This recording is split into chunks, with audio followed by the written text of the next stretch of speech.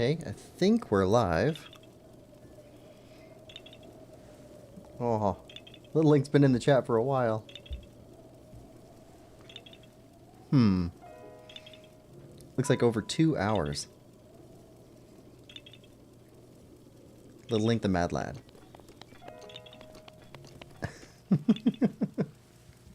Okay, I'm going to do an intro and we'll get started. Hello and welcome back to Quillpig Gaming, and today we're going to be returning to Breath of the Wild and going after the last 2 Medals of Honor and the all side quests completed and all shrine quests completed. That should be everything except for Koroks that we should be able to get done today. I'm hoping. Anyway, yeah, let's get started. Hey Little Link, how are you doing today? This, by the way, is the Korok that we were trying to find last time. Searched everywhere between streams and finally found it down lower on the slope. Now we got it. Here we go. Nope. Where'd he go? Oh, where'd he go? Oh, we lost it. Oh, where'd you go? Where did you go?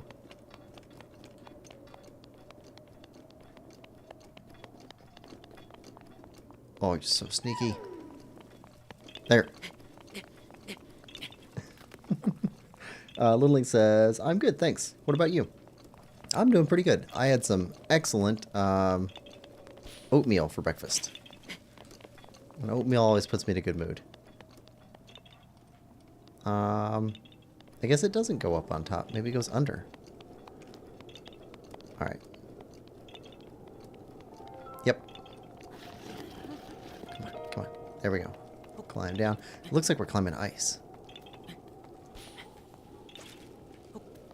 Oh, that's rough. Glad it's not raining. So, oh boy, have I got a story to tell you. Let's hear it. I hope it's a good story. Or a story that is pleasant.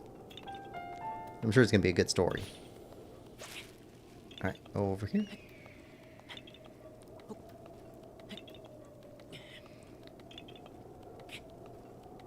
Come on. Now you go up.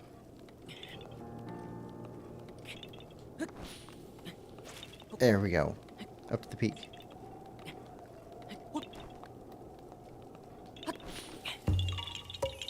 Yahaha. It's a little bit long, but I guess I could try. Okay. Alright. Let's get this one cleared off. So that was the one we had trouble with last time. But, oh, we were also looking for the last of the stone taluses and the last of the Hinoxes that we hadn't gotten before. Last of the Hinoxes is over here, but let's go after the talus first because that's in the castle. Somehow we missed this one.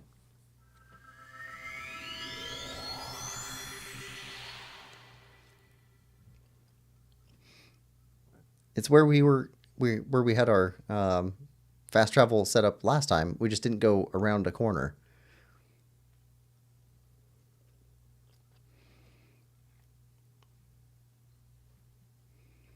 So we'll get the 2 Medals of Honor wrapped up, and then we'll go after some of the side quests. Alright, so switch over to, because we're going after Talus. Switch over to our barbarian gear. Little Link says, so my family hosts these international students who come to England to learn English, and we earn a little bit of money for housing them, giving them food, etc. We've had like 8 people come to our house. Oh, that's cool. Oh, yep, here's the Talus.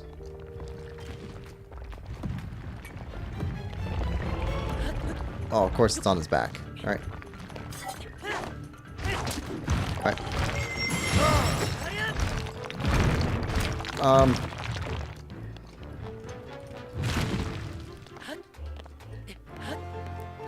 Okay, a little hard to see. It's okay, we got it. Alright, we're the little ones. Looks like they got crushed. Yeah, this is just right around the corner from where we found these other little Koroks last time. Over here. Alright. Leave. We'll go after the last of the Hinoxes. Lilink says, and they stay for around 1 to 2 weeks. We had 2 people come from Colombia once, and they seemed pretty nice at first. That was until the first one started having porridge, bit like oatmeal, for breakfast. Oh, that's a good start to a story.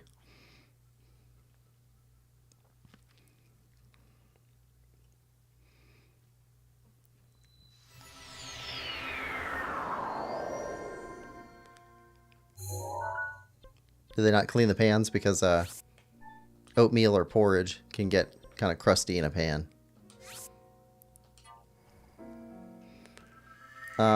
Breakfast every day. Kept eating like 3 bowls of porridge for breakfast each morning.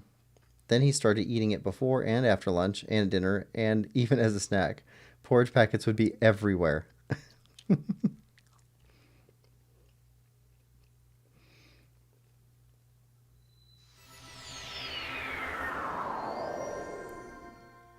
Alright, we're headed there, into those woods. Somehow we missed this guy over here.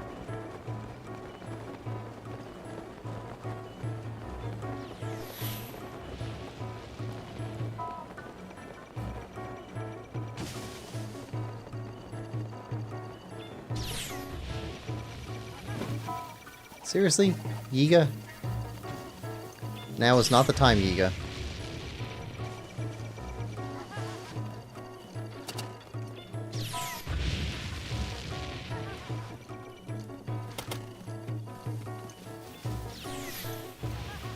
Oh, if that had hit the Yiga, that would have been awesome.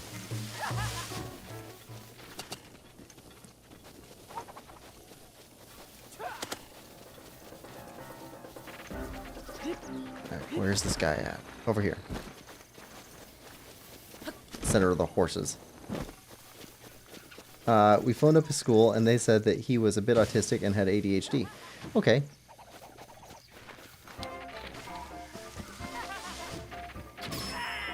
God, yeah. One day he just refused to go out to his English lessons, and so my mom, had to phone up his school yet again.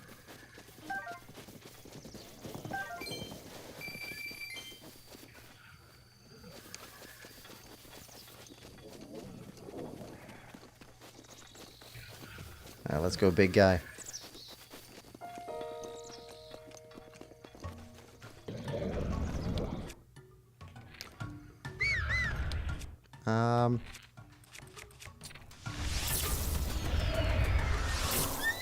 Oh, come on. No. No. Horse, get away from him. There we go. Shock him.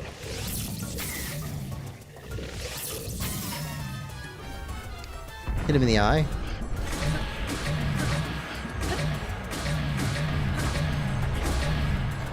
Get away.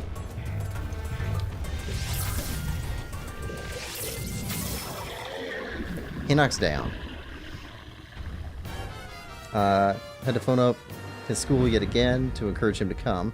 Teacher went into the bathroom while my mom was getting ready for work, and when my mom was about to leave, she couldn't find the student anywhere in the house.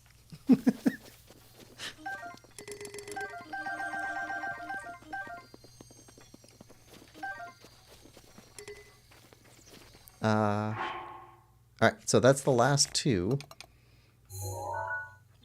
of the giant beasts to look for. Let's delete those. Let's go grab a couple of these, and we'll keep looking for Koroks until night falls. Then we'll go to Kilton and get our Medals of Honor.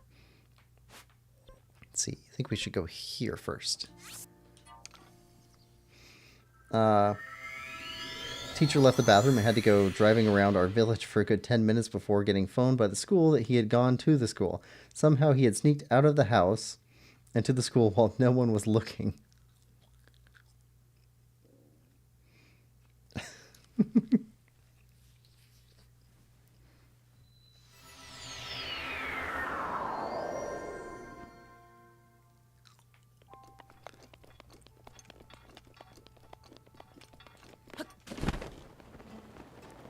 So you must have a pretty full house most of the time.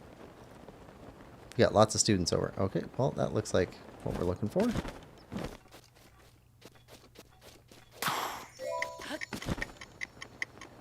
Can we just glide here? I think we can.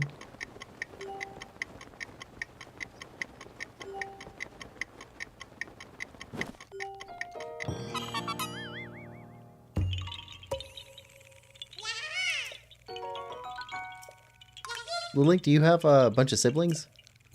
Because that'd be a crazy big house if you got a bunch of exchange students and got a bunch of siblings. Anyway, he was given a curfew after that by the school, but he just wouldn't stop eating porridge. He ate so much it was crazy. When the two students eventually went back to Columbia, my brother... Oh. It's like a cliffhanger every time because of text limits.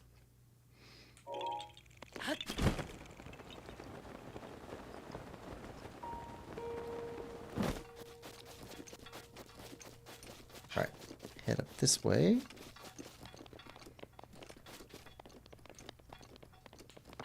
Somewhere over here.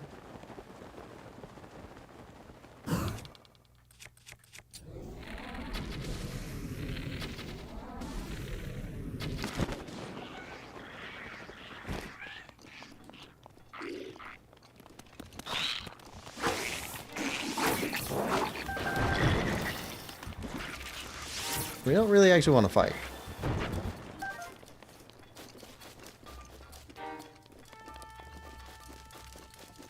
Alright.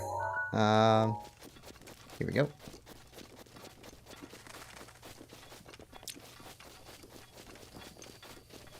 Nightfall's coming. We went back to Columbia. My brother checked the rooms to see if they had left anything behind. He happened to see, yes, I have 4 siblings, by the way, the bins, and there was so much rubbish in them. Bottles, porridge packets, porridge itself, apple cores, banana peels, so much.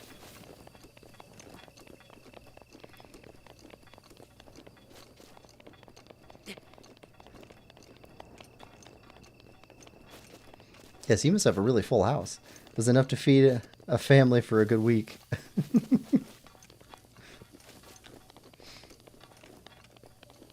The end. Good story. Alright, so... Look for one up here. Yeah, so, I've got a couple siblings, but not ever a huge house. Let's see, probably on the other peak. Coming over to this peak. Sounds like a Korok thing to do. Never had that full of a house. I do have a lot of roommates.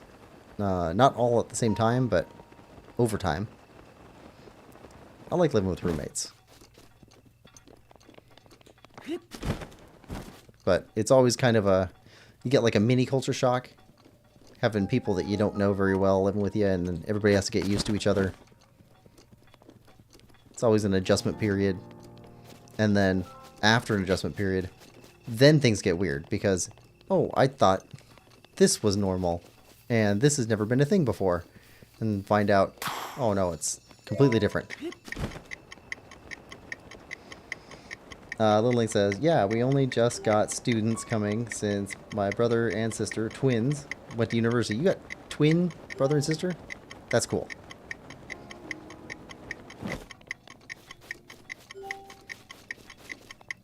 And, what's that called? It's called fraternal or paternal. I forget what the word is for brother-sister twins. Dolphin Boy! Dolphin, welcome to the stream. How you doing? And... Oh, come on. Get it. Got it. Little Link says, my other sister soon went too, and it's just my other brother and me at home. With parents, of course, with the students. Yeah.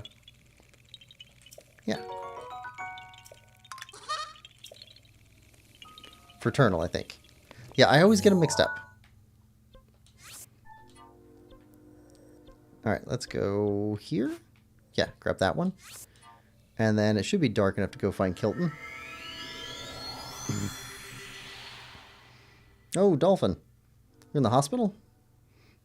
I hope you're doing okay.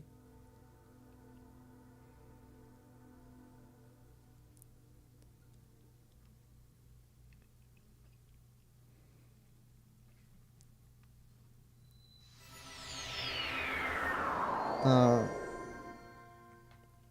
it's for a condition? And you're okay? Good.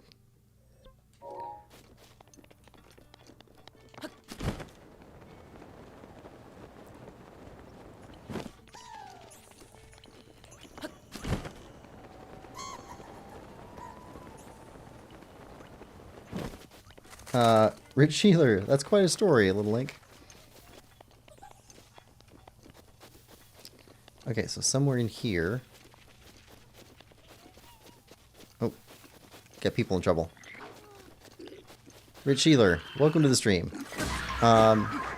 Rich, were you the one that was curious about that story about the teleportation? If so, I've got notes.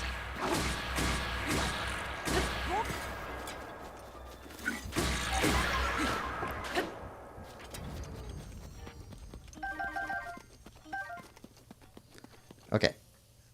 You're better? Alright, now where was the... Let's see.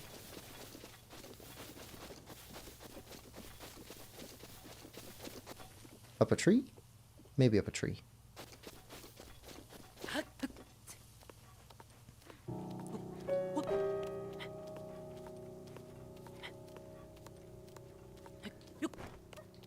Alright, and we're up here.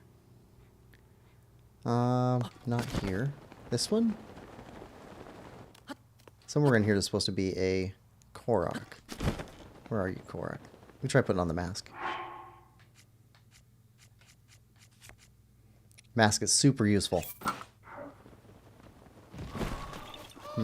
Okay, well, you're alert now.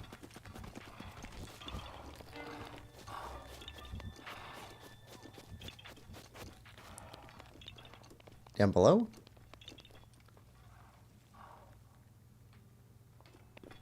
Somewhere around here.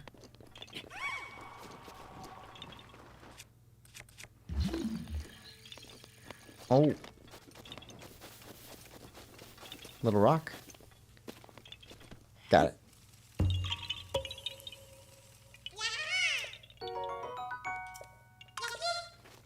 Alright, Korok. Alright, so those ones are found.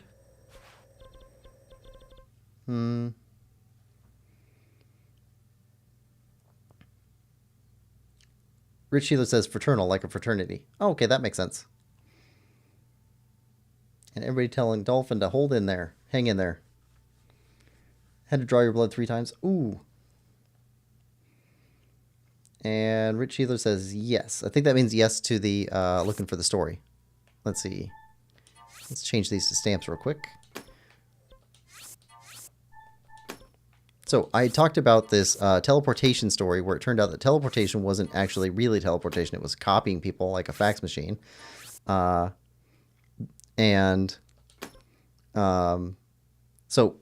I had thought that it was Stanislav Lem.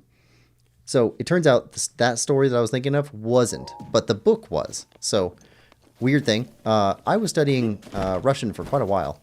And one of the ways that I was studying Russian was by ordering these Russian novels and Russian books that I could then translate on my own. I could read through them in Russian, take my time. I'd write English version translations of them as I was working my way through them, and that was how I was trying to get better at the language. So with that, there was this book that I bought from Amazon that had Stanislav Lem's name on the cover, but the title of the book was The Demolished Man. And that book had 3 or 4 authors inside of it with different stories. One of the stories was by Stanislav Lem, but it wasn't the teleportation one. Alfred Bester had The Demolished Man, was his story. That was in the book. It also had Tiger Tiger, which is another teleportation story by Alfred Bester, but that wasn't the story either. The one I was thinking of was called Think Like a Dinosaur by James Patrick Kelly. So it had like 5 or 6, at least 4 different stories inside of it. Stanislav Lem on the cover, Alfred Bester included in the collection. It was all about teleportation. It was all in Russian. It probably kind of was like a bootleg book. Or they just kind of put a bunch of other authors together. Anyway, so if you want to read that story, it's called Think Like a Dinosaur by James Patrick Kelly. And when I found the synopsis online, I was like, oh, that's it. But it's completely not exactly like I thought it was from my memory of having read it. So even what you got from me isn't going to totally get it right. This smell, sniff sniff. Is it a choo-choo? Or perhaps... Oh, it's just you. Good evening. How may I help you? About monsters. Oh, yeah. Which monster do you want to talk about? Stone Colossus? The scent? This is... you. You defeated every last stone talus. Ooh, you are fragrant, my friend. It smells like there's a stone talus standing right in front of me. Thank you so much. Oh yes, here, let me give you this. So if a talus smells like anything, I would think it'd smell like a rock. And if I think rock smell, I think sulfur. Medal presented by Kilden in somber honor of having defeated every stone talus. Taking the life of a monster is a solemn act, but at times it must be done. This is proof you have defeated every stone talus in the land. As long as you have this, I'll always be with you. You don't have to suffer in silence anymore. I know how much it hurts you every time you kill a monster. Destroying monsters for their materials is soul-crushing work, but it must be done. Alright, we got one more. About monsters. The forest giant. This scent. This is... You've done it. You defeated all the Hinoxes. Oh, you are fragrant. It's as if there was a Hinox standing right in front of me. Thank you so much. Oh yes, here, let me give you this. Medal of Honor, Hinox. Medal presented by Kilton in somber honor of having defeated every Hinox, ending a monster's life never an easy task, but at times it's a necessary one. This is proof you defeated every last Hinox. As long as you have this, I'll always be with you. You don't have to suffer in silence anymore. I know how much it hurts you every time you kill a monster. Destroying monsters for their materials is soul-crushing work, but it must be done. Alright, so that is the Medals of Honor. Completed. So, what we have left is Shrine Quests. We've got 4 of those, and 15 side quests. So, let's see. Shrine Quests. There's one in Karakar Bazaar, so let's head there first. And catch back up with chat. Rich Sheila says, came for Zelda, stayed for the book title. Dolphin says, it didn't hurt doing the blood draw, but they did 3 times, almost cried, it hurt so bad. Oh. Dang, hope you feel better soon. I will. Where's Lemon Lover? Oh, Lemon Lover's going to be a little bit late to stream. He's going to a play. Which is pretty cool. Dolphin says, I want to play Breath of the Wild, but I also want to play Tears of the Kingdom. Both are really good games. Oh, not this way. That way. Yeah, they're both really fun. I was watching a stream. There's a guy that I like to watch called Old Nintendo Dude. He plays a mixture of different games from throughout the years, but mostly Nintendo games. He was playing Tears of the Kingdom, and it made me homesick kind of feeling. I'm looking forward to playing Tears of the Kingdom for the stream. The link says you can watch Quillpig play Breath of the Wild and play Tears of the Kingdom yourself. Yeah, that's true. Alright. Now we're heading back to the bazaar. Dolphin says, I just want to watch, can't get motivated. RIP. Rich Sheila says, I see Think Like a Dinosaur was made into an Outer Limits revival episode in 2001. Oh, that's cool.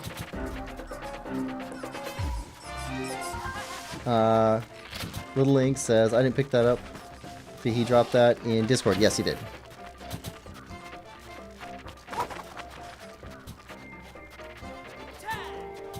Yeah, I think he posted like something like an hour ago. So he's going to be a little bit late.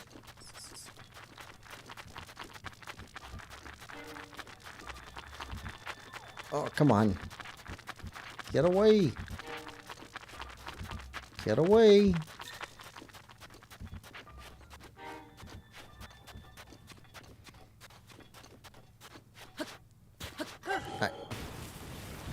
slide into Car Bazaar all cool. Oh, roughly. I don't check Discord too often. Yeah.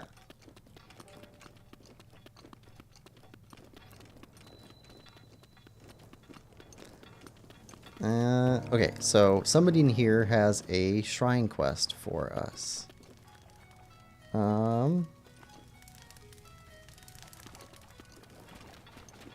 Let's see if anybody pops up. No, we already talked to you. We've talked to you. Looking to see if anything pops up over their head and see if we recognize. Haven't talked to them. Was there one over here? Or was that Rip? We talked to when we first came in. I think it was Rip. Don't mean to walk on your stuff. Mikey.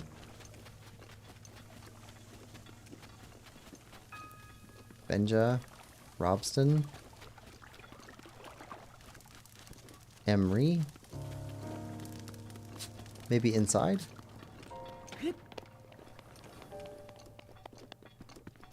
Shilu. Kachu.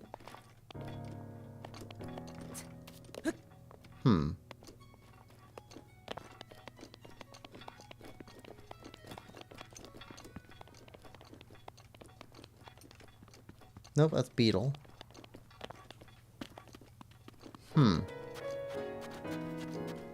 Maybe during the day. Try resting until morning. Or, ooh, up there. Haven't talked to you.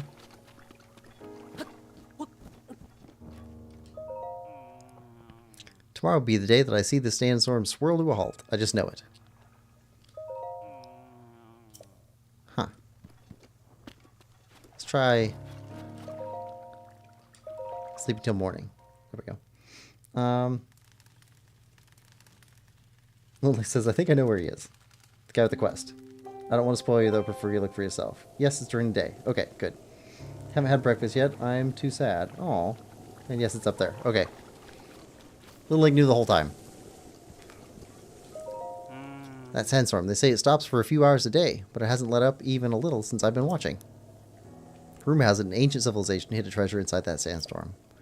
I've been here for days waiting for the storm to settle down so I can nab it. I just hope it wasn't a bad lead. Oh, okay. Huh? Did the sandstorm stop? Oh yeah, we stopped it. After all this time watching it, why did it just disappear like that? What a mystery. Wait, who did you say you are again? Eye of the Sandstorm. Okay, that's it. Huh. Never gotten that shrine quest before. So there's another one in Zora's Domain. Zora's Domain. There we go.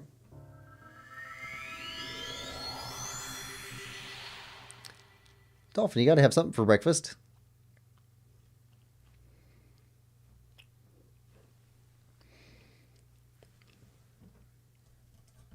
And if you've never seen it, you should look up Bill Cosby's Chocolate Cake for Breakfast skit. That's pretty good.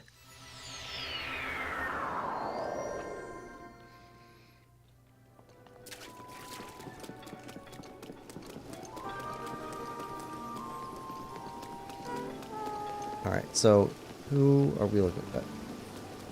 Hello? La-di-doo. Your trial awaits. It's glowing bright. Oh, you're the Highland who helped our Prince Sidon. You're so handsome. Your looks still don't compare to Prince Sidon, of course. But you're not half bad. In fact, I wouldn't mind talking with you for a bit. Hee. Want to talk? That song? I just love singing.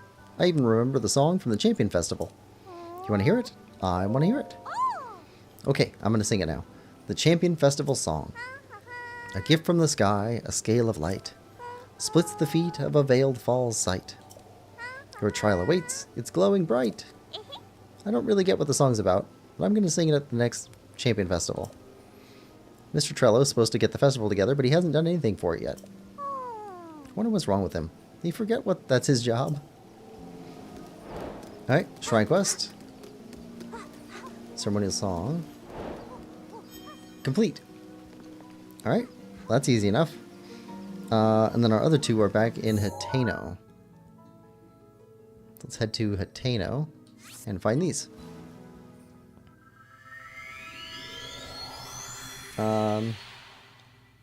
Dolphin says he'll have a banana. Banana's good. Banana's a good breakfast. The link says, Laruta, Varuta, there isn't a difference. That little girl in front of you is a giant robotic elephant. Okay. Dolphin says, yum yum. Well, the link says, you're making me hungry now. Lowest expectations. Welcome to the stream.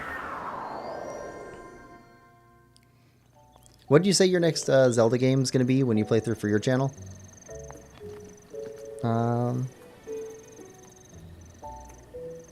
Okay, so there's two in here.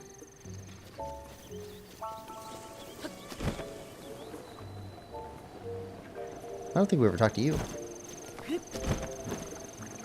Yep, of course. Morning. You're a traveler, aren't you? Then listen up. What is it?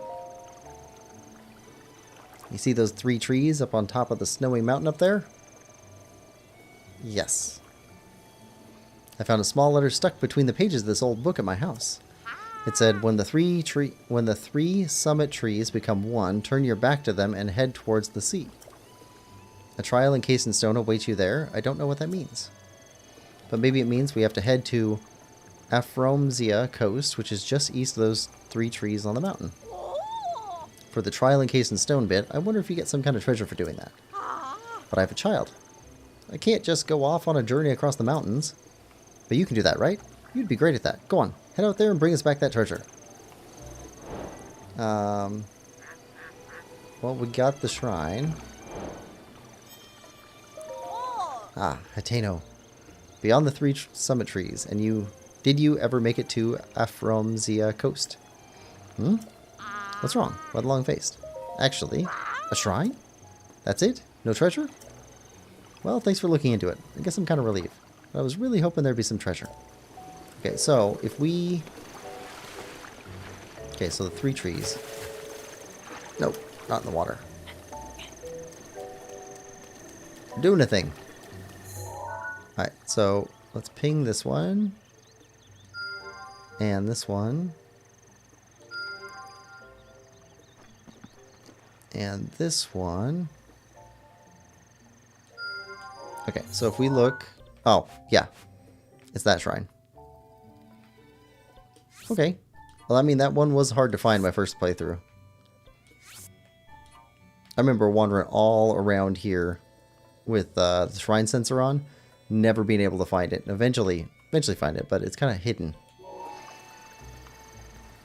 The link says it was Majora's Mask, wasn't it? Lowest Expectation says, nothing at this rate because satisfactory. Oh, satisfactory. It's absorbing your life. Dolphin says, yes. Little Link says, haha. And I'm going to grab a snack then because I'm hungry. Dolphin says, hey y'all, I got to go get stuff for lunch. Then I have to go get a haircut. So bye y'all. Bye Dolphin. Have a good day. Have a better day. Little Link says, okay, bye. See ya. See you later. Yeah, so I've been playing a lot of Phenotopia Awakening recently, and oh, it's a fantastic game. It's so fantastic. What was it? It's built on top of Legend of Zelda 2, the second one. Alright. So it's got like side-scrolling sections for the most part, but then there's like an overhead world map, which I guess they took that from Zelda 2. But the game is just, it's massive. And it's got a fishing minigame and a cooking minigame, and they're super addictive. I'm loving this game. It's fantastic. The first episode will come out on Monday. But I think I've put 50 hours into that game, and I'm not at the end yet.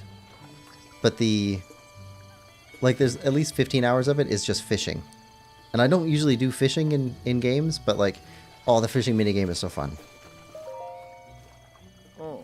It's a little indie game, and it's got pixel art style and good music. Oh, it's fantastic. Hey, Traveler. Right? Traveler, right? I could tell. Well, there's not a whole lot to see in this village, but knock yourself out. Nothing of interest? Well, nothing might be going a little bit overboard. We do have a dye shop. I don't think they have one in those other towns. Wells up Mount Lanayru way up north. See it? Mount Lanayru? Yeah, Mount Lanayru is interesting. The Spring of Wisdom the Princess of Hyrule used for purification is said to be somewhere in that mountain. A special fountain that the princess had to endure hardship to visit? I bet the royal family left treasure there. Well, at least maybe they could have.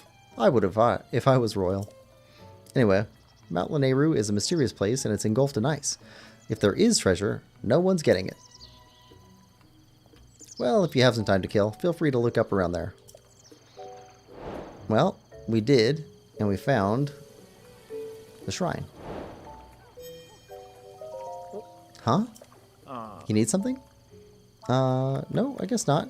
Guess you don't have anything more. Well, see ya. Alright, Little Expectation says, right, you mentioned that last time, I think. Of course he did.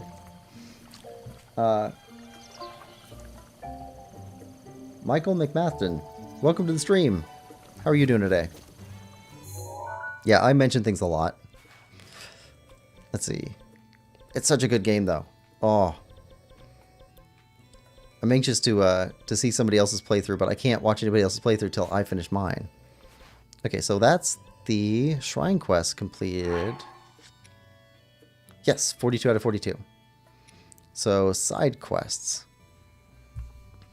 Alright, so Laurelin Village, we have a side quest there. Let's see, so let's head down to Laurelin Village, which is here.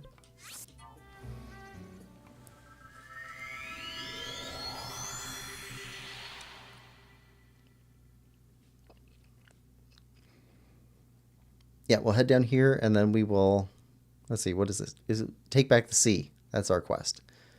I guess they had some invaders.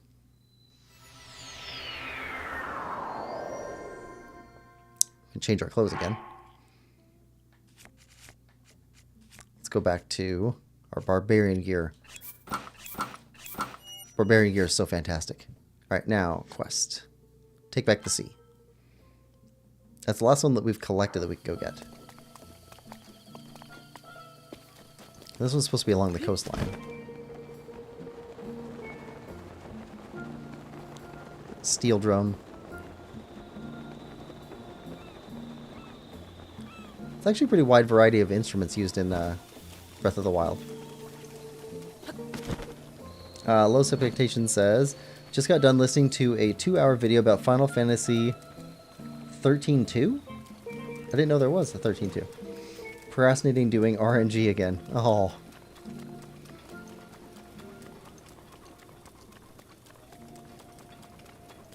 Oh, is RNG going to have anything about the whole, what is it? Pirate Software, Elon Musk, Asmongold stuff? Because that was kind of funny to watch this month.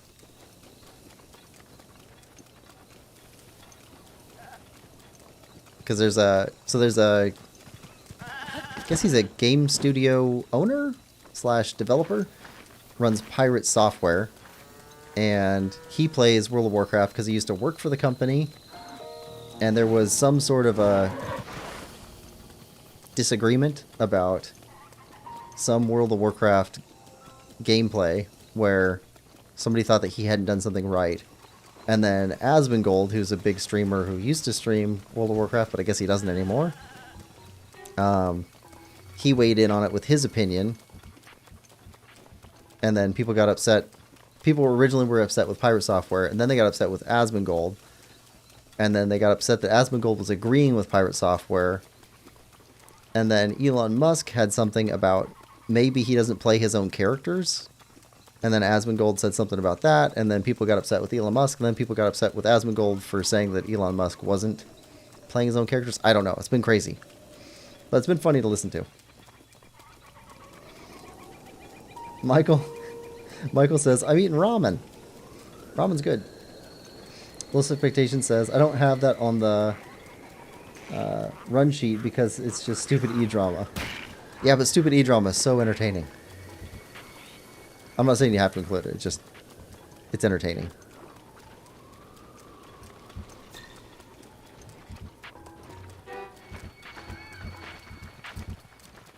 Alright, so... Alright, looks like we had to clear this out. Well, I suppose we could start with the lookout.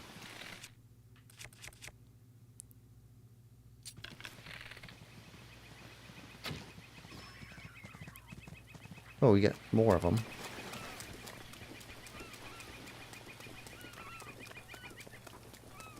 The funniest part for me is, like, I don't play any of those games that they were talking about in that drama, so I have no clue what's going on.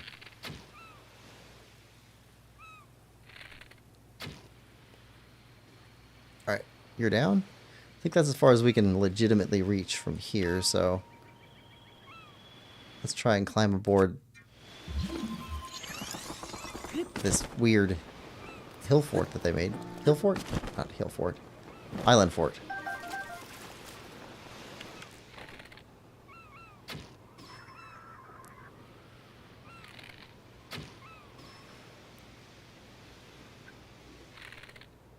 Nope. Can take anybody else out? You're kind of far away. Yeah, it was amusing. Yeah. That's it. It's just amusing.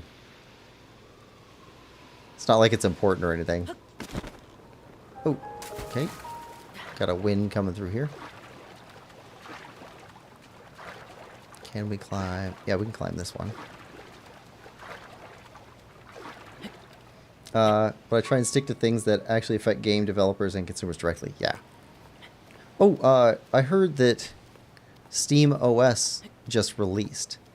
Like the first, you know, public release. I don't know if that's part of it or not. I don't use Steam. I used to have a Steam account. I don't anymore. I just wasn't getting enough out of it. Mostly because I play games like this.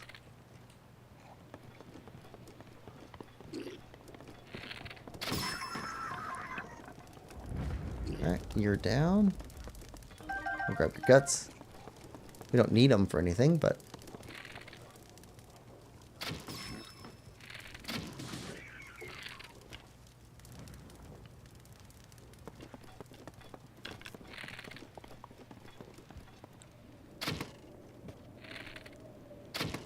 Come on. Right in front of your nose.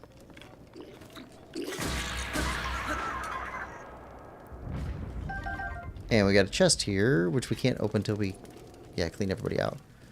All right.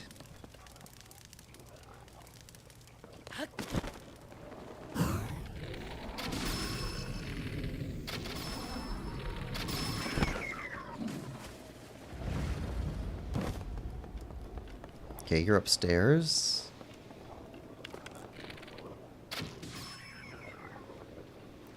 Okay, I think that's the last guy. Not seeing anybody else around. Rich says, thank you for remembering to look up the book. I just ordered a hardback copy from Amazon. Proud non-sponsor of Quillpig Gaming. Oh, thank you.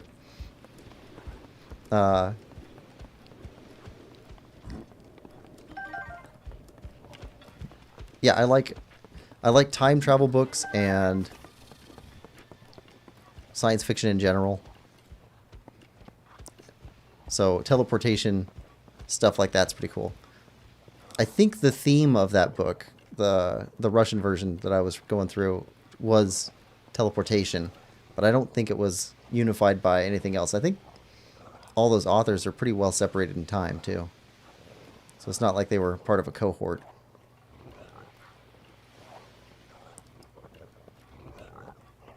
Oh. Okay, you are blind.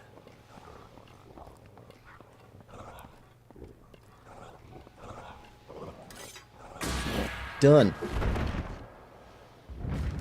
Yep, done. Got it. Except he doesn't get any money. Yeah, that's fine. I'm just happy that somebody else is interested in some of the same stuff that I'm interested in. It's always cool to find people that like stuff that you like.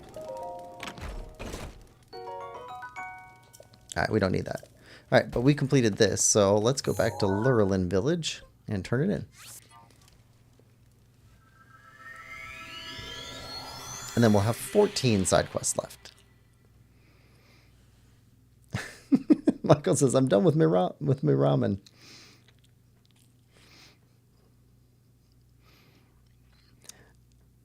So, Michael, how do you like your ramen? Is it dry package ramen, or is it, oh, what do you call it? Like refrigerated noodles you started with? And do you put anything else in it? I've seen a lot of people like cheese and an egg in their ramen.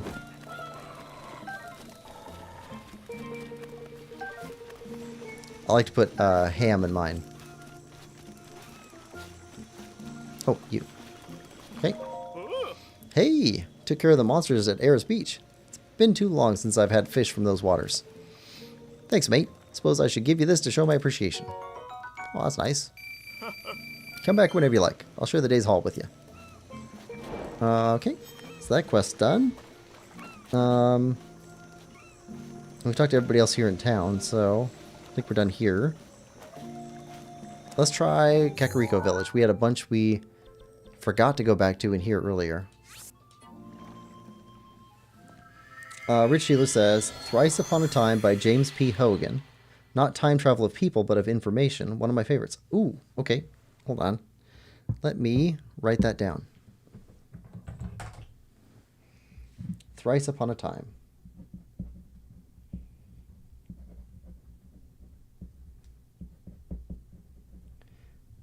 James P. Hogan.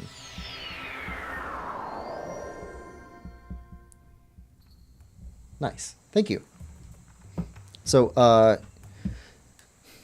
there's an interesting one called, oh, what's it called? The Forever War by Joe Haldeman. That one is kind of a time travel story, but there's no time travel. So in that one, let's see, there's a war between humanity and either another sect of humanity, like they traveled out and set up like colonies versus the Federation sort of a thing, or humans versus aliens. I forget which one it was. But in that one, they send warriors out, but they don't have faster than light travel. But they have super fast ships. So they send the ships out. They put these people in like cryo sleep. They get there, 100 years after they sent them. They wake them up. They fight a battle. And then they get back on the ship and they get sent to the next battle. So they get to the next battle, which is like 100 or 200 years later. And the next battle is, it's too late. It's already over. So they get back on the ship, go to the next battle, go somewhere else. And then that battle is already over, and turns out the war's over. So some of these soldiers fought in this war that lasted thousands of years, but they fought like twice. And that's it. It's just this, uselessness of war, but also like the speed of communication during war being so slow. Anyway, it's interesting. Michael says he eats his ramen dry. Little Eight says, like the ramen version of Oil King. Coco, today's dinner is veggie cream soup. Super nourishing and fortifying. Well, that's what they say anyhow. Must be true.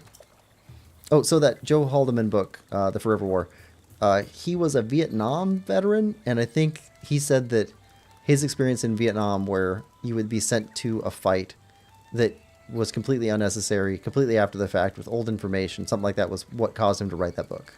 Yeah. Okay, Coco says, all you do is toss a swift carrot, rock salt, and fresh milk in a pot, and stew it up, then boil it. So yummy. Oh no! Coco's all out of swift carrots. But Coco promised to make Katla some hasty veggie cream soup. I'll bring you some. Thank you so much. One swift carrot. I think we've got that. Though once it gets dark out, Coco will have to head home. Coco's kitchen. Huh? Huh? Coco smells swift carrots. This is for you. Is that a swift carrot? Thank you so much. So very much. Now Coco can make dinner for Katla. Yeah, time to get cooking.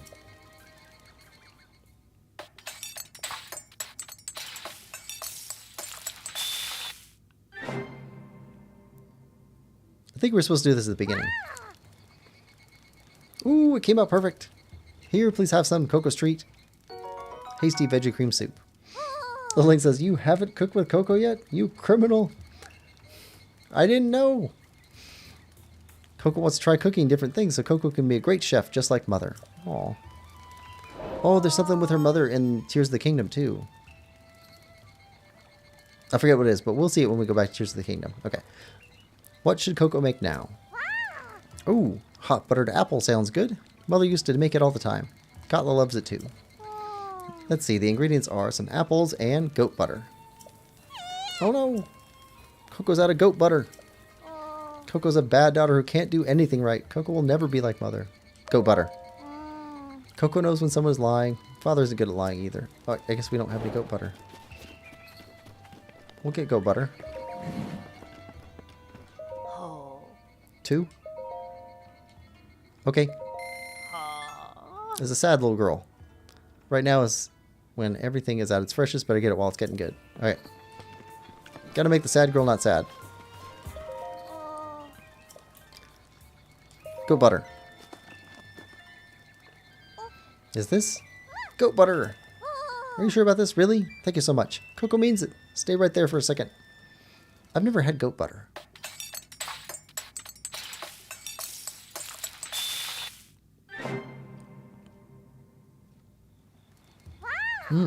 What a yummy smell. And that hint of butter makes all the difference. Ooh, ooh, and the apples are superbly sweet too. Here, take some. It's really something else. Hot buttered apple. Coco will work hard to get better at cooking. Get better and better at cooking. Rich Sheeler says, understandable but a sad premise. The Zygon inversion speech by Peter Capaldi, oh yes, also highlights the uselessness of war in the end. Eventually the sides have to talk it out after much inflicted pain. Yes, that was a really good serial. Was it 2-parter or 3-parter? Something like that. That was a really good one. Alright, and...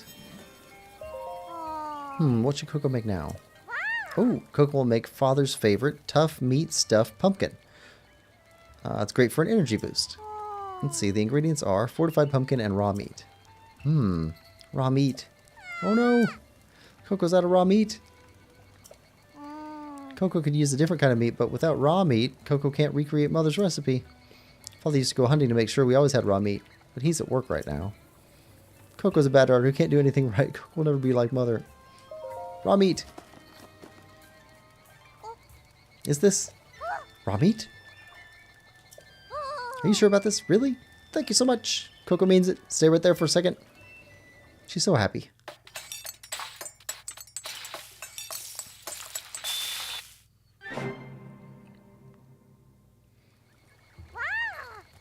What a scrumptious smell. Oh, and that savory meat pairs so well with the sweetness of the pumpkin. This is just how Mother made it. Here, have some. It's so good. Tough meat stuffed pumpkin. Coco will work hard to get better and better at cooking. Do you have another cooking? What should Coco make for dessert? Oh, Coco will make a honeyed apple. Mother loved those. It melts in your mouth and so delicious. Let's see, the ingredients are an apple and coarser bee honey. Coarser bee honey? Oh no! Coco's all out of coarser bee honey. The bees attack you when you get close to their hives. It's too dangerous for Coco to go get more. Coco wanted to make some for Mother in heaven, but Coco's a bad daughter who can't do anything right. Oh, she's so down on herself. Wait, is this coarser bee honey? You sure about this? Really? Thank you so much. Coco means it. Just stay right there a second. Yeah, honey is one of the few things that just doesn't go bad. As long as it doesn't get water in it or get stuff in it from other things. Like if you can keep it by itself. Honey can get hard and crystallize, which kind of protects it, but it doesn't go bad, which is awesome. This is... Coco remembers. When Coco had a fever, Mother would always cook this just for Coco. When Mother made her special dessert, she always put some of this in it. Ah, Mother. Coco will do her best to try and be as good as you one day. Coco will get better and better. Coco promises. Coco was able to recreate Mother's dishes. Coco feels better now. It's all thanks to you. Please, take this. Aw, thank you. Oh, it's you. Coco has made a decision. Coco will become a chef when Coco grows up. That way Coco can make everyone happy with yummy food. This whole time, Coco has been relying on Mother's recipes. But from now on, Coco will come up with her own recipes too. To be honest, coming up with recipes is hard. Coco's specialty? Okay, that's complete. Alright, looks like it's time to go to bed. Oh, we only got 10 left. Oh, that's quite a few. 1, 2, 3, 4. Alright. Rich says, this mother thread in the village was a hard hit to the psyche when I realized she was dead. And then murdered. Oh, she's the one... Okay, those are the kids of...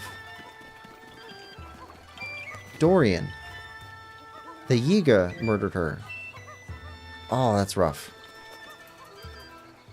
That is rough.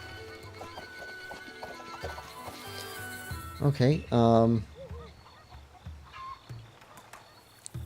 like we've got one more in Kakariko.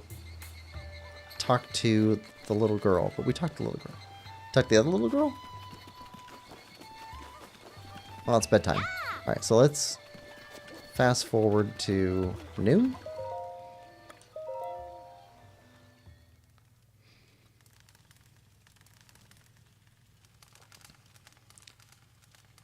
We're close. Only 10 left. 10 side quests. And then about 300 Korok seeds. Okay, so we talked to you. Alright, so not you. The other little girl then. Where's the other one at? She was up there before.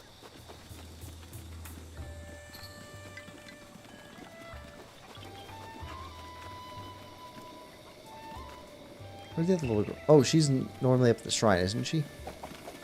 Or she's over here. I forget where we see her. Her grave is in the chasm behind the village. The way we're going. Okay.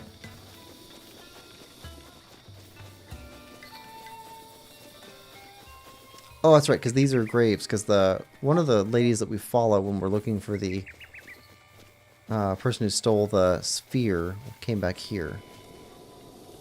Okay, so this is gravestones.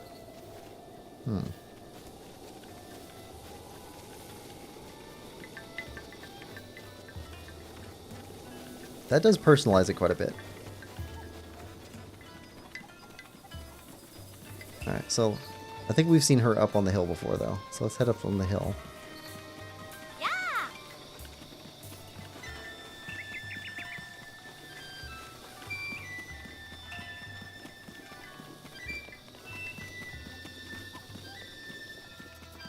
Okay, we got a cuckoo.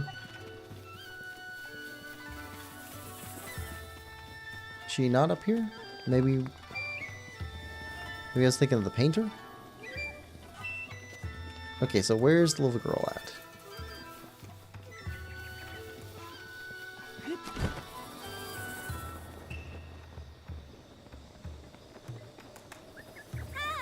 Not in with the chickens. Don't see her around there.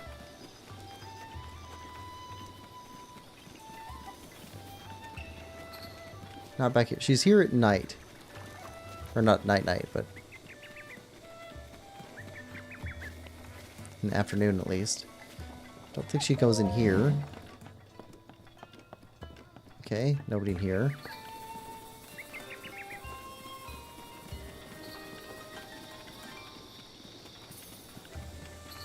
That's the inn we never stay at. Yeah, I don't think I've ever stayed at any of the inns in Breath of the Wild.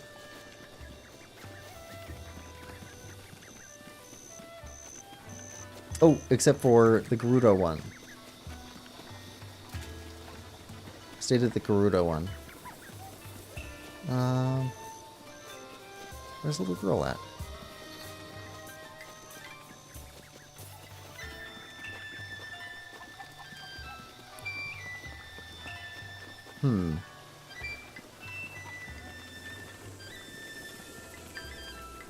Oh, there she is.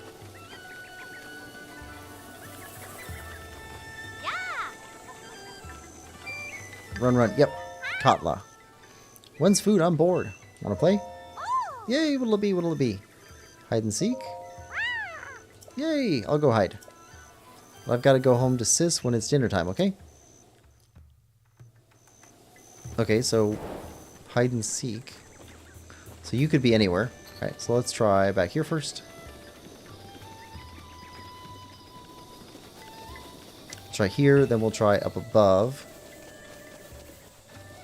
Then we'll go through the village, house by house.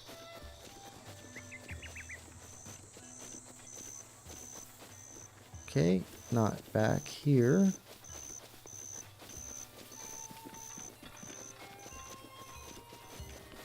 Where is Katla hiding?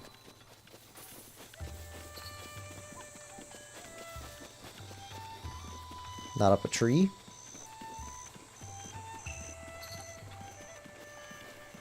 Actually, we'll hit these on the way up.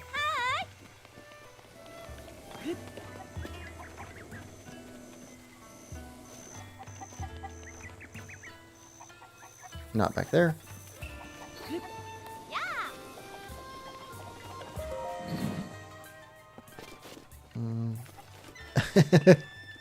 He's got chickens access to his house. There's bird feed. Pictures of chickens. Oh, this guy's chicken mad. That's kind of a crazy rafter system he's got set up in there.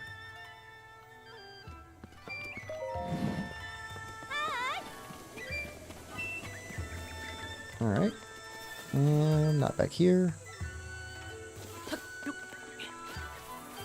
Not back there.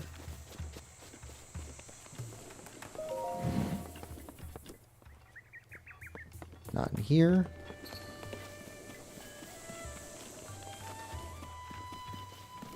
Okay, look up here.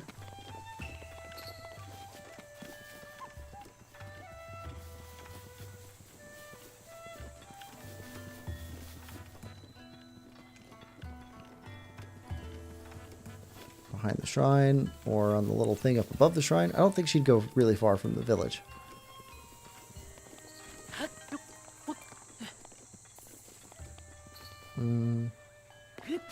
Okay, nope, not up here.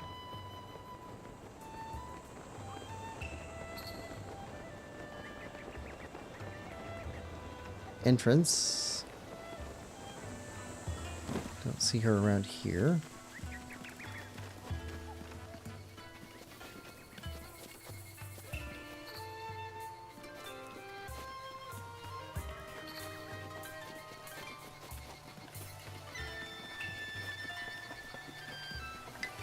Okay.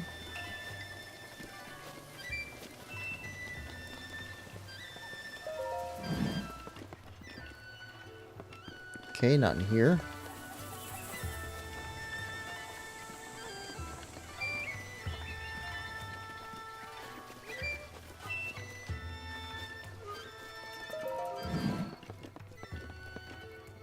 Nope.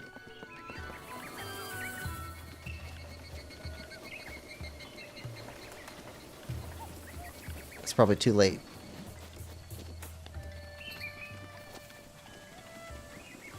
She back with her sister? Yep.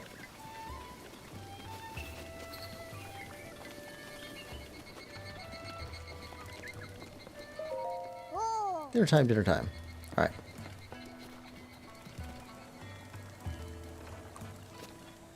Sit till morning. Try again.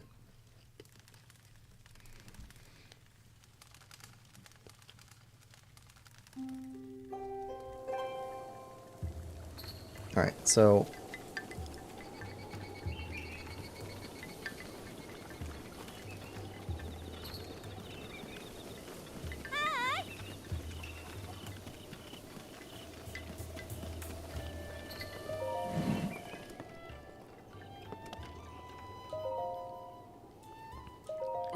Master Link. I've had a lot in my mind lately, so it's been difficult to sleep well. Same for you, I imagine? Well, in any case, you should get some rest at the end when you're tired. Right, where are the girls at?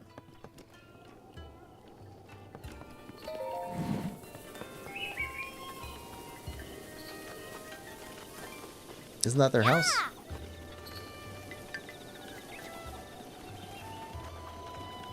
Well, they're not over here. Finding these kids is the hard part.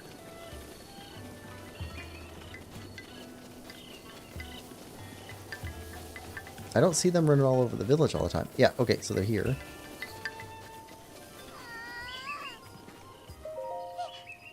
You scared Coco. Coco isn't crying. Coco needs to be strong for mother. For mother? Mother is sleeping here. She's probably making friends in heaven. Father thinks it's best not to tell us she's gone. But Coco knows. That's why Coco must be strong. Aw. Where's your little sister at?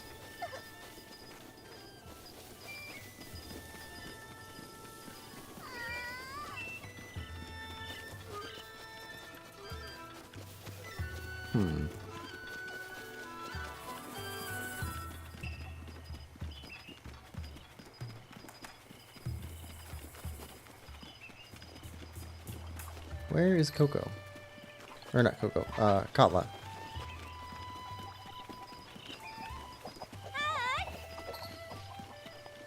Yeah, we've talked to you. Lastly.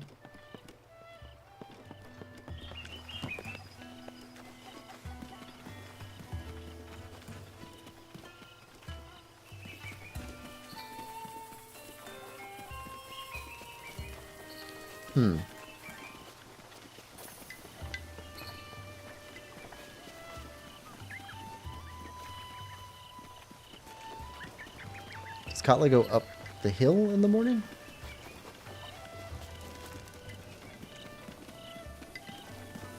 I swear I've seen her up here.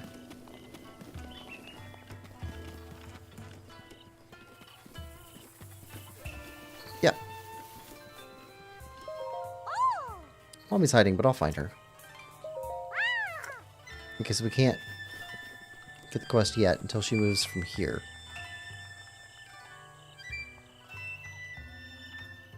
$8 o'clock? You think?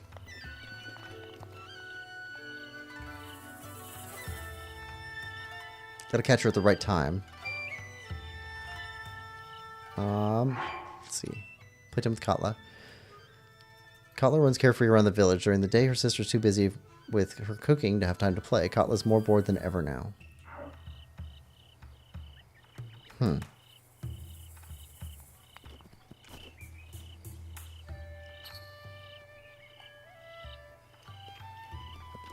At 8 a.m. Daddy, big sis, I'm waiting. Okay, so you're still busy?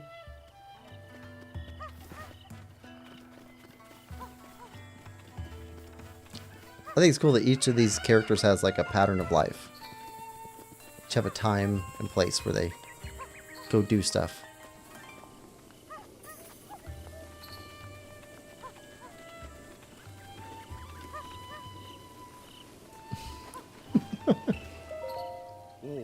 My wife used to tell all kinds of stories under this tree. Now it's up to me to pass those stories on to our children. I'm not as good at it as she was, though. Is Coco coming back?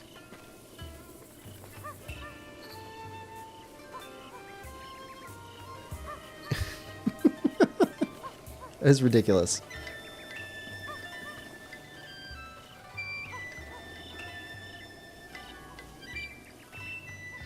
Okay, there's Coco.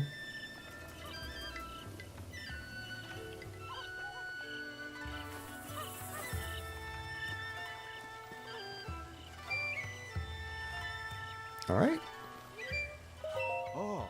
You taking a break as well, Master Link? If so, allow me to introduce my precious daughters, Coco and Katla. Any moment I can spend with my girls is a gift. I always end up boring them with the same stories, though. What stories? There's a shrine right above this hill guarding the Sheikah tribe. Sometimes from the forest behind it, you can hear a woman sobbing. Heh. That's the story I'm telling the children right now, anyway. Actual location I speak of is where the village's guardian spirit resides. But lately, monsters have been lurking there, and it's become quite dangerous. I'm scaring my daughters so they won't go near that forest.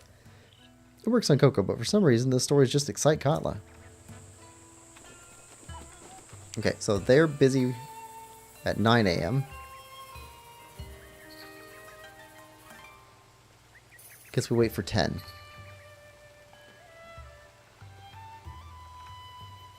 See what they can do there. So, since we got some time to kill, has anyone heard of an earworm before? So, there's this cool thing. I don't know, cool thing. Sometimes it's annoying. Where you get a song stuck in your head. Or a tune, or a jingle, or something like that. Stuck in your head. That's what's called an earworm. And what's interesting about them is that you can get rid of them. Most people just don't know how. Lily says, yep. So the way to get rid of an earworm is to isolate that tune. So you find out where it came from, and then listen to the thing in its entirety, and then the earworm will go away. So what's happening is your brain is actually, it's like stuck in a pattern, or stuck in a loop. So to break that loop, you have to actually set it completely straight by getting that whole song through.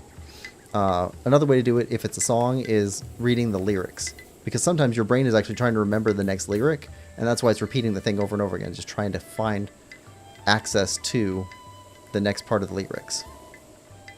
Lilink says, the song that gets stuck in your head and drives you insane until you listen to it. Yes. But what's fun also is that you can set earworms for other people. So if you hum part of a song and repeat part of a lyric, but improperly, you can set an earworm for other people. Also, with that, you can kind of do the same thing if you recite a song as poetry, because people will be like, oh, I know what that song is, I just can't quite think of how it actually goes because it was recited as poetry. And so you can set an earworm that way too. So if you want to annoy somebody, it's kind of a fun prank to pull on somebody. When's food on board? Want to play? Yay, what'll it be? What'll it be? Hide and seek. Okay. Let's do hide and seek. Right. But we caught you earlier today. This was at 11. Lowest Expectations says, some of these cover songs I've been listening to are earworms, and yeah, get it out by listening to the song. Little Link says, now that's evil. Lowest Expectation says, and like clockwork, I now have the Undertale prog rock melody in my head again. I've never played Undertale, but I've heard it's very good. Okay, so, looking for Katla. So, this time we'll start on this side of the village.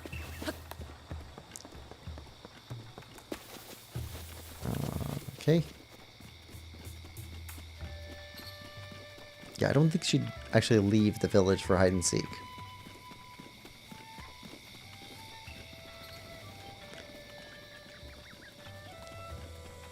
Yeah, I used to prank coworkers with setting earworms for them. Some people are more susceptible to it than others, because I could always get, like, there's one guy that was at work that I could get him every day. Every day. With a different song.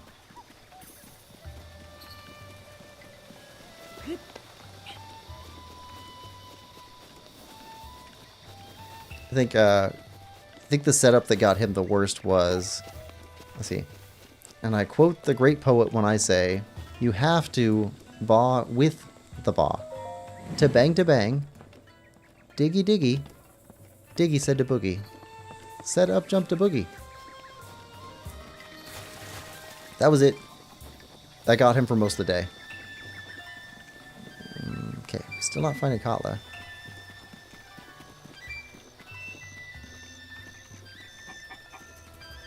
Where is she hiding? Undertale is perfect for a video of yours. Huh. Okay. Michael says, nope. Dude, you regularly do this to your coworkers? You need to stop. Gotta have fun at work. Let's see.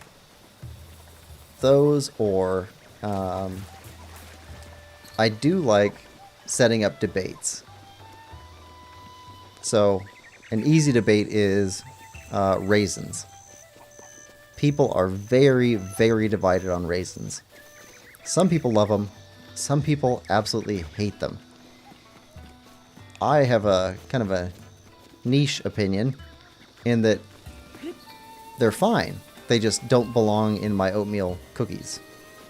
And that they make the existence of raisins actually makes chocolate chip cookies worse. Because you occasionally get tricked into eating an oatmeal raisin cookie when you thought it was a chocolate chip cookie. Because they look kind of similar if you're not paying attention. Where is Katla? She's hiding so good. She's got to be in a building. Alright. Is she in here? Is she back there? No? Okay.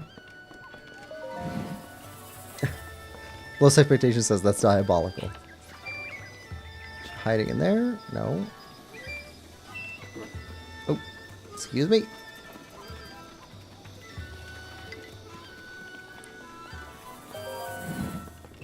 It's all in good fun. Not hiding back there. Where is she?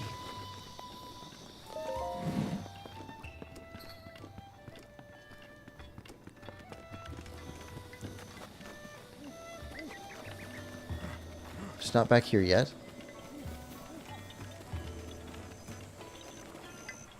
Ooh, are you hiding under here?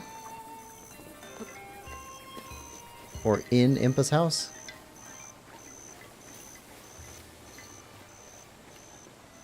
Oh, there she is.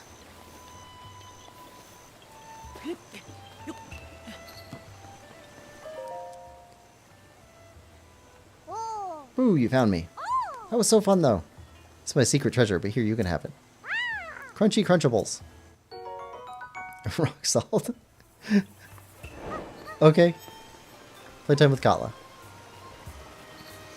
Rich says, frozen oatmeal cookies aren't sans raisin are great. Chocolate chip are some of the best. Low Expectation says, torture should not be described as good fun. No, I love oatmeal cookies. Oatmeal cookies are fantastic. I do not like raisins in my oatmeal cookie. And what's really sad is it's really hard to find oatmeal cookies without raisins in them, like store-bought. So if you go to any store, go to the cookie aisle and look for oatmeal cookies, you'll find that all of them are oatmeal raisin rather than just oatmeal, which is like, they can stand on their own. They don't need the help. Just let oatmeal cookies be. Okay, so Goron City's got some side quests for us.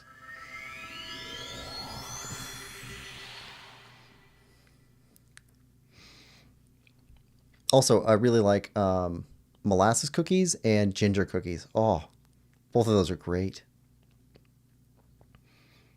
I made snickerdoodles for Christmas, and those went over pretty well.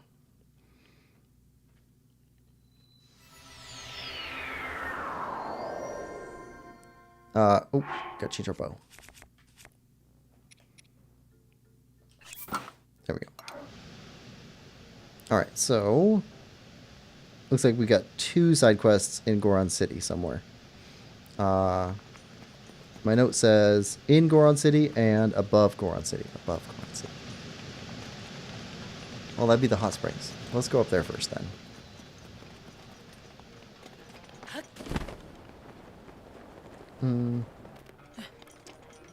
Lowest Expectation says, just embrace that grandma energy and make your own cookies like I do. Oh, I do.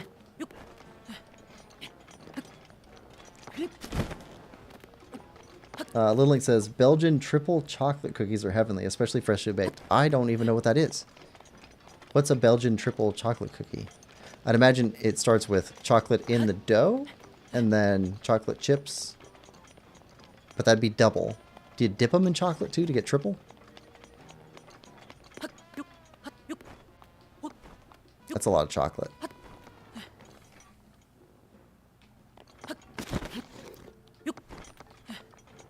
I don't know. If I want something that's like a cookie, but I'm not willing to actually spend the time making it, I'll do Able Skivers instead. Yeah, hot springs. Anybody else had Able Skivers before? I guess it's just a German thing. They're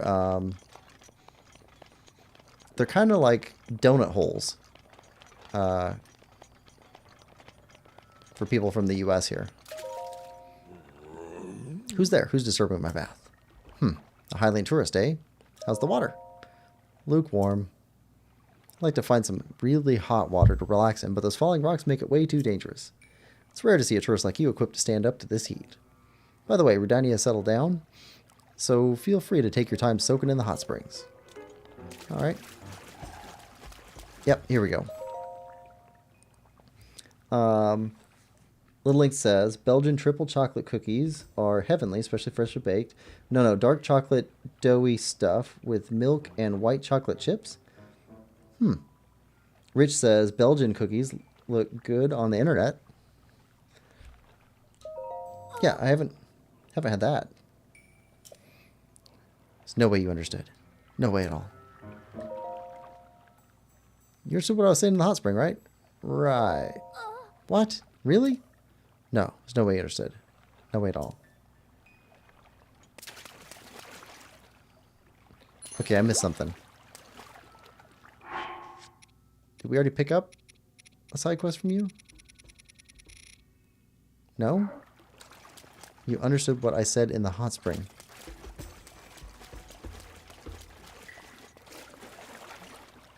Wait. When we passed this way last time, he was in the hot spring. Now he's outside the hot spring. So we have to wait for him to get back in the hot spring, which means be here at a different time. Alright, so wood.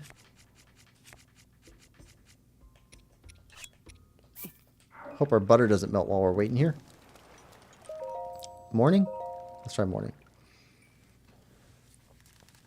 Little Link says they're good because they look good because they are. Stroop waffle. Amazing, just great. Kind of like that. So the Able Skiver is, it's made with pancake batter, or you can make it with pancake batter, and then a little bit of apple. So actually, if you're making apple crisp, it's the same set for the apple part of apple crisp. But you can make do with heavily adding cinnamon to applesauce and some apple chunks. Mix that in with the batter. And then you put them into an Able Skiver pan, which is these little divots, little round holes, and then fry them in those, and then flip them over. So it's kind of like a mouthful of pancake with the apple inside of it. But then after you're done with that, while they're still hot, you coat them in powdered sugar. And then you can put other stuff on top of them, like chocolate or maple syrup or whatever you put on your pancakes. But in Germany, they're available all the time. They'll be served in like a plastic cup with like 5 or 6 of them in there, and then a fork. No, but Stroopwafel is also amazing. Yes, Stroopwafel is also very good. Okay, so you're not in here yet. All right, let's come back at noon. Little Link says, oh, that sounds so good. It is good, and it's super easy. And Stroopwafel pans are super cheap, too. Like, I think you can get one on eBay for probably $5. Or Amazon. Okay, you're not in here yet. Okay. You got the red thing, though. Hey, you understood what I was saying in the hot spring, right? Nonsense. Ha. I'm not telling. Right.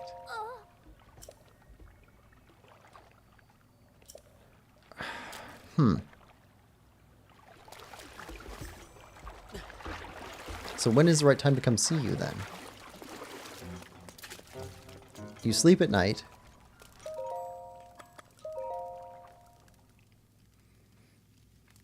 Rich says, now I want cookies.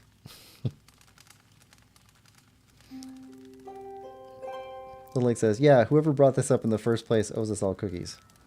I think Little Link brought it up, right? I think everybody's in agreement that Little Link owes a cookie to chat.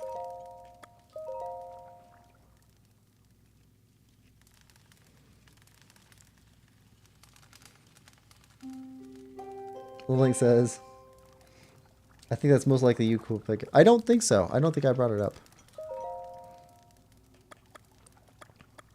Morning? Okay, let's do morning, and then let's go away for a little bit. We'll come back. We've got some... Okay, Little Link agrees. It's not me. It's you. Yeah. Complete agreement. Alright, let's go get that one. Got some time to kill while we wait for that guy to go back in the water.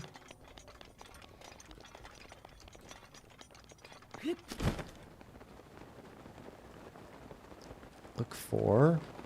see a lone stone. Michael says, be right back. Link says, what? Oh, no, it's cool. Nope, not here. Then this goes somewhere then, right? Oh, it goes up there.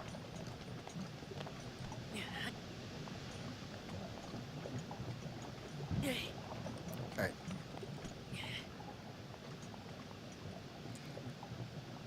Lily says, stop trying to shift the blame. Hey, I thought the blame was fairly adequately resolved. I think we're good.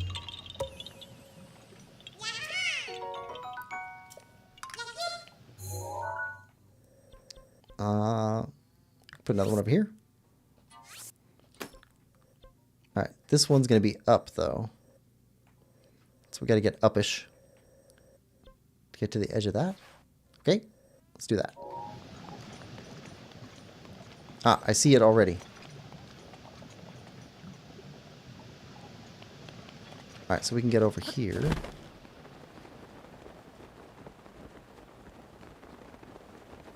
And climb up here.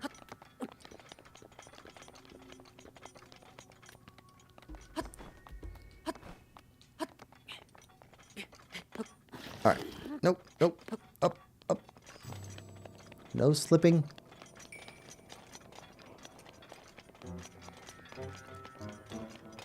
Alright, it's the balloon hanging off the edge. We saw that.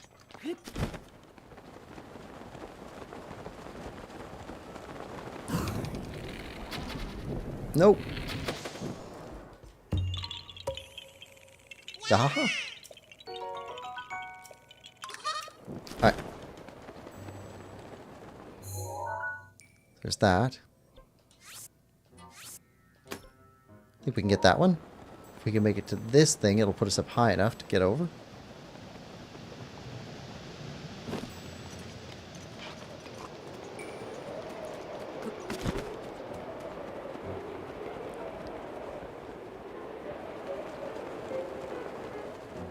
Alright, keep climbing.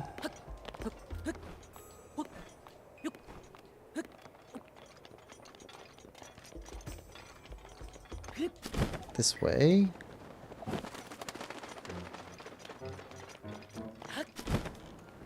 Got some more fire Lizalfos in here.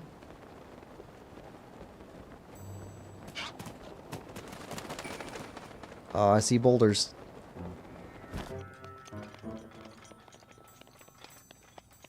Yep. That'll be it.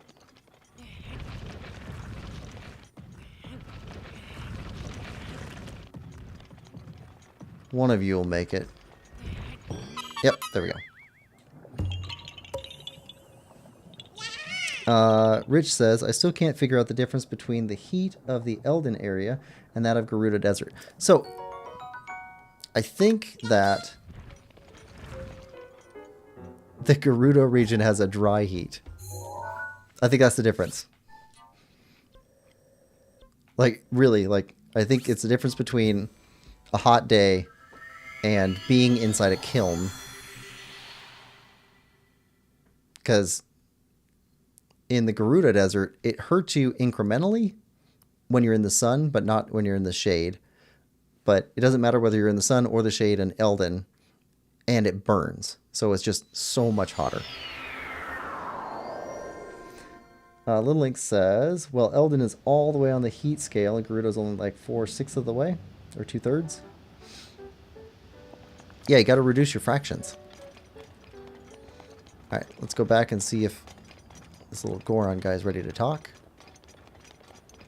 Oh, we got some heat guys along the way. Do we have an ice thing? Nope, no ice things.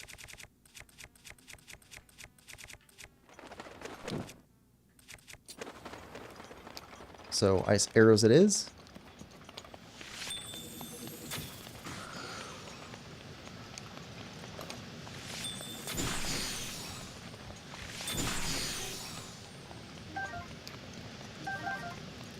All our materials burning up.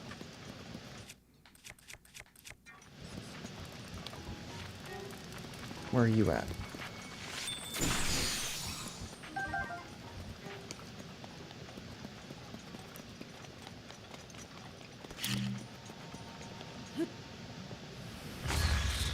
I got both of you. Look at that. Octoballoons. Gotta have octoballoons. Incredibly useful. Okay, so it's 8 a.m., 9 a.m. Are you in the water? You're not in the water.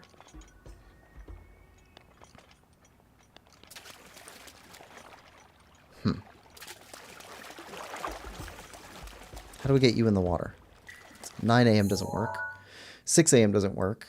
Noon doesn't work. So between 9 and noon, maybe. Or between noon and 6 in the afternoon, maybe? All right, so let's go try this one.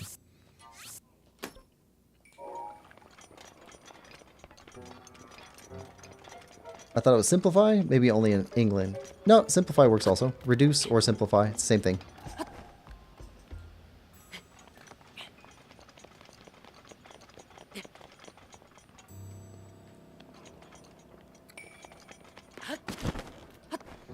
So technically, I think it is reduce rather than simplify as far as like an exact mathematical term, because a simplified term just means having no excess terms, like eliminating X or Y where they don't belong.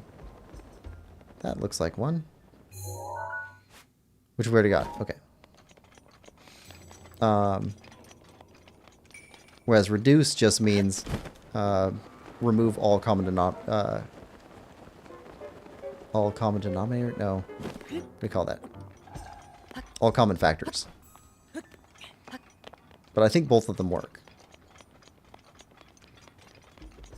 I thought it was simplify, maybe only in English. Oh, same thing. Okay. Oh, there we go.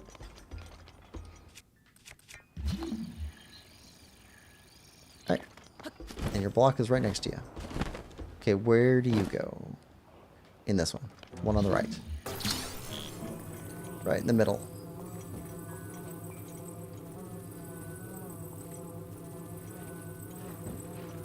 Ah. There we go. Yahaha. Alright, got you. Let's remove this one from the map. Let's head back here again. Check in before noon. Also, how many Korok seeds do we have? 609. Oh, it's so far away from 900.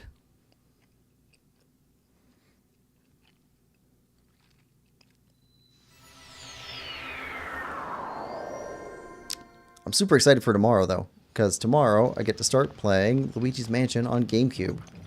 I've never played the first Luigi's Mansion. I loved playing the second one, and I've heard that the second one's actually the worst one. So, I have the third Luigi's Mansion title for Switch, but after playing the second one, I was like, I should play the first one first.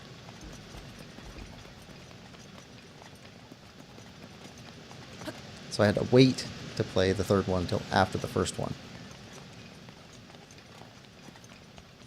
Alright, we're getting here before noon. Are you in the water? We're not in the water. Alright. This one. We'll come back after noon. Gorka Tunnel. Start up here. This one's out in the open. Should be able to get this one, probably those two.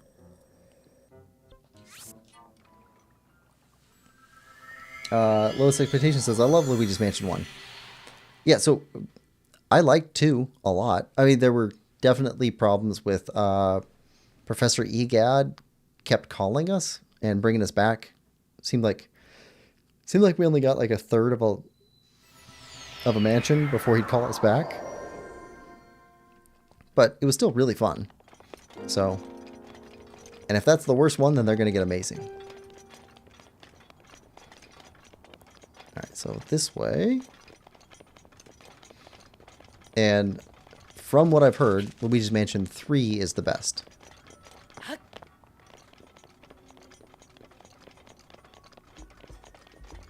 So really looking forward to that one too. I still haven't figured out yet what to play after Luigi's Mansion 1. Because we're going to play something. Probably something from Game Boy. And then after that, I want to go to the Wind Waker. Because I've still never played the Wind Waker.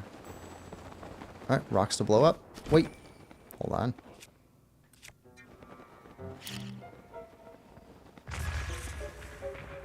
Drop another one. Haha. Air bomb. Low Expectation says, I think 1 is the best, but I could see why people think 3 is the best. It's also the longest. Okay. And, well, some of that's going to be from recency bias, so that's definitely going to play a part of it. And then also, there's way more people that have played 3 than 1. Just because of the age of people that typically play Nintendo games. Because, I mean, Nintendo is like a younger audience for the most part. Or at least younger and older, but not much middle. Most people in their late 20s to mid 30s are, I think, PC or PlayStation players. Or at least more than Nintendo players.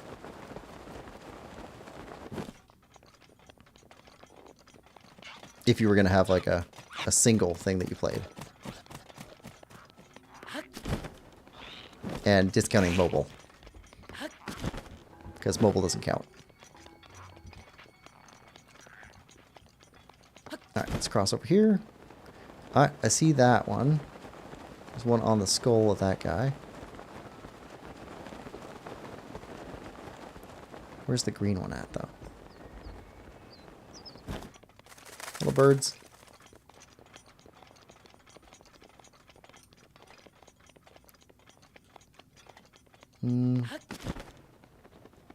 Yep, boulders.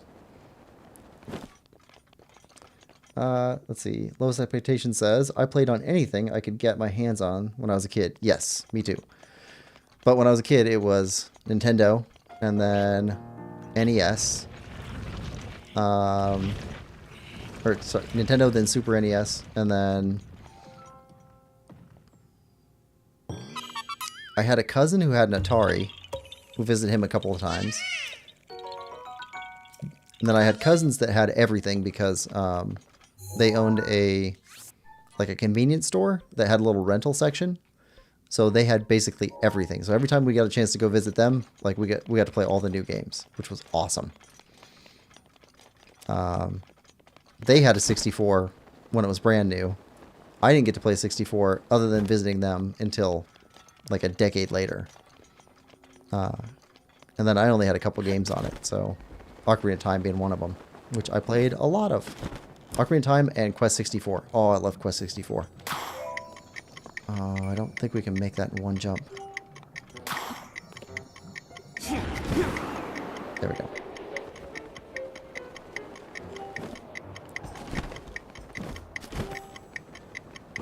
There we go. Got him. Rich says, the reason I liked the consoles for my kids was that you bought a game and you knew it would work. PC games tend to need tweaking and new hardware. It gets old after a while. Definitely true. Lowest Expectation says, we mostly had Nintendo systems. Yes, me too. Let's see, when I was a teenager, let's see, some kids in the neighborhood had a Sega. So I got to play Sega for the first time when I was a teenager.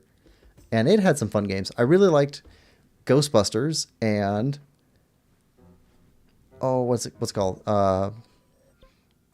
Bionic Warriors, something like that. But it was Cyborg Justice. That was it. Cyborg Justice. It was like a side-scrolling beat 'em up, but you were a cyborg. And when you defeated another cyborg, you could steal their parts. So you could pick up better arms and legs and stuff like that. That was fun. The link says, hey guys, gonna go eat now. Be back in like 20, 30 minutes, hopefully. I'll tell you what's on the menu when I'm back. All right, have a good lunch, little link. Low Expectations says, now I prefer playing on PC though. Yeah. Like, I don't subscribe to the one system's best. I like Nintendo best for me, but it's mostly because the Switch is just amazing for me. I like the cartridges. I like that most games are complete on cartridge. So I don't have to wait like a day or two for updates to get a game working, because my internet's terrible. The Switch controller, for me, is the best controller of the currently available controllers. Alright, you're still not in the drink.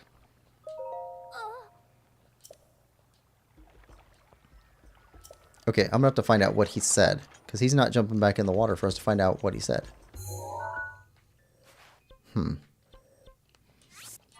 Might as well grab this one from here.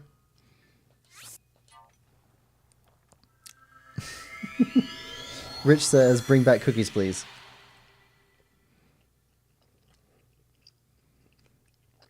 Lowest Expectation says, oh, I am a full-on PC Master Racer now, Lamau.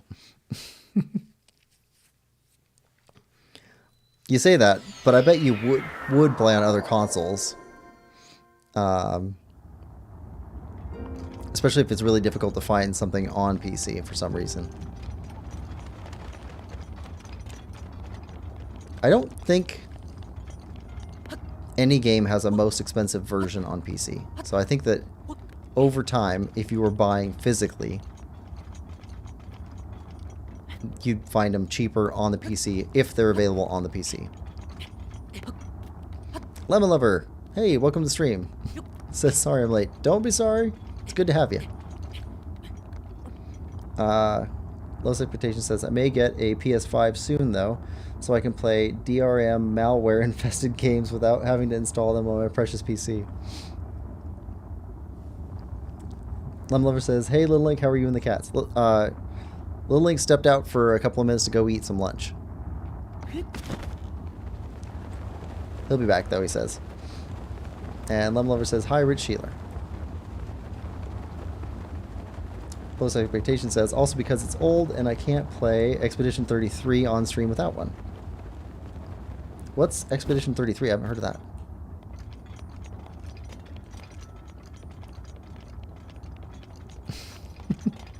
Everyone exchanging greetings. I love the polite chat tone. It's awesome.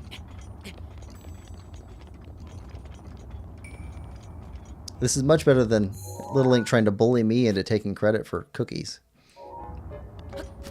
Now that he's not here, we can talk about that.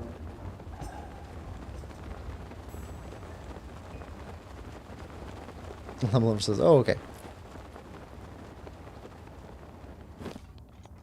Yeah, for some reason, Little Link just started talking about cookies for no reason, got everybody hungry. Very strange. Very strange behavior.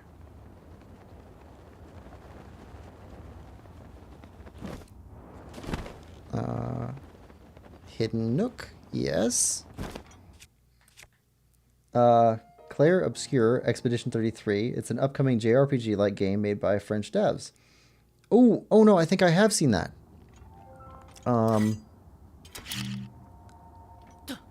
Okay, I think I see it. So that's reminding me of something because of the French style art that it had. Yeah, I think I saw a preview for it, or no, not a preview for it. It was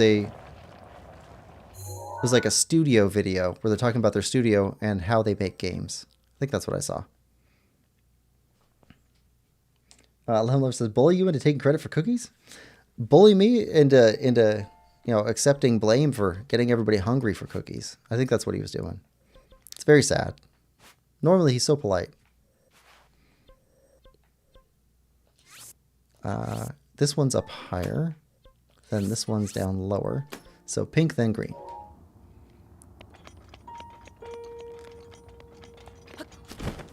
He probably won't want to talk about it when he comes back, so we'll just skip talking about it again.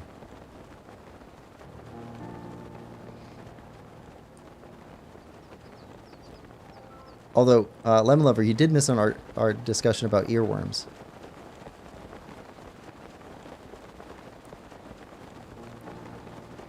Low Expectation says they showed off more of the game at the recent... Okay, that's where I saw it. Yes. Xbox Developer Direct. There's a ring. So that's our target. Okay, where's the stone at? Is that it right at the base? Yep, that's it. Of course.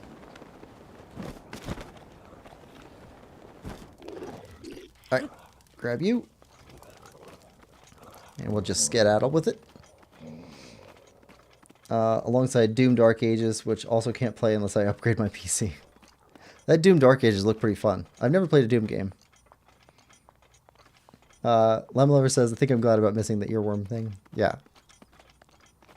I don't know. I think it's fascinating. Yeah. Although, when I think of the word earworm, it reminds me of the Babelfish from Hitchhiker's Guide to the Galaxy.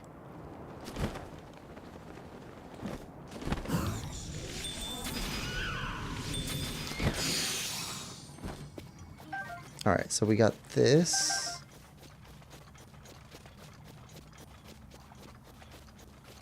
Ah, there's your cube. Come on, cube. You belong over here.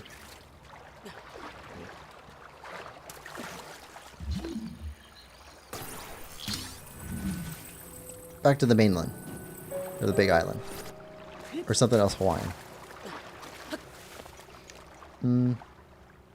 Definitely try out Doom 2016 when you get the time.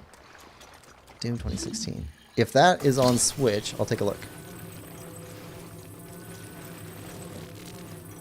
I think the closest I've gotten to playing Doom was either Wolfenstein 3D, that was on PC back in the 90s, or my dad had a game called The Descent on PC. That was a long time ago, though. I think those are the closest to Doom games that I've played. Let's grab this one and this one. We're just going into cleanup mode on some of these. Okay, so after these two, we'll go look in town to see what other Goron has a quest for us, because there's one other Goron with a quest. Oh, no, I also picked up Warhammer 40k bolt gun for Switch. We'll be playing through that at some point, too. So I guess I'll get a taste of Doom when I play that. Low Expectation says, also, I used to have Descent, never beat it, though. My dad had it, and like I tried playing it a couple of times, but it was a keyboard mouse game, and I was really young, so I never got close to doing well with that game. Ah, right there.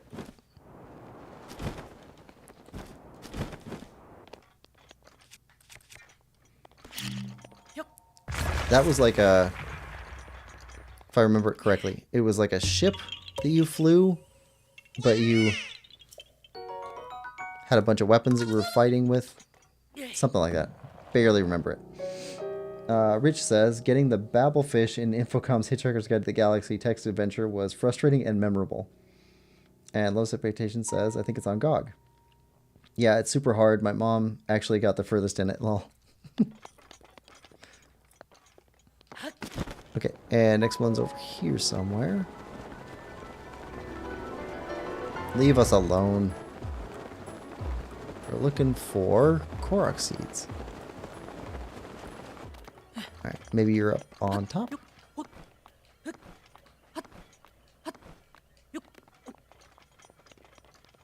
No. Over here? No. under? Are you under?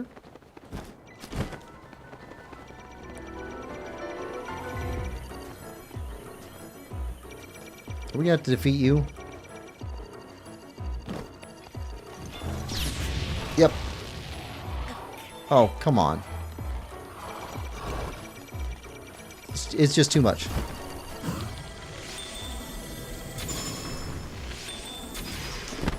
Alright.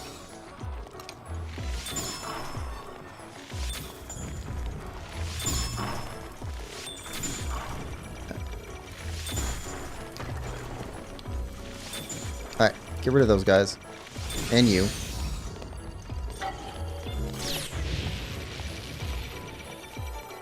Come on. Okay, that wasn't right. Timing off. There we go. One more.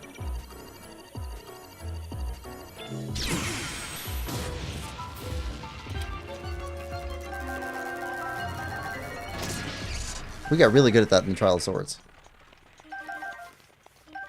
That deflection is the only thing that saved us. Okay, so where is this Korok seed at?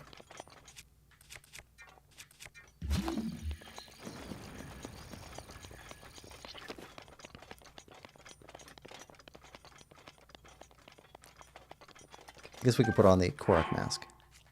That might help.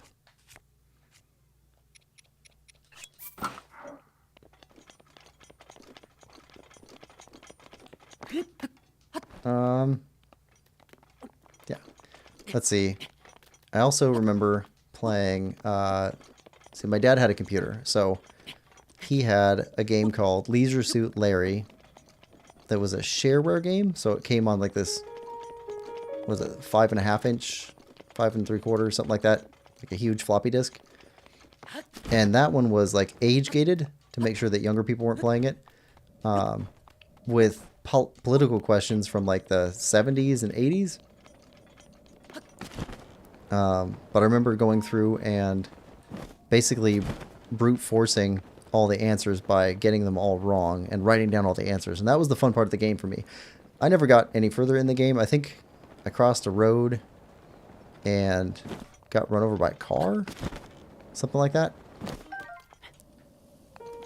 That's as far as I made it in the actual game. But I remember the intro being kind of cool because it was age-gated with questions. You had to answer these trivia questions right. It was like tax law and stuff like that. Anyway, I remember being pretty fun. Okay, so our mask isn't going off here. So maybe I'll remark that one.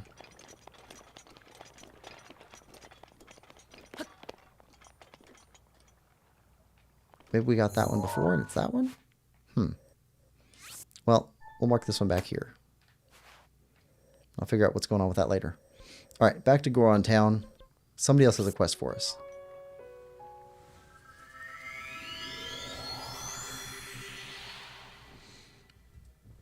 My tea's getting cold.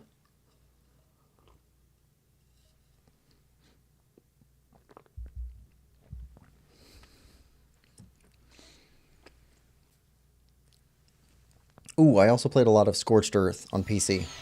I like Scorched Earth a lot. I wish I could play that now. Like, on Switch. Somebody in town has a mission for us.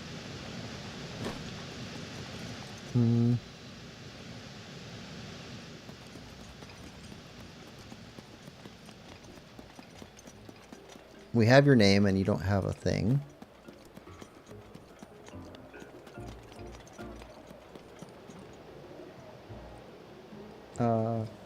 Rich says, Leisure Suit Larry questions. Tiptoe Through the Tulips was recorded by... Yeah, stuff like that. I just remember sitting there with like a notepad and pen, recording all the questions and all the answers, and then striking through which ones were the wrong answers. Until I had like a complete list of the questions.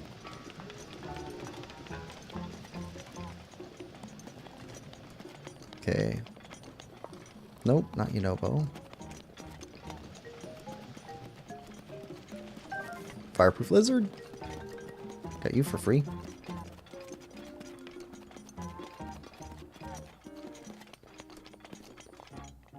Nobody in here. I want to know how they play this game. It kind of looks like Go to me.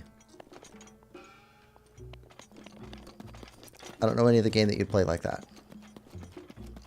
Although I suppose there's a marble hopping game. It's kind of similar to that. But normally there's divots for the marbles. Nope, not you.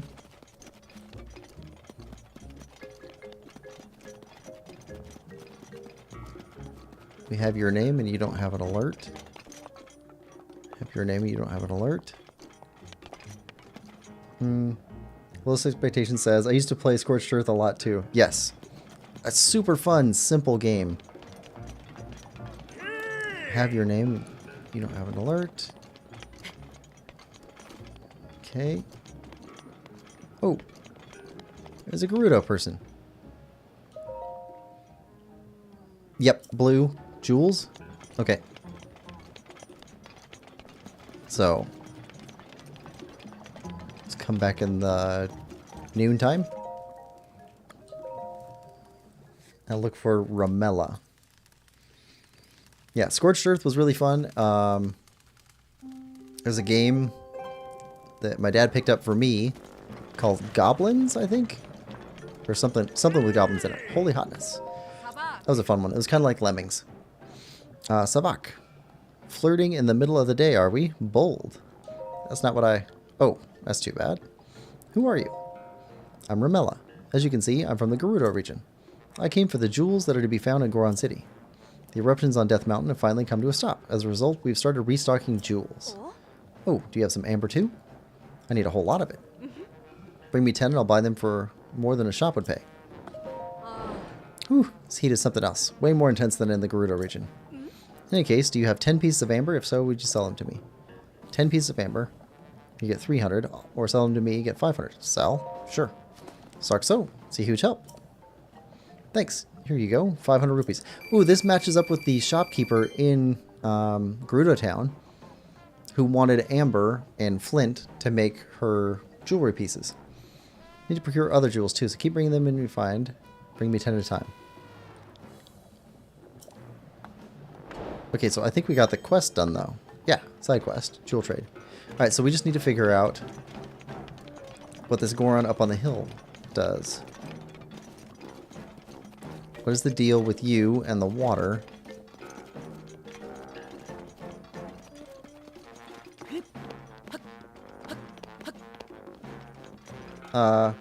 Reading up on the Dugby quest, it may be broken. Do you want details? Sure, I'll take details. If it's broken, then yeah.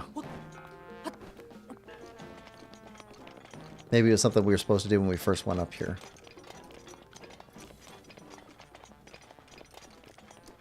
Yeah, thank you very much, Rich.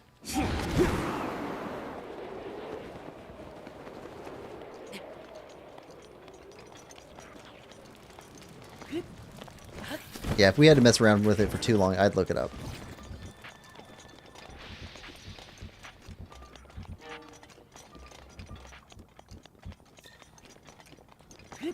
Yeah, still not in the water.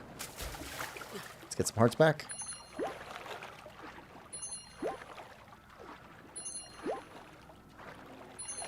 Alright, here we go.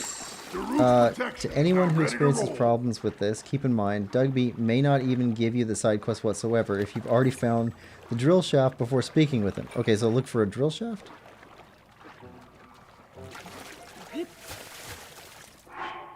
Do we have a drill shaft? No.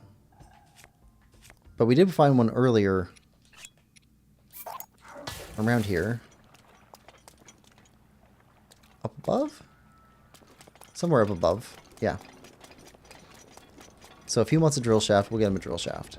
There's also one down at the base, if we can't find one here, on the path up here.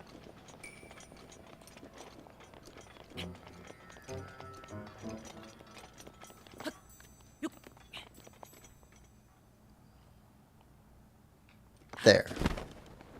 Yeah, we found one up on this hill.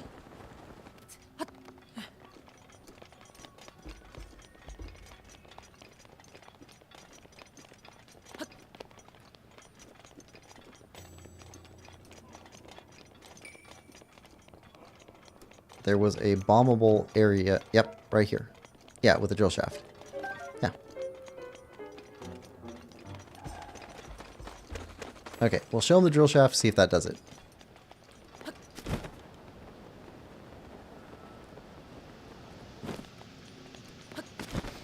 So I went back, picked up a new drill shaft from the same hole in the wall, and went back to him. Scene played as it should, where it lets you keep the drill shaft, and then the side quest.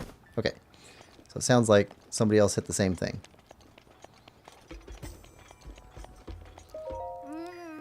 Hey, don't tell me that stick is... I found it.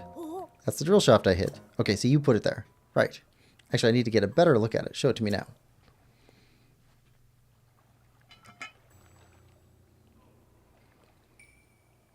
Oh, I guess so. It's suspicious, though. I can't help thinking that's the drill shaft I hid.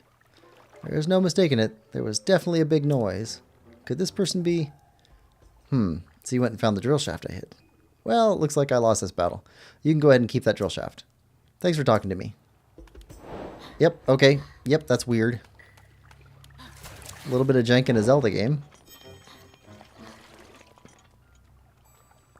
Yep, thanks, Rich. That helps. So then, that's the quests here. Looks like all the remaining quests are from Zora's domain.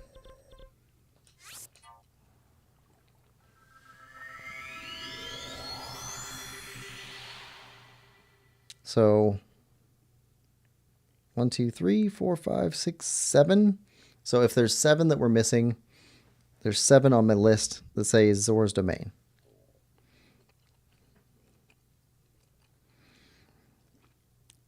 I suppose it does make sense. We've done a lot of stuff where we didn't pick up side quests. We just did. Let's see. Let's put on Zora stuff. Rich Sheila says, "You are welcome." Alright, so look for people. Yep. Side quest. What is it? Oh, hey, mister. You got a weird face. I'm a Hylian. Hylian? Never met one of those before. If you're a Hylian, that means you came from really far away, right? You happened to see my mom, May, on the way here, did you? Ever since the water monster went crazy, Mom hasn't come home. But I mean, I bet she'll come home sooner or later. Hopefully sooner. So I'm catching frogs and selling them to earn money for our family. Just till Mom comes home. Frogging? Yep. Since Mom hasn't come back from fishing yet, I've been catching hot-footed frogs and selling them to earn some money for our family. You were just pitying me, weren't you? You felt sorry for me, didn't you? Well, I don't need your pity. If you want to help, donate some hot-footed frogs. You can find them easily on rainy days. I really need to get some. Really need you to get some for me. 5 frogs should be enough. Got it? Wait, we got frogs. How's some frogs? What? Really? Okay, I'm going to go ahead and count them. 1, 2, 3, 4, 5. Wow, you really brought them. Here, take this as thanks. Amaranth. It's called Amaranth. Picked it because it's unusual. Doesn't really suit me, so it's all yours. Alright. So that's 1. So how many quests do we have? 6 left. Right. So we should be able to finish off the quests. And nothing else is active. So let's go to the front and... Okay, we'll catch you in a second. I want to go to the front ones. We've already talked to you. Okay, talk to you now. Lido. Oh, it's you. We met at Zora River. It's me, Lido. Thank you for coming so quickly. You have appeased Ruda. I cannot express how grateful I am. However, those of us in Zora's domain are still feeling the ramifications of the chaos that Ruda wrought. Ruda wrought. That's what my senior apprentice Franck and I are repairing the domain. However, our materials are a bit depleted. Materials? Yes, repairs require quite large number of luminous stones. You can find plenty of them around Uplands, Lorana. Have you by chance already stumbled across some luminous stones during your travels? We have. For instance, if you have 10 of them, it would be a big help. I think we have 10. Stones. Thank you. You really gave me 10 luminous stones. In that case, please excuse me while I count them. And a 1. And a 2. And a 3. And a 4. 5. 6. 7. 8. 9. And 10. 10 luminous stones. Okay. Oh my. You really brought all 10. Thank you. Yes, I will happily take those luminous stones from you. Oh, that's right. I must reward you. And a diamond. What's more, I'll give you one extra as a bonus. You trading 2 diamonds for 10 luminous stones doesn't seem like a great trade on your side. You're a lifesaver, truly. If you ever find yourself in possession of 10 luminous stones in the future, I hope you will bring them to me. But if that happens, know that I'll only be able to give you 1 diamond for them. Okay, so 1 was a bonus. Okay. So that's how we would have gotten diamonds if we needed diamonds. Alright. Let's check the rest of the area down here. I'm going to talk to you. Key. Oh, Lemon Lover says, oh yeah, I was lurking in Lupo's stream yesterday and the stream started buffering. Starting to think you buffering is my fault. I don't think it's your fault. Good day. You turned out to be a truly amazing person. In that case, well, my mom. No, never mind. Oh. You need something? What's wrong? That is not a Highlands business. Okay. Looks so sad. Okay, now he's running. Duma. Hello. It's rare to see a Highland here. Back at ya. I'm a traveling merchant. I'm everywhere. Oh, I should introduce myself. I'm Duoma. Nice to meet you. You know, it used to rain all the time around here. The rain stopped. That's why I was finally able to reach Zora's domain. Now I'm going to stock up on rare goods at the general store here. Don't get in my way, understand? Okay. Marat. Good day. Welcome to Marat Mart. This is where you'll find our general store, the Coral Reef. Our workshop, the Hammerhead, is also here. Or do you need something else? Nah, we're good. See you later. Clef. Riga. Hey, you're a Highland, aren't you? It's rare to see your kind around here. As for me, I was roaming nearby during my travels when Prince Cylon recruited me and brought me here. That's because I can touch shock arrows, but I also weigh, well, a lot. There's no way I'll be able to carry you on my back. That's what Prince Sidon said to me. That was kind of rude of him, wasn't it? Dento. So I have heard, Highland Champion Link. Now Lady Mifa's spirit can finally rest in peace. As the champion, you should be able to use both the light scale trident and the ceremonial trident. If you break either one, please let me know so I can remake it for you. Okay. Nobody down there.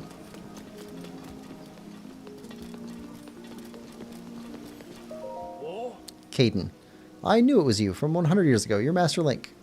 Not to be rude by assaulting a customer with questions, but where have you been all this time? You should know that in the last 100 years, my childhood friend Koda and I... I'm sorry. I should get back to work now. I will simply have to speak with Koda about you later. We're always happy to provide sound sleep to weary travelers. Welcome to the Seabed Inn. Would you like to rest here? Normal bed, 20. Blissful water bed, 80. Nope, we're good. Of course, come back anytime. Alright, and are you Koda? Koda. Linny. Linny?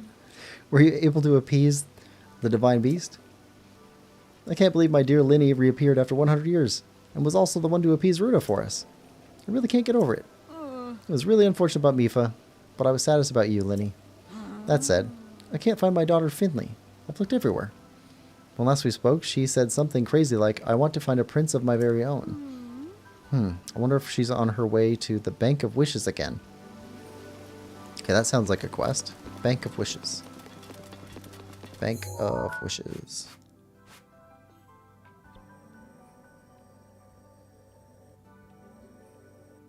Bank of Wishes. Bank of Wishes. Alright, we'll mark that for now. Keep talking to everybody. Yeah, so you stopped by Lupo's stream. How'd you like it? I think he's a pretty good streamer. Baz. Trello. It's you. Looks like something is shining around Veiled Falls. Did you do something with the ceremonial trident? Oh well. After you left, I remembered the legend. A gift from the sky, a scale of light, splits the feet of a Veiled Falls sight. Your trial awaits, it's glowing bright. That veiled falls is a pedestal, just like the one Lady Mifa's statue rests upon. The legend indicates that you must thrust the light scale trident into the same place as the statue of Lady Mifa. We tried to do just that long ago, but nothing happened. Perhaps someone with the champion's talents might have better luck. Okay, I think we got that. Tokita. Sidon.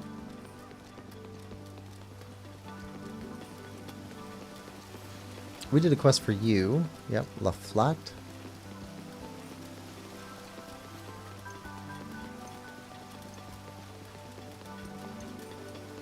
Here we go. Link, it seems that I was wrong about you. Giotto. Seeing Divine Beast Varuda's form there. Even though we lost Lady Mifa, it seems she can still help you fight against Calamity Ganon. Oh, I'm sorry I did not introduce myself sooner. I'm Giotto. I'm a historian who studies Zora history and preserves it for future generations.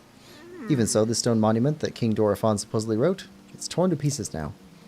Most likely the 10 stone monuments outside the domain are in the same awful condition. I'm thinking about collecting the contents of all the stone monuments and compiling them into a book. But with these old legs and fins, traveling to all 10 stone monuments will take a great deal of time. That is why, Link, I'd like to ask a favor of you. I'd like you to find all 10 stone monuments around Zora's domain and tell me what they say. Okay? Oh, thank you. You're truly a lifesaver. How reassuring that the champion will search for those monuments for me. I have it on good authority that among the stone monuments, one has the location of some treasure written on it. If you happen to find said treasure, feel free to keep it. I will most likely be something that Zora wouldn't need.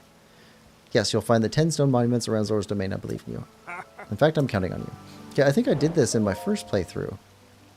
History of the Zora, Part 7, The Hero Who Defeated the Lionel, as told by King Dorephan.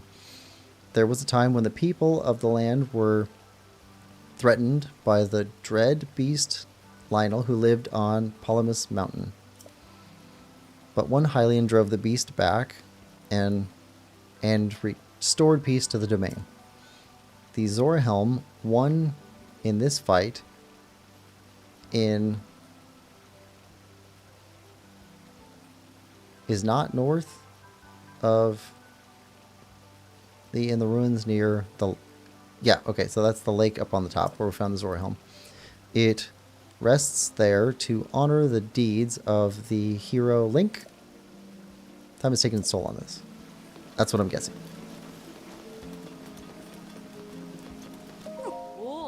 Hey! Hylian, to think that you were able to appease Ruda. You turned out to be a pretty incredible guy. In fact, I wonder if you can do this too. Exterminate the Hinox by Rel's Pun. Oh, we already got that Hinox. Okay, in that case, give it a try. For he who saved the domain, this should be a piece of fish cake. Go on, I'm counting on you. Right, we already defeated that one. Hiya! That stench. Did you perhaps defeat the Hinox by Rel's Pun? Yes, because we defeated all the Hinoxes. What? You really did? I can't. Wow. Thank you. Really. I knew it. Champion who saved domain is in a whole other league. Please take this. Consider it a small token of my immense gratitude. Okay, silver rupee. Guess you beat me to dealing with that Hinox. I really want to get stronger. Okay.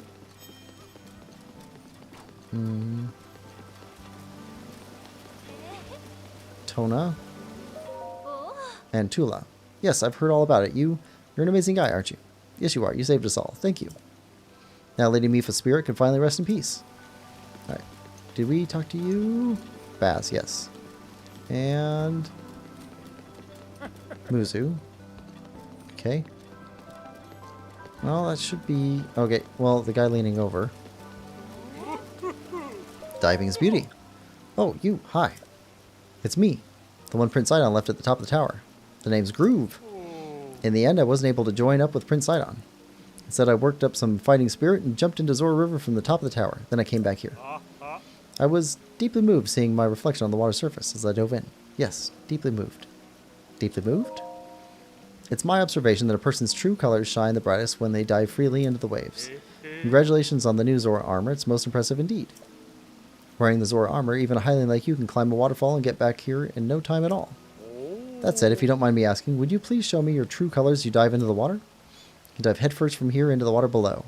It'd be truly beauty made flesh. Please consider. Okay. Let's see.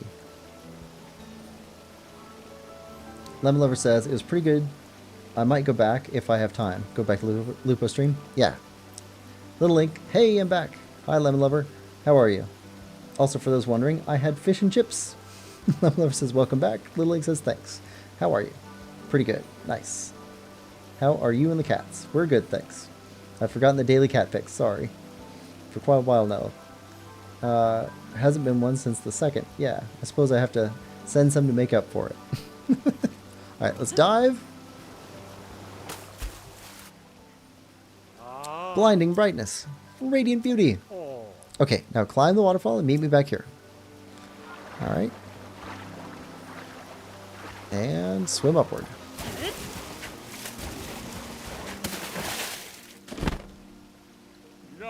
Fantastic. Christopher Eccleston. That's the name of the Doctor Who actor who restarted the series. He used to say fantastic all the time. That's why it reminded me of it. I couldn't think of his name before. Okay. Can you feel that? My soul is on fire. It's pulsating with beauty. You showed me something truly special. Thank you so much. Now then, come over here real quick.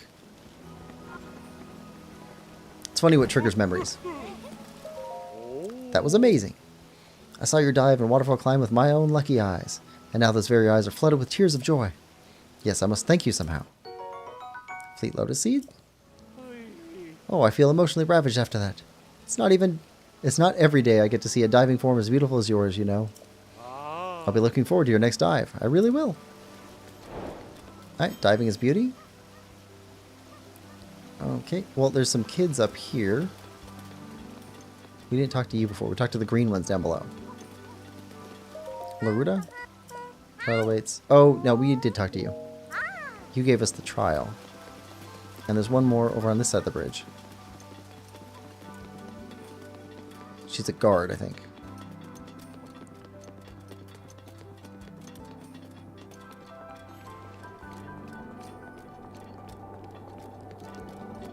And Sagan. Gaddison. Link, to think you were the one to appease the divine beast Varuda. What a surprise, for you to show up here after 100 years. Please take it easy and enjoy your time here in the domain. So did you need anything from me? Your name? Oh, that reminds me. The Zora whose name ends in sun, just like mine does. Left domain captain. Oh, okay. So there was another sun. Just climbing the waterfalls at Mikau Lake or Lulu Lake. That will offer you a pretty decent shortcut to Wakala. But for him to be crossing the mountains at his age, good gracious. I'm glad he's in good health at least. Alright. So we covered the top floor, we covered the bottom floor. There's also the ramps. Little Link says, Christopher Eccleston, David Tennant, Matt Smith, Peter Capaldi, Jodie Whittaker, David Tennant, and... Shooty? You told me the correct pronunciation before. Shooty Gatwa?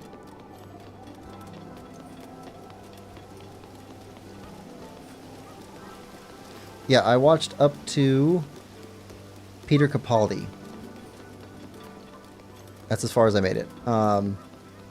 Peter Capaldi, at first, I was not a fan. He grew on me, though, quite a bit. Let's see. Christopher Eccleston, I liked him right away. It's too bad he only got one season, because he was a really good Doctor Who. David Tennant, I like him in everything he's in, basically. He's just fantastic. Oh, what was the one he did? He did a drama murder mystery one in some town by the sea. I forget what it was, but that was a really good show too. And then Matt Smith I liked right away. I even thought it was cool that he had an episode where he got to work in his soccer skills because he was a soccer player. Or football for the English people. Okay. Thought there was a guy up here before. Well, it is nighttime.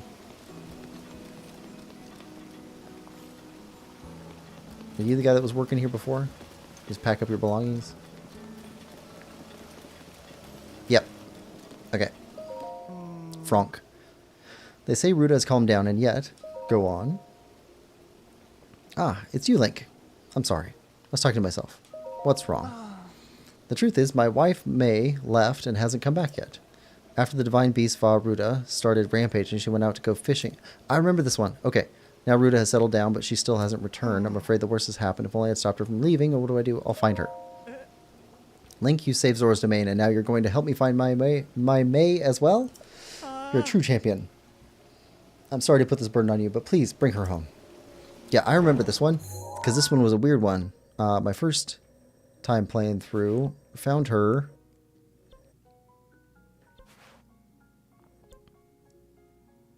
here. She's somewhere around this area. One of these islands over here. Yeah. She got washed. Yeah, she got washed all the way down. Shudigawa. Yes. Jody isn't very good. David is always great. Shudi is pretty good. I didn't really like the first series because Eccleston was kind of straight to the point with it all. Wasn't very comfortable atmosphere, I guess. Same with Whitaker. So I think... So Eccleston, I think he gets a lot of grace because he restarted the series after it had been, you know, languishing for almost 20 years? Something like that. So after that horrible, horrible movie, which I own because it's Doctor Who, he managed to salvage it and bring it back and popularize it again. So I give him a lot of credit for that. He also set a good tone for Doctor Who being kind of crazy and not like the old Doctor Who crazy, like a new type of crazy where he'd gone crazy because of war. So I give him a ton of credit for that. Alright. Go away.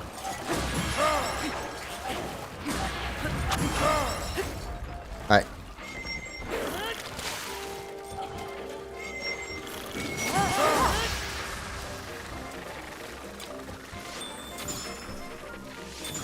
Alright, you're done. You guys are just annoying. Alright, so she's somewhere over here.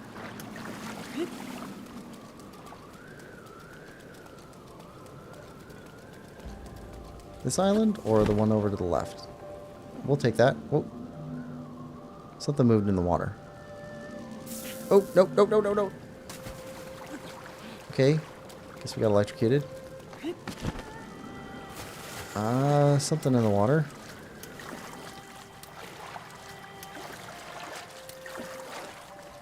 Nope, that's pieces. There she is.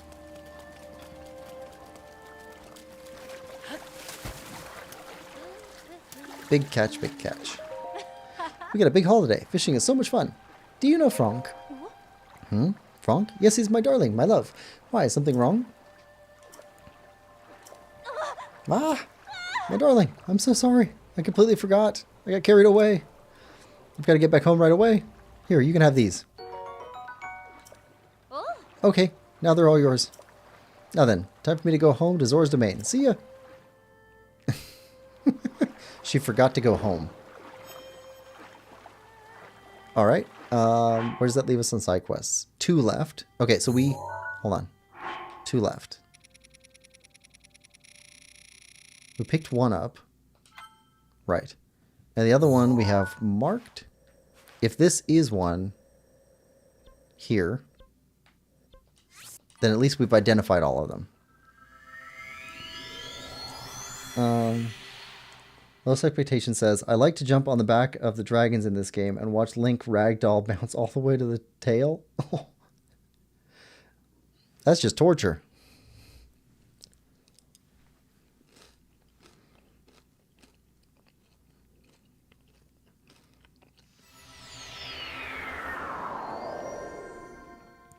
Alright. Well, I was watching a piece of the Tears of the Kingdom stream from another streamer. I was appreciating how many more ways to solve problems they offered in Tears of the Kingdom. because he was trying to cross a cold river, and he could just throw something cold into the river to create ice, which is not something that you could do in Breath of the Wild. Ah, there we go. Hello. Find him. Carry my thoughts to him. Do you have a wish for the water fairy too? Oh, I suppose not. If you did, you'd have a letter to send. But wait, does that mean you're a servant of the water fairy? Sure. That can't possibly be so. Please don't make fun of me just because I'm a cute girl. If you're a traveler, that's lucky for me.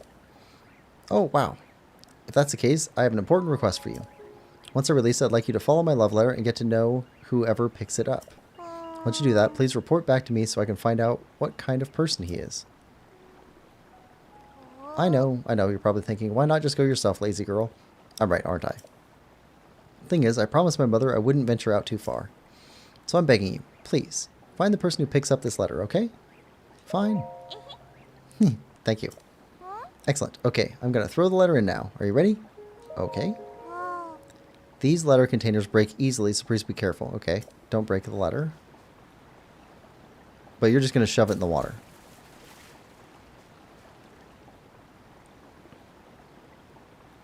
Okay, I got it. So we're supposed to escort the container, which means breaking stuff that's in the way. Alright. But not breaking them too close to the container.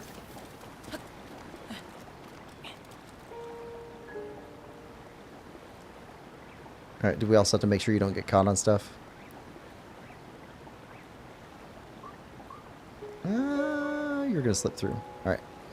So you go this way. Hop up here.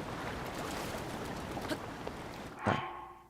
Little Link says, dang. Lowest Expectation says, well, he took very little damage, so it may have been fun. Well, can't do that in tears. Little Link, where are the cat pics?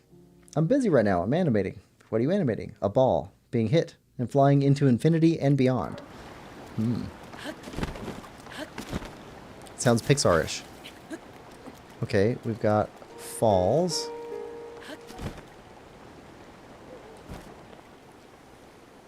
Alright, where's the message at? I'd imagine we can't get too far from it. There it is.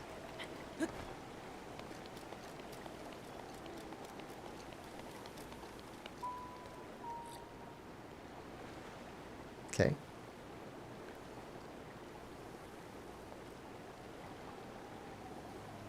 We're escorting.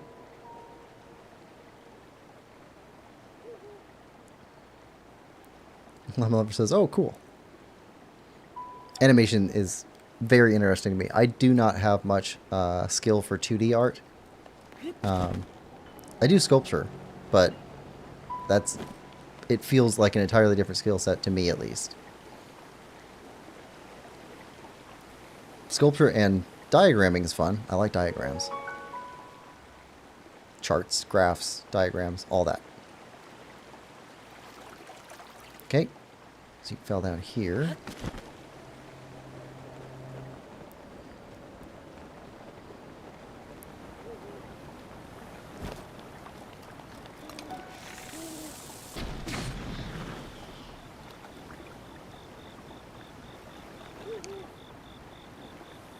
We got lots of bombs.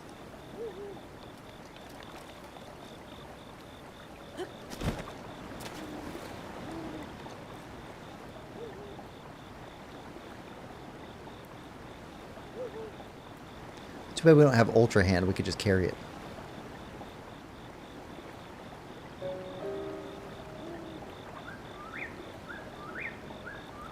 Snag it out of the water. Yep, you're going to be beached here. Drop you over here.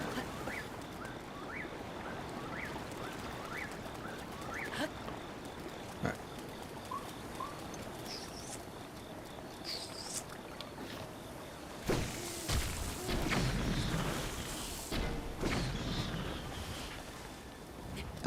Is it still intact? Yes, it's still intact.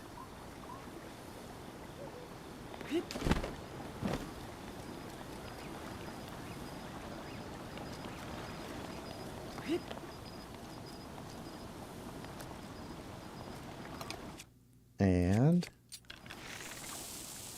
Hey, buddy. Bye, buddy.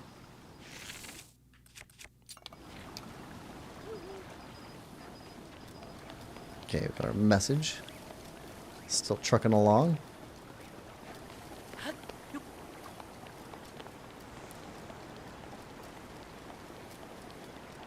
Okay, you'll go through here.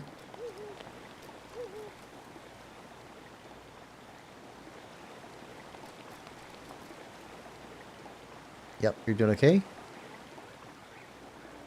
You'll fall there.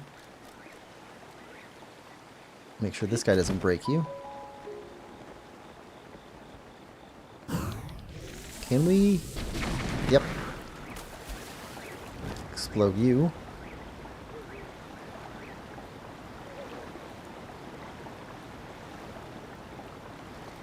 You're gonna go under the bridge? The route's protection is now ready to roll.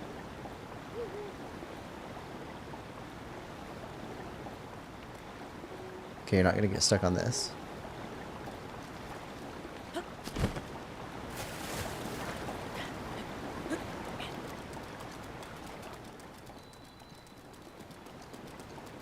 Don't think you're gonna get stuck under the bridge or on anything close by.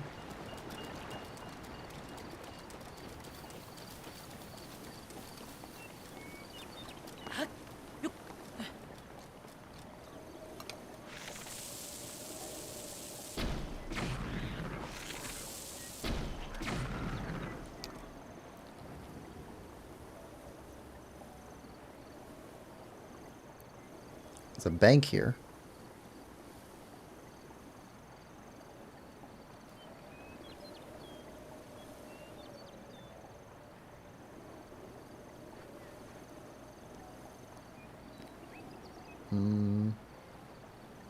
Keep going or get stuck?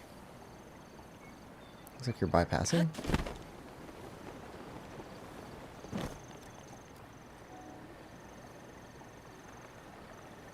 Don't get stuck. Oh, that's close.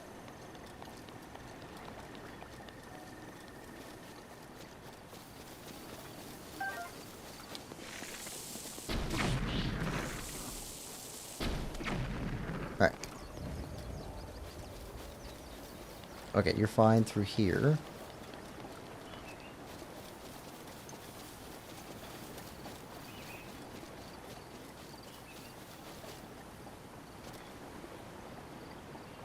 Does he look fine? That river's kind of flowing weird. Rich Sheila says, gotta go, take care all. You too, Rich. Have a good day.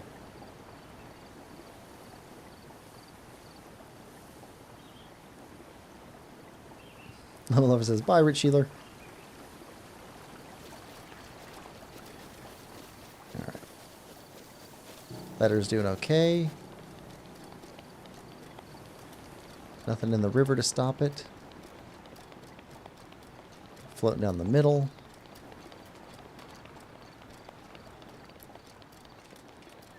Alright, we gotta get rid of that.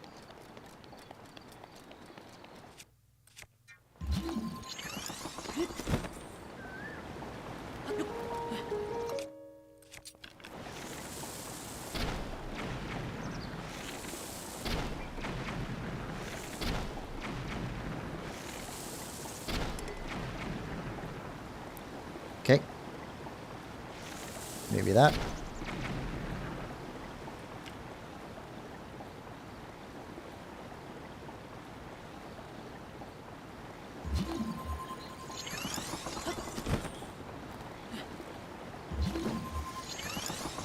No.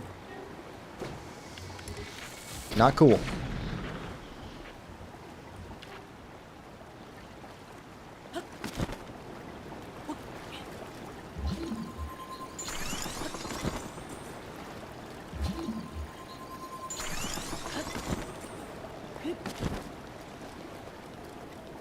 Alright, where? Or are you going to float it through here?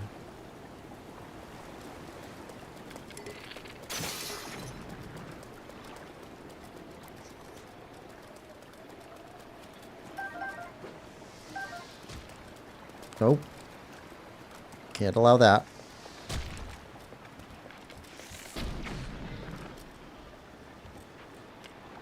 Okay, where is our bottle?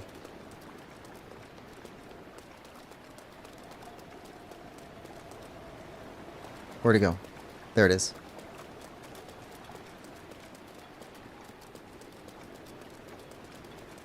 Yeah, it's stuck right here.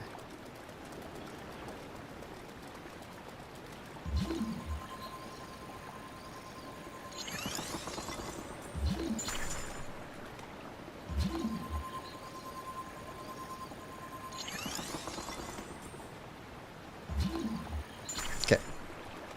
Gentle nudging. Not get in the way of where it's supposed to go, which is... Ah.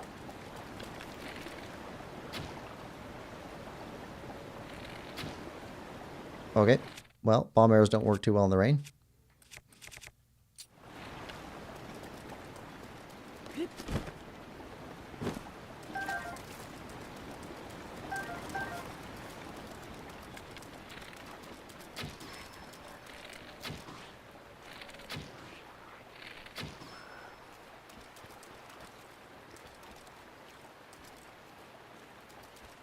Okay, you're coming through here. If we're not next to the bottle, I don't think you'll break it.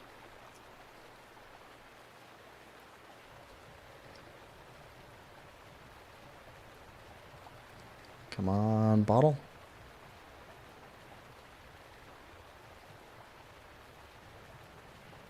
Okay, it's floating past him.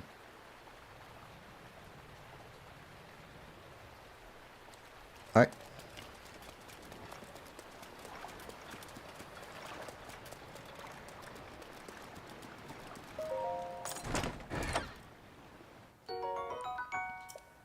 We'll use those arrows. Okay, it looks like you're flowing into this little inlet here.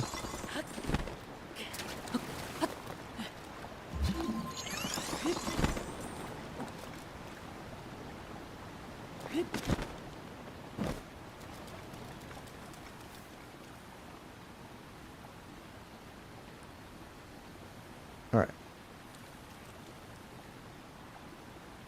So if this is where you go, who picks you up? This guy.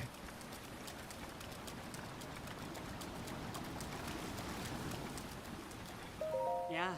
Sasan. Hello. Sorry for the random question, but have you ever been to Zora's Domain? Yes. I see. Is it far from here? Not that far. I see. Oh, sorry. I forgot to introduce myself. I am Sasan, the traveling merchant. I was on my way to Zora's Domain, but a love letter in this inlet caught my eye. The writer seems to be a lovely Zora named Finley. I've been corresponding with her by giving my replies to travelers heading to Zora's Domain. So then, next it's her turn to write, so I'll just wait here a while. Alright, well. I'm not going to be waiting long.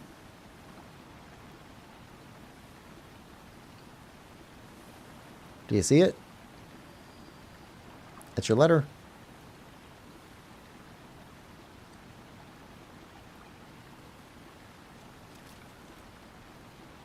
Come grab your letter. There he is.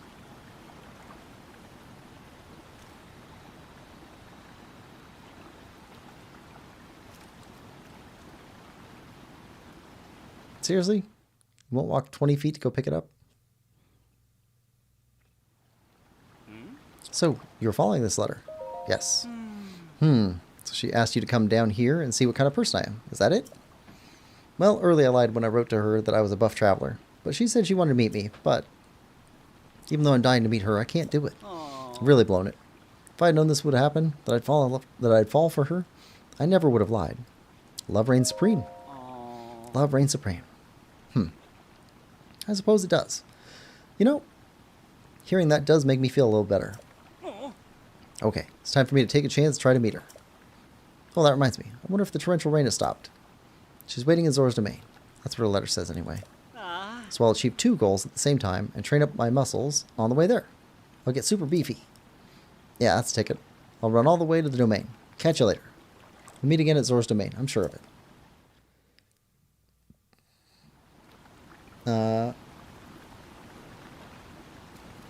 No quest thing. Okay, so maybe we need to go there. Take all this.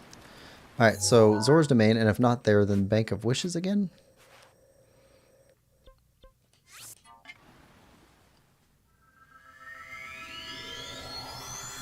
We are 2 quests away from having 100% quest completion.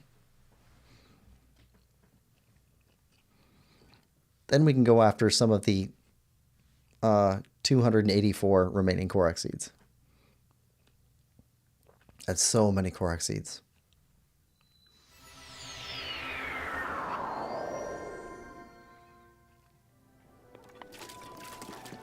It's not raining. That's better. Alright, so where was the lady who talked to us about her daughter? Because that seems to be the mom. Not in here.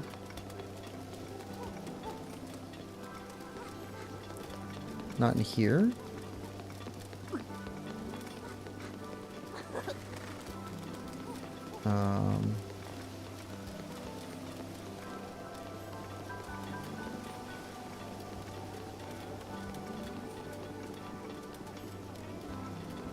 Oh, here? Laruda. No. No.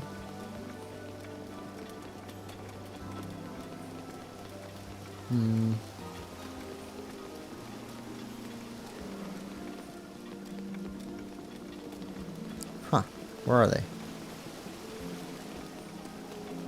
You don't have anything new, do you? No. Alright, so where are they?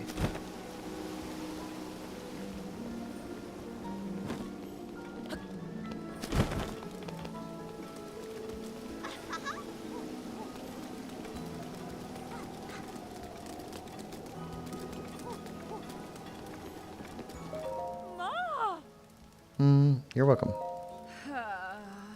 Right, okay. Coda, you are the mother.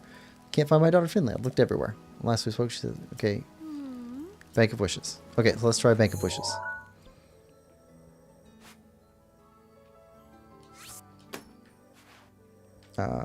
This was easy last time, so let's do this again.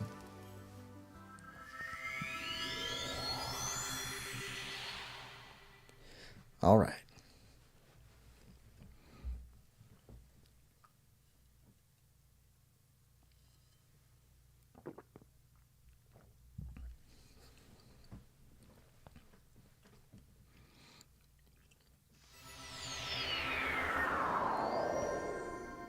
Okay, pink marker.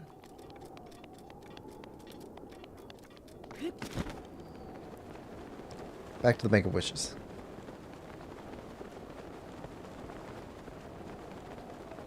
So, Little Link, do you do a lot of animation? Or a lot of drawing?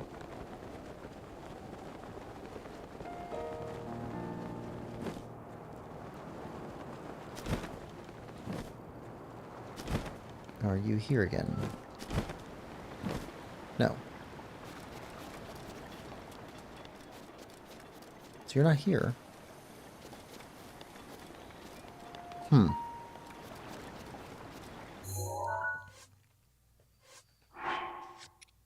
Special delivery. It shows back here. Oh, we didn't go on the other path. Let's go on the other path. I wouldn't say a lot, but yeah. Okay. I think of all of the art medium style things, I really have an affinity for some reason to ink and watercolor. Do you do anything with those? I like the combination of the two. Kind of reminds me of like naturalist sketches. Okay, this way. Like the Audubon Society sketches of explorers writing down notes about the birds that they found in North America. It's kind of cool. Oh, it's you. Hey, Sasan. This is the guy who made sure my letter reached you safely. Oh, it's you. As you can see, I somehow made it to Zora's domain. Thanks to you, I managed to work up the courage to finally meet Finley. At least, that's how I see it. Thank you so much for introducing me to my soulmate. Sasan and I discussed it, and we decided we just had to thank you the next time we saw you. So here, this is from both of us. Thank you for everything. Ooh, big money. Sasan, be sure to swim and climb and lift and stuff a lot. That will help you build up those muscles you promised me. As you wish, my darling. I'll try my best. That seems kind of weird because, like, the Zoras, as far as I know, like, they stay little like this, like, until they're actually an adult. And then they get, like, a growth spurt to where they get full size super quick. But she might be 50 years old and still be little like that, and then all of a sudden growth spurt, and like by age 51 she'll be full size. But then they'll live like another 100 plus years full size, something like that, before they even start to look old. Link says no, but I love the combo too. Yeah, I like that. And I like oh, it's not made with crayons, but it's kind of like that. Oh, what's that style called, or the art medium called? Pastels. Not the color, but the wax type stuff. What, wax paints or whatever they're called. But the pastels. I like that a lot too. More because it's like a adult grown-up version of crayons. Alright, so next quest, last quest is Zora Stone Monuments. And I am straight looking these up because I remember these were just awful.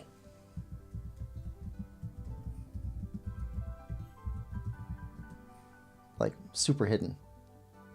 Zora Stone Monuments.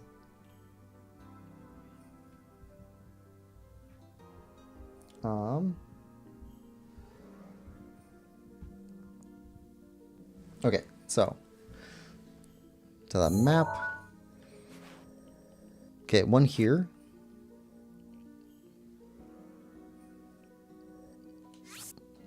Okay. 2 here.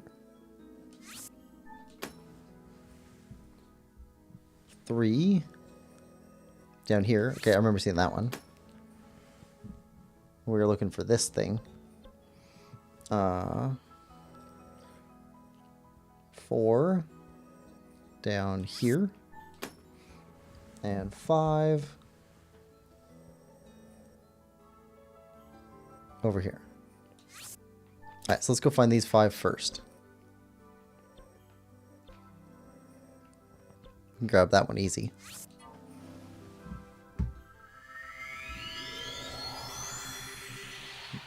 Let's see. Lowest Expectation says reverse age difference. There were some people on the internet that whined about that quest being inappropriate. I don't think it is, because I think the lore actually takes care of that. It's just you have to have paid attention to it, because it is strange looking, but I think the lore takes care of it. Little Link says, pastels are really cool to see, but I don't like using them. They smudge very easily when you don't want them to, but smudging is also quite a big technique to some styles. But yeah, I'm just waffling now. I don't know anything about like the techniques and what's required behind making the pieces. I just like how they look at the end. And I like that you have high-end, top-tier artists basically using crayons to make top-tier, very expensive artwork. It seems cool. Alright. History of Zora, Part 3, Miracle of the White Scale as told by King Dorephan.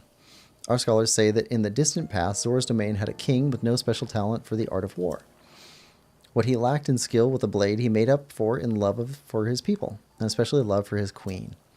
One day, news reached the king of a horde of monsters gathering in the Zabadon Highlands.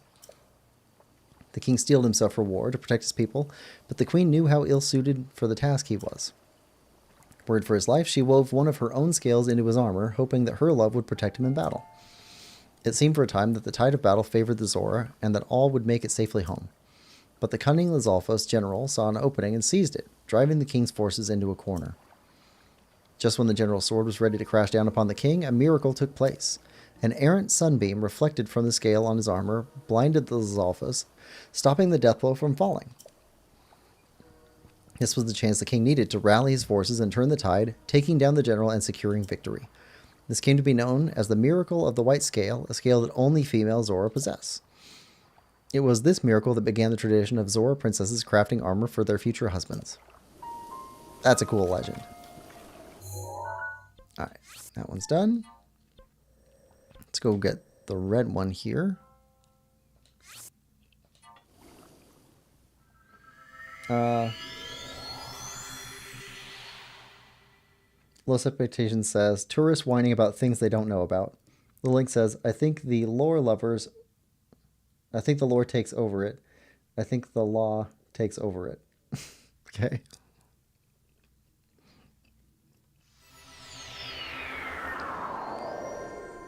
Alright, red. There.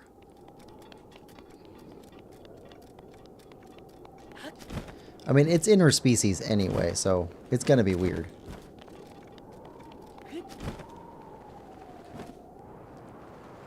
Alright, and... I mean, the Gerudo are already pretty weird. Examine? History of the Zora, Part 5. The Sage Princess Rudo, as told by King Dorephan. Long, long ago, in a past more distant than even the Great Calamity or the creation of the divine beast Vah Ruta, there was a Zora princess named Rudo. We know that she was an attendant to the Zora patron deity, and that she was a fair and lively girl, beloved to all. Around the same time, an evil man with designs on ruling the world appeared, bringing disaster upon Zora's domain. It is said that Rudo then awoke as a sage. Oh, this is Ocarina of Time. Facing this foe alongside the Princess of Hyrule and the hero of legend. Her achievements are remembered not only by the Zora, they are also forever etched in the history of Hyrule. The divine beast Vah Ruta, built ages later to face off against Calamity Ganon, was named in honor of Ruto. That the Zora princess, my sweet daughter Mipha, was chosen to pilot Ruta is surely the work of fate. That's cool. I forgot about that.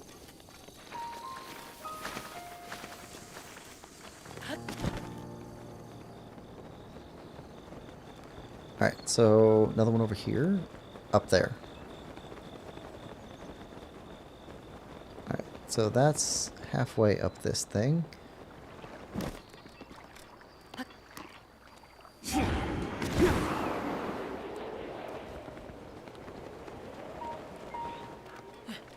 Alright, grab you. History of the Zora, Part 2, A Reservoir of Hope as told by King Dorephan. Once every 10 years, the Lanayru region experiences unusually heavy rainfall. The Zora River flooded every time. The tides damaged not only our domain, but our people, washing away poor souls and causing great suffering and disarray. The Zora king of that time, after seeking aid from the king of Hyrule, rode out to see what could be done. By joining the architectural genius of the Zora and Hyrule's technological prowess, East Reservoir Lake was swiftly built. Thanks to this fruitful partnership, Hyrule was no longer plagued by these devastating floods. In gratitude, the Zora king promised the king of Hyrule to manage the reservoir level to protect all of Hyrule from floods. Each Zora king since has kept that oath, spanning 10,000 years. Ooh, that is why the reservoir signifies our bond with Hyrule. Okay. And we're out of climb juice. Alright. Down. And let's climb the rest of the way up here. Looks like we can take a rest over here if we need it. Maybe.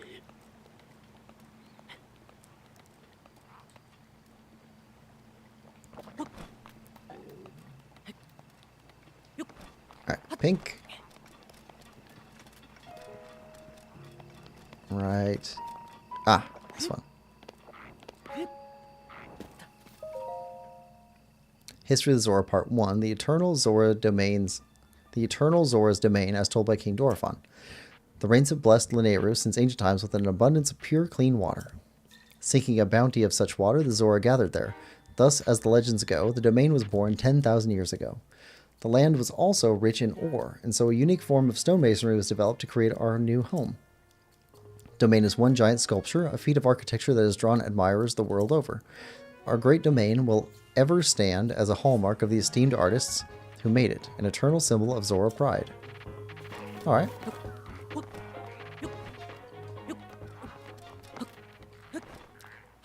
Alright, and then blue. See if we can find blue. Cross this bridge. Over to the right. There. I see it. Yep.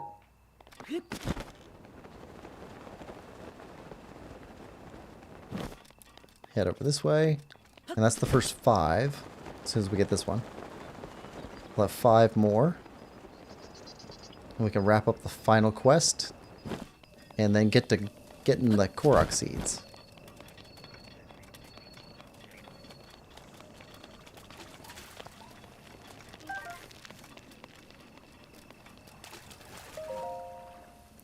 History of the Zora Part 4, Light-Scale Trident, as told by King Dorephan. The Queen and I were blessed with a daughter as lovely as a jewel. We named our princess Mipha. To celebrate her birth, the smithy Dento presented Mipha with a gift, a mighty spear called the Light-Scale Trident. Mipha grew into a bright girl and soon reached the age of receiving lessons from the royal family's Order of Knights. The whole of the royal guard adored her, especially Sergeant Segan, who loved her as if she were his own. Under Sagan's instruction, Mipha honed her skills, and her radiance grew along with her skill with the light-scale trident. As a champion, Mipha made her people proud. However, once the great calamity struck, she was never to return. All of Zora's domain fell into misery. The mere thought of the princess was enough to overcome anyone with tears. As a way of offering her soul repose, they tried to send the light-scale trident drifting down the Zora River. But when they did, the trident began to glow, and Mipha's voice rang loud and clear for all Zora to hear. The light-scale trident and I are one. Abandon your grief and know joy once again. Do not cry, just remember. Ooh. And so, keeping to her request, on the day of the great calamity, the day that Mipha passed from this world, the Zora venerated the light-scale trident and remembered their brave princess. Such is the origin of the Champion Festival. That's cool. Alright. Last 5. I got one here. Okay. And then here.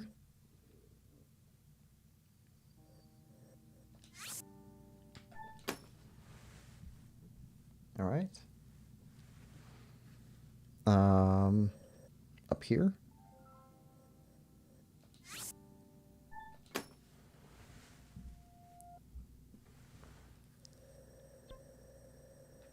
Up here. Where are you at? Here?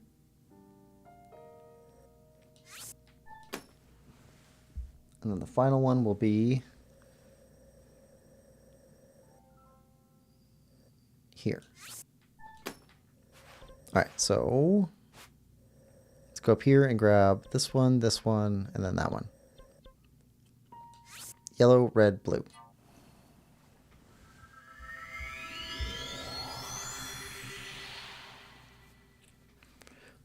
Almost 100% quest completion. I've never completed anything in Breath of the Wild before. Let's see. Before playing through this playthrough, I had not gotten all the hearts. I had not gotten all the stamina. I had not gotten all the shrines. Didn't complete the, what's it called? The compendium. Rivali's Gale is now ready. So this has been good. Sense of completion. Alright, so that's one right there.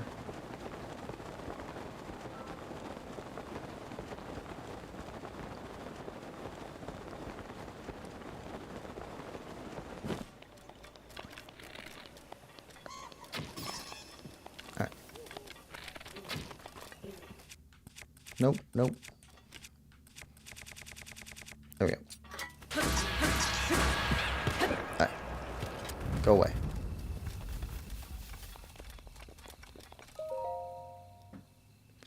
History of the Zora, Addendum 1. King Dorephan stands his ground. Around 100 years after King Dorephan ascended to the throne, a stray guardian crossed upland Zorana into our domain. The guardian seemed unstoppable. Our best soldier's spears barely left a scratch on his metal hull. It was then that our king, Dorephan, without a thought for his own safety, came out to face the guardian himself. With supernatural strength, he lifted the guardian and hurled it into a ravine. The impact of the fall left the guardian in pieces, and it was never to trouble another Zora again. The citizens celebrated their king's valor. From then on, their trust and respect for him grew beyond compare. You can still see the scar he earned that day on his forehead, a token of his triumph. Brave King Dorephan. Okay, we got a red one. Looks like it's going to be down a bit.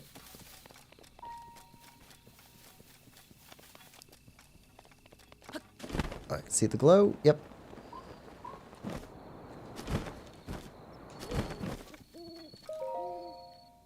History of the Zora, Part 6, Divine Beast Va Ruta, as told by King Dorephan. When the Divine Beast Va Ruta was first discovered at Zora's domain, my daughter Mifa hurried to see it. Those present that day say they saw an unusual sparkle of excitement in Mifa's normally calm eyes as she beheld Ruta. The princess spoke of the divine beast as she would a friend, and was overjoyed when she was chosen to pilot Ruta. I thought nothing of it at the time, but given the events that followed, I now regret allowing this to happen. I have spent many long years consumed by guilt. My dearest wish is that her soul will know peace. I pray for it every day. Aw. It's sad. I mean, for a Zora, she must have been very young.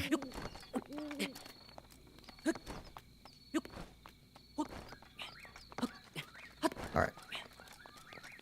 Get through. We're looking for blue next.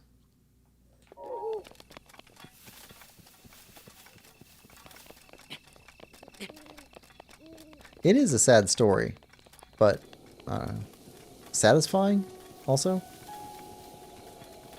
They did a really good job with that.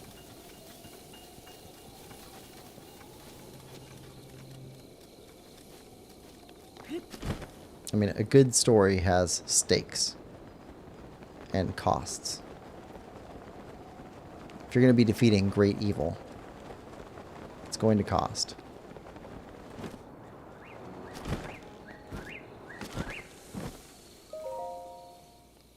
History of the Zora, Part 7, The Hero Who Defeated the Lionel, as told by King Dorephan. It was a time when the people of the land were threatened by the dread beast Lionel who lived on Palamus Mountain. But one Hylian drove the beast back, and restored peace to the domain. The Zora helm won in this fight is now north of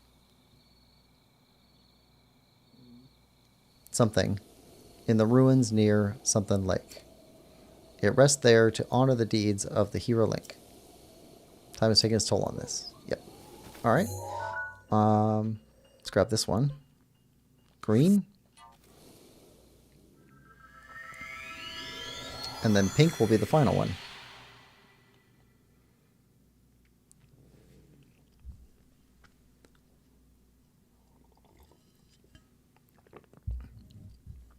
Little Link talking about cookies earlier really got me hungry.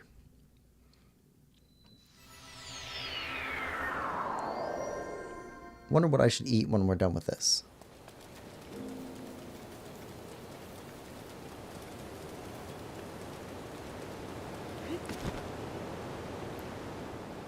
I think I'm making beans tomorrow. Making red beans and rice. That's going to be good. History of the Zora, Addendum 2, Prince Sidon's Great Escape. There was once a giant octorok in Hateno Bay, large as a mountain, which terrorized the village's fishers.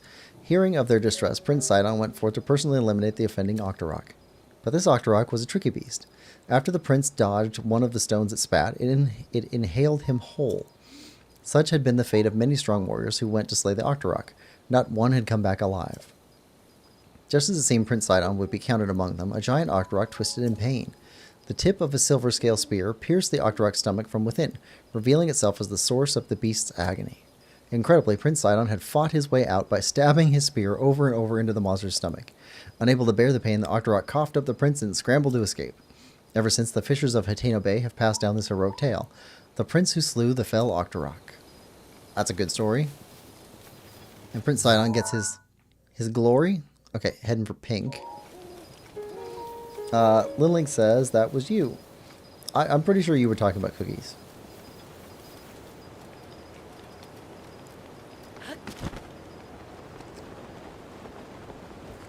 think you were talking about a triple chocolate Belgian cookie in particular.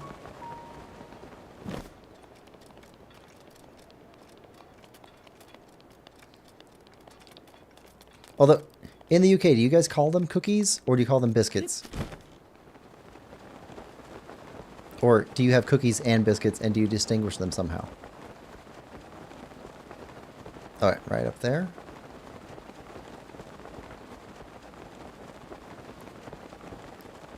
If we had Tulin's power, we'd just gust ourselves there.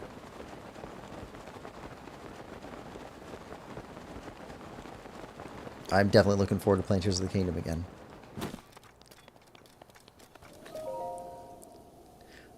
Memoir of a Gifted Stonemason.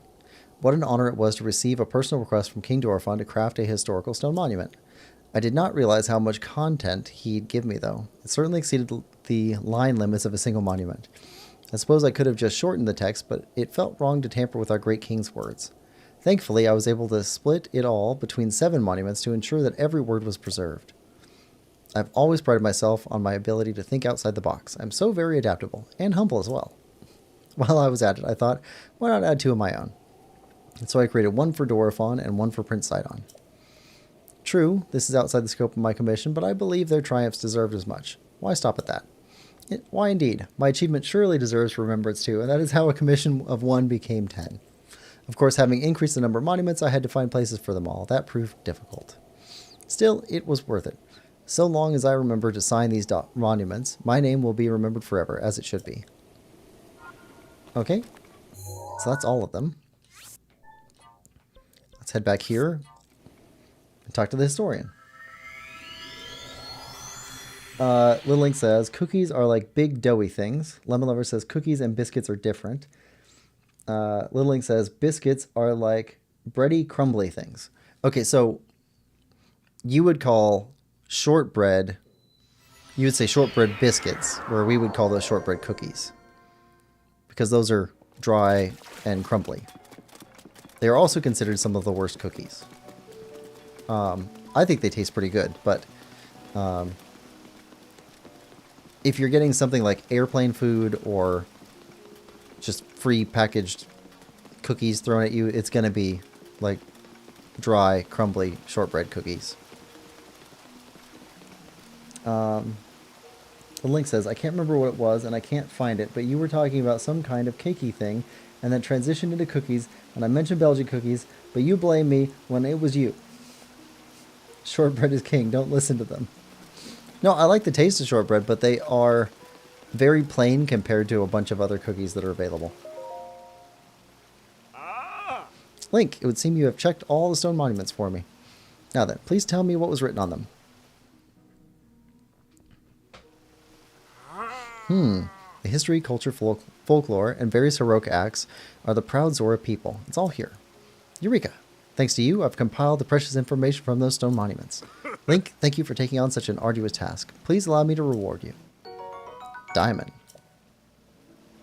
Alright, so that is all side quests, all... Let's see, no.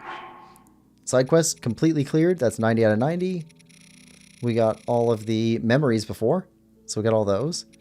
All the side quests, or all the shrine quests, and every main quest that we can get, because you can't actually get Destroy Ganon, because that's just the end of the game. So we got everything complete here. We've done everything. That's awesome. So let's jump to Korok hunting for a bit. Let's see. We'll go here first. 1, 2, 3, 4, 5, 6, 7 in here. Got a couple in here to grab. The rest of these to figure out. Then we can take off our armor. Yeah. Let's get all the hot ones. Let's see. Lemon Lover says, I personally don't think shortbread is a cookie or biscuit. Low Expectation says Girl Scout shortbread cookies called trefoils are great. Little Link says I think it's a biscuit. Lemon Lover says it's just shortbread. Okay, fair enough.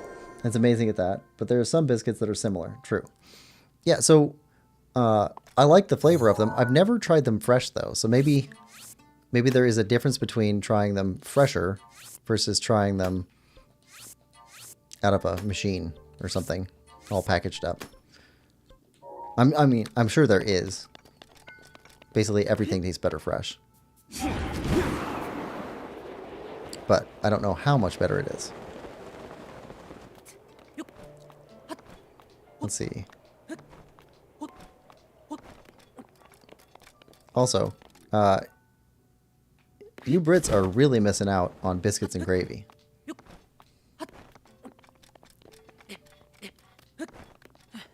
Actual biscuits and gravy, not British biscuits and gravy.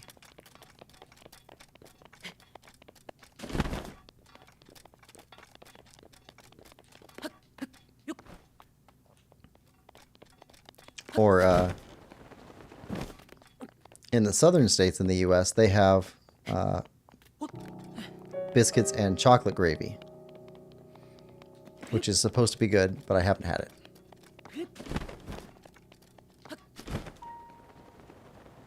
Oh, here we go.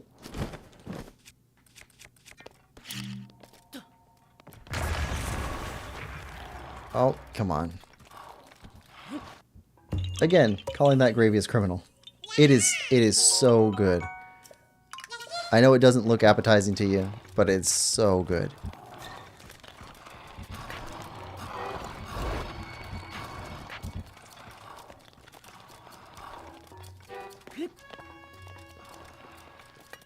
So Brits mostly have, I think, brown gravy, right?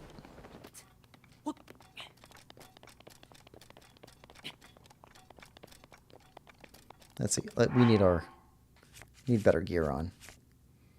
Let's put on this, and Gorak Mask. Alright, so somewhere under us. Further down? Yeah, it only activated when we hit there. Okay, we got you. Oh. Were there two side by side? Oh, that's unfair. Yeah, but we do have white gravy. Wait. So, I wonder what white gravy is for you then. Because we also have... We have every type of gravy. We have pork gravy, we have chicken gravy, we have beef gravy, we have brown gravy, we have white gravy, and we have sausage gravy. We have a lot of gravy. Lemon Lover says, we have white gravy? Yes. It's interesting. It's complex. It's weird.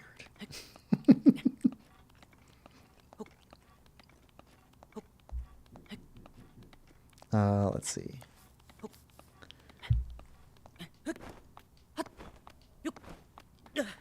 Oh, no. We're slipping. Alright, hold on. Have to pause for a second. I got somebody knocking on my door. I'll be right back.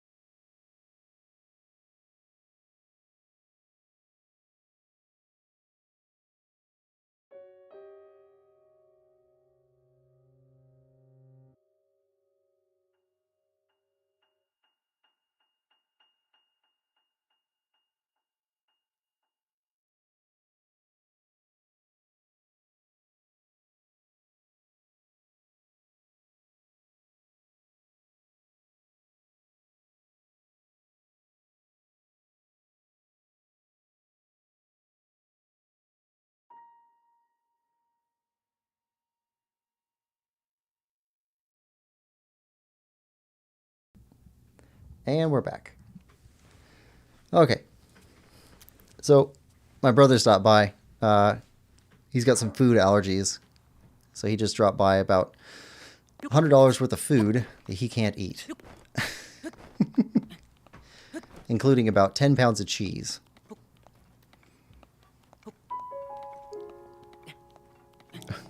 Lemon Lover says, bye, Quillpig. Welcome back, Quillpig.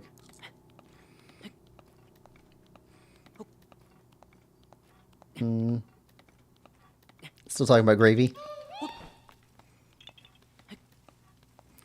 Alex says, damn.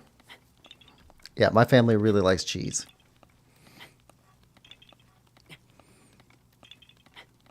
Yeah, it's funny because my brother had no food allergies at all, ever. And then he started dating a girl who has food allergies, and now my brother has all of her food allergies.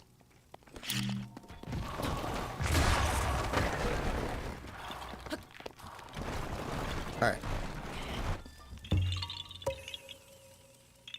Yeah, haha, you found me. What's the haul? Let's see. I didn't get a chance to really check it all out, but there's an entire crate of potatoes and a couple onions in there. Let's see. There's another crate full of crackers, mostly Ritz type crackers. Several pounds of cheese, a bunch of peanut butter. I think that's all I saw so far. I'll check it out after stream's over. I think the diagnosis is peer pressure. I don't weigh in on that.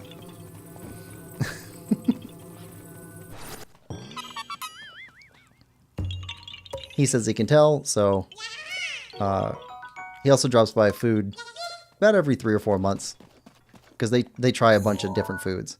So I end up benefiting from it, so okay. I had a coworker that got a new job. Oh, let's see. We couldn't find this one before, so let's turn this one back to stamp. I'll look for that one offline. That one's going to be more difficult, I think. Go for blue and yellow. I'll get those cleaned up. Blue and yellow. Anyway, so I had this coworker, and he was a Vietnamese guy. But he was moving across the country for a job opportunity that his wife had gotten. So she got moved from job to job. He was kind of a stay-at-home dad. He part-time worker. Mostly stay-at-home dad, though.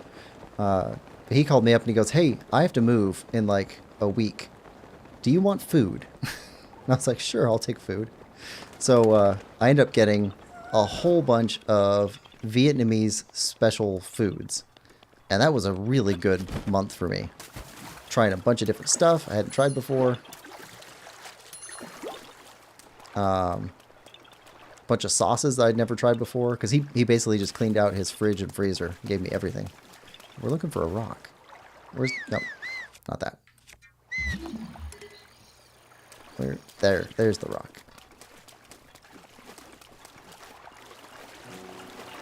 Yeah, so I got a bunch of, like, rice noodles that I had never tried before. I don't know where he found this stuff, because there's not really a large Vietnamese food culture in my area, so I'm not sure where he even picked the stuff up at, unless he had it from home, because his family lived basically in the middle of the country. So it must have been expensive and difficult to find all that stuff to begin with. Let's see. Can we walk up this? Yeah, we can walk up this. This one down. There we go.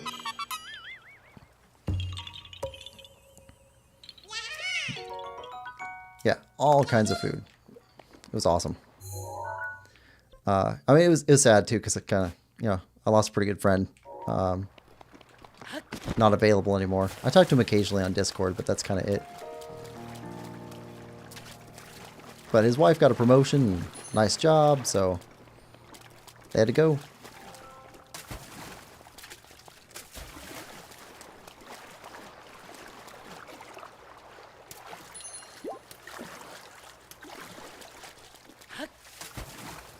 Alright. through here.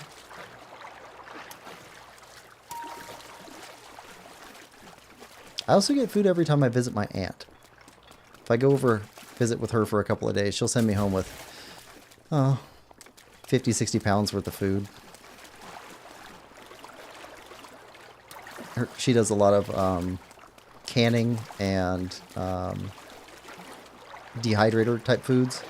She's got a ton of chickens, and she buys stuff in bulk for her entire extended family. So I always get sent home with a bunch of canned food or stuff that other people don't really want. It's all good food. Yeah, haha. See, I think last time I came back from her place, she sent me back with like a 10-pound pork loin. Huge pork loin. It was awesome. That fed me for over a week. For like dinner meals. Edit. Let's change you to this. Let's grab those two. After there. Grab that one too. Those we can all grab from this circuit. These. There we go. So pink. Pink, then blue, green, yellow.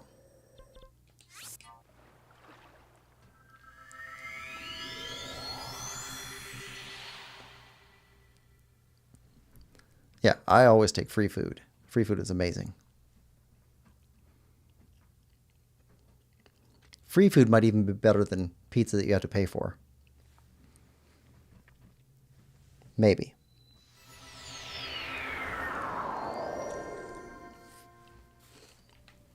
Alright, pink first. So we're heading uphill.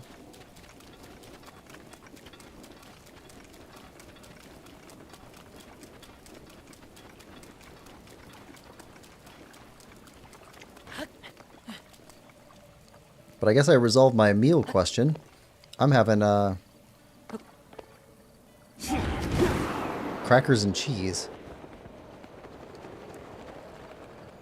Got some nice sausage in the fridge already, so I'll slice up the sausage, cheese, and put them on crackers, and I'm going to have a cold meal.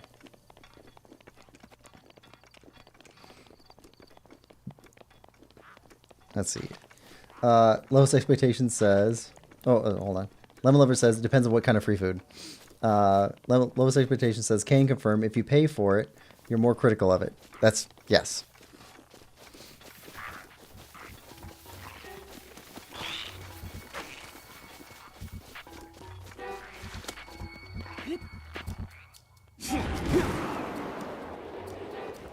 See, you'd think... Lowest Expectations. So, you'd think with that logic... PlayStation players would be more critical of PlayStation. Lemon Lover, for example, I would never eat pickles even if they were free. Oh, I love pickles. Pickles are awesome. I think part of it is, though, like there's a whole world of pickled things. So some things don't have the great texture, and some methods of pickling are better than others. Lowest Expectation says, you would think. Little Link says, but who is eating pickles in the first place to even give you? They're gross. No, pickles are fantastic. So, Little Link and Lemon Lover, since neither of you seem to like pickles, do you like olives? Like black olives. The salty, brined ones.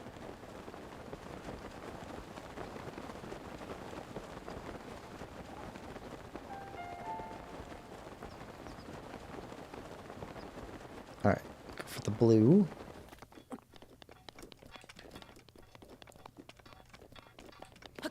Little Link says no, doesn't like black olives. And gross as well. Lemon Lover says no. So, see, that seems interesting to me. So, like, there's a category thing there. What could we find on the far side of that? So is it all just too salty?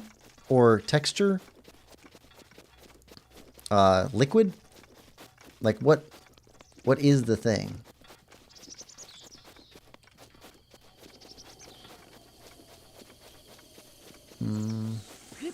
Blue. Somewhere in here. Alright, so you're activated. Rivali's Gale is now ready.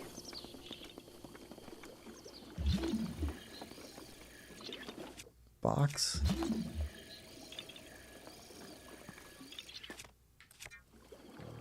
Mask is going crazy. Is it up on top here? Yep.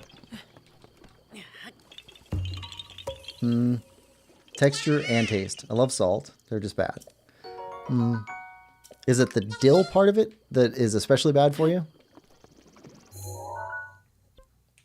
Green.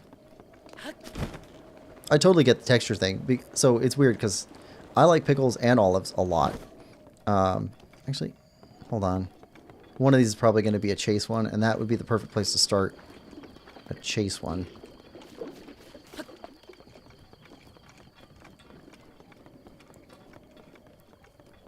Nope. Okay. Green. Green is that tree. Looks like that tree. Low expectations. Got to run for now. Okay. Thanks for stopping by the stream. Have fun with Satisfactory.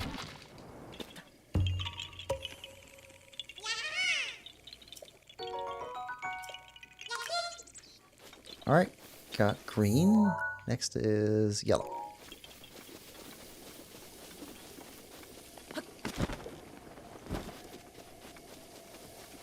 Yeah, because if it's, so it's not salt. That's not it. Texture, I can see that. I'm not a big fan of mushrooms. But mushrooms are way worse canned than fresh chopped mushrooms. Like the texture gets worse that way.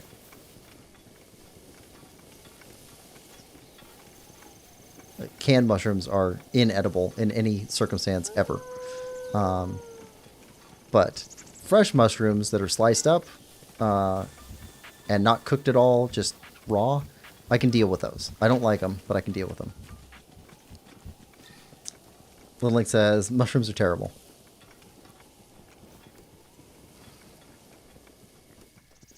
Yeah, I don't like them in soup. I don't like them grilled. I don't like them cooked into stuff. I don't like them on my pizza. But if it's just fresh mushrooms, I can deal with it. Still not, it's nothing I would ever put together myself. But again, if somebody else is making food for me, I'll eat it because that's what you do. But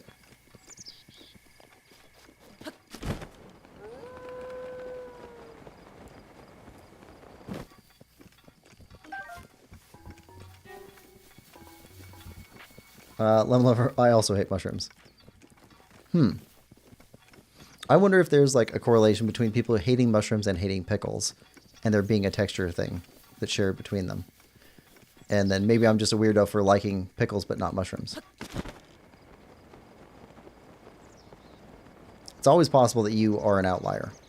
Most people tend to think of themselves as not outliers, but could be.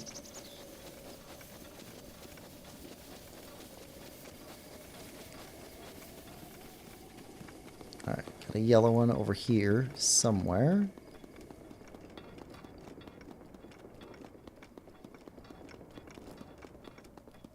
And okay, mask's going off now. Right there.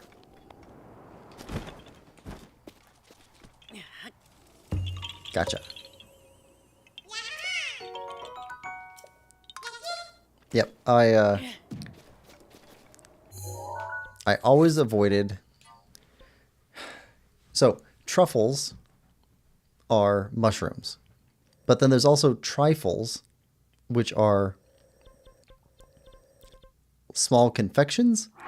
But sometimes trifles include truffles. So I avoid anything that sounds like trifle or truffle.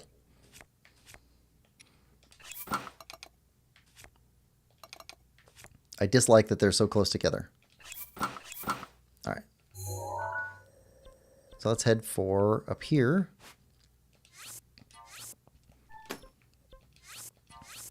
And start grabbing these ones up on the mountain where they're hot. And grab those 4. And then grab those 2. And that is Death Mountain done. Just got to come back for that one when we figure out what's going on with it. Red and blue. So on the raisins thing, I am not a big fan of raisins, but they have their place. It's okay in like a trail mix or something. I would take trail mix without them, absolutely.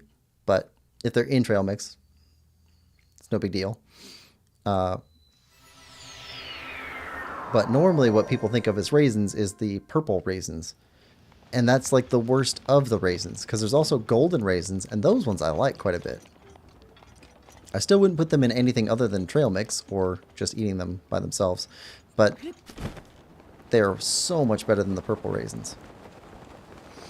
Leveler says trifles are so good though. See, but that's the thing is, I don't like truffles, and sometimes trifles have truffles.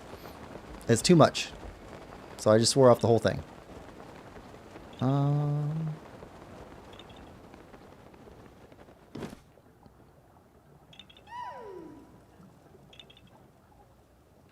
Okay, the mask is a little bit spinny.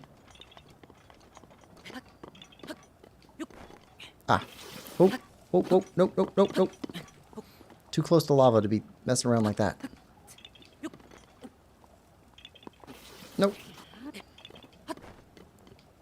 Alright. Get it. Get it. Get it. Stop it. Okay, I'm doing that.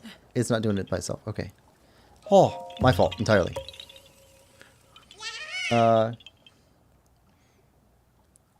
Kirby fan Merrick's. Welcome to the stream. It says perfect. Raisins are all terrible. Hi, Kirby fan Merrick's. But one thing I like that game is because it's based on the NES game. One thing I like that game. Which game? The NES game.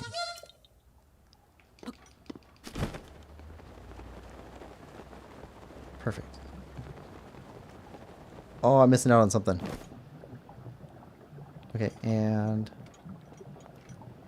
this has to be like a destination for for a travel one. Gotta be. Alright, so where's your start point? You've got a start point somewhere. Up on one of these rocks?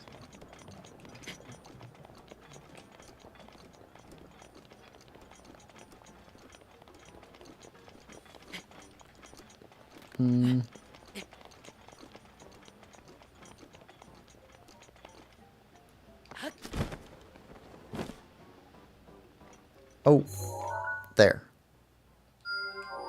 Alright. So how do we get back across there without getting burned? This way.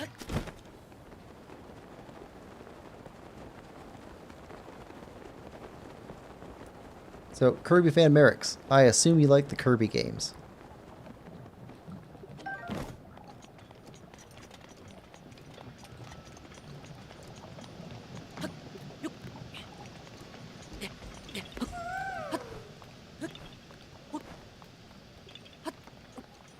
Let's see. Let's get over there. Oh, watch out for the lava.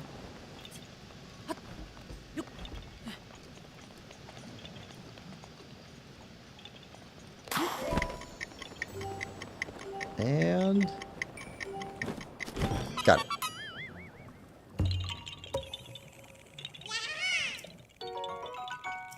Yahaha. Alright, delete that. Alright, we need these 2 and then those 4. And that'll get us off the volcano.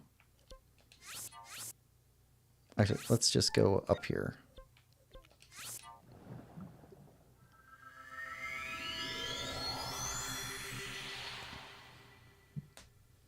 Oh, I did get my 3 Japanese Starfy games in for Game Boy. So we'll need to play through those at some point. They're entirely in Japanese, so I will have no idea what's being said in the game, but from what I understand, they're like Kirby games. I've heard that they're very good, they're like Kirby games, and that there's no English translation. Also, which is funny, like, after I got them, like, they just came up on the eShop. So the Nintendo not eShop, NSO. So they're now available if you have an NSO account. But also on there, they're still all in Japanese, untranslated. So, just thought it was funny, the timing.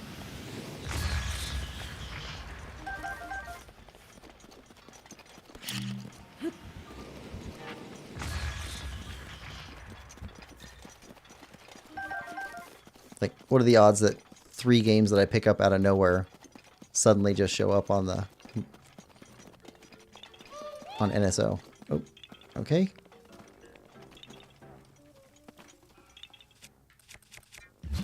Unless Nintendo's reading my email, which is possible. I might have given them that ability. I've signed over a lot of stuff to Nintendo over the years, I think.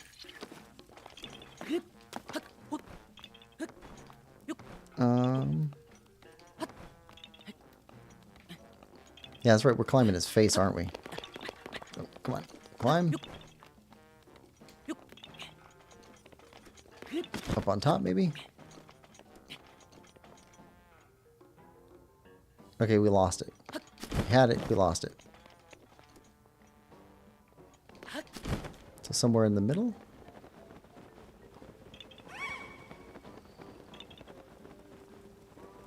Under here?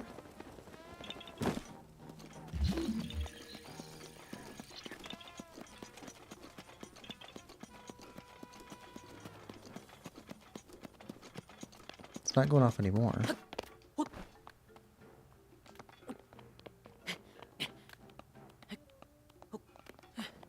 Kind of a crack in here.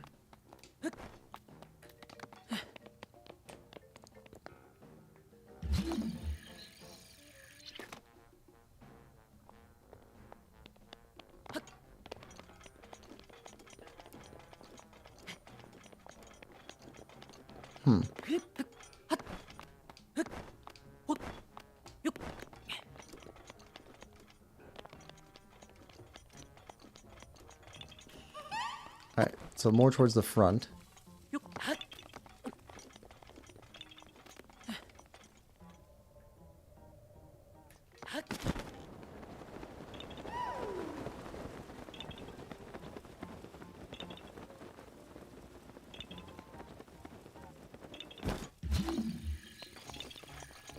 Where are you?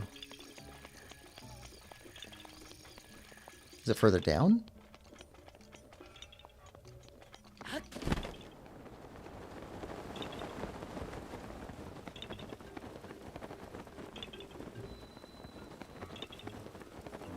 Oh, in his mouth maybe? That'd be something.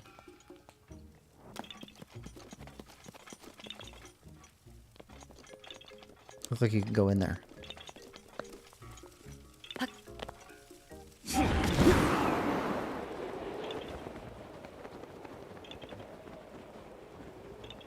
We're up on his hand. Alright, get in his mouth. Yep, in his mouth. That's ridiculously hidden.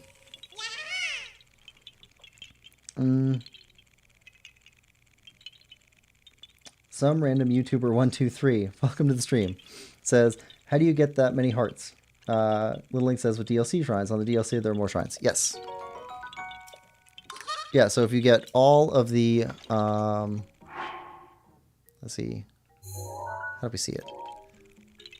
When we fast travel, you'll be able to see it. We got 120 shrines in the game, and then we also got, is it 16 more shrines from the DLC?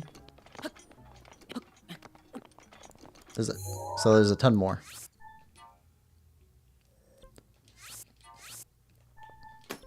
Alright, everybody saying hi.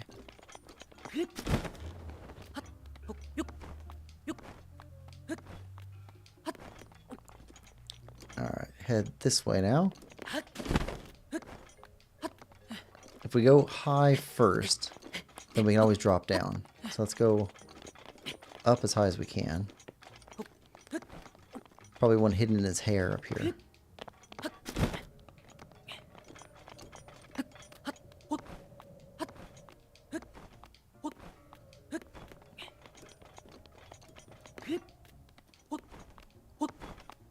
Okay, so by the map, we're pretty close to one.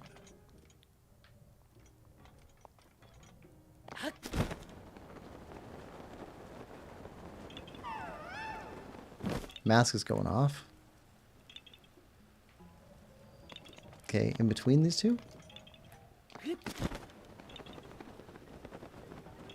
Ah, right there. There we go. Yahaha.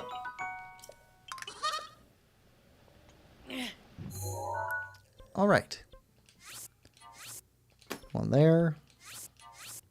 And there.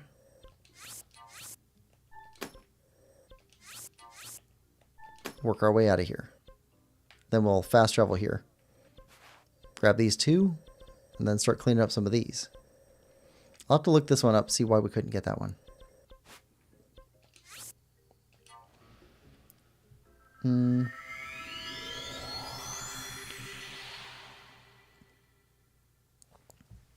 What do we have now? Yeah, so 120 shrines for the base game, plus like 16 for the DLC. We got 630 Koroks.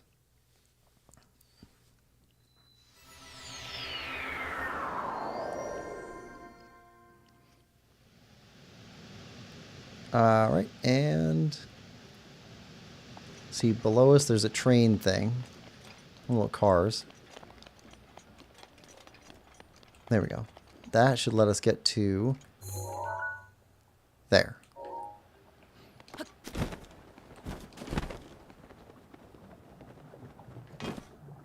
Also, this is far insuperior. What do we call? Not. I'm saying the wrong word. The Tears of the Kingdom method of getting around with rockets is far superior to this method.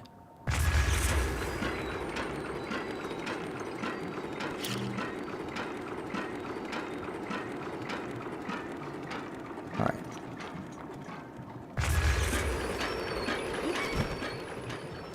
Oh, we got it. Okay.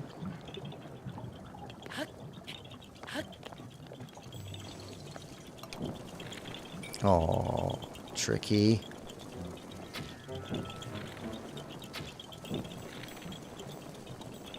This might be better up here.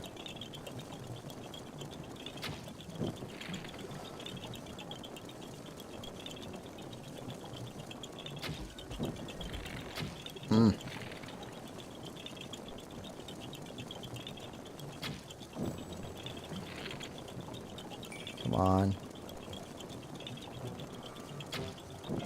Oh.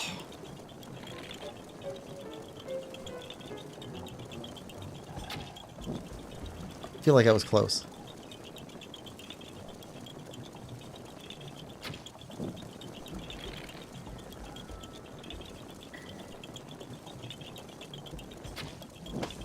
Got it. Ooh. All right. All right, so we got you. Green.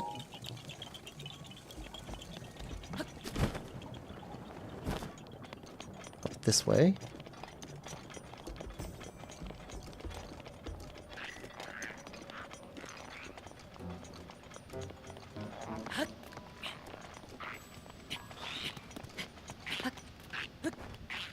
Yeah, we don't want to deal with you.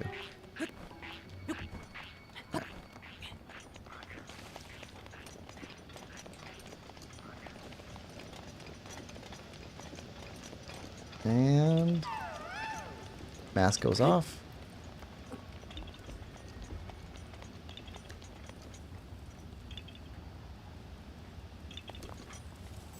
Oh, it's gonna be on top. It's gonna be on top. Be on top of this mountain. These Koroks are cheeky.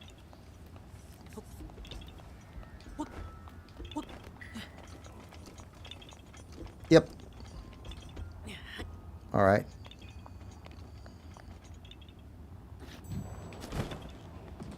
Don't go flying. Where'd you go? Where'd he go? He went flying. I think it went into the... Aww.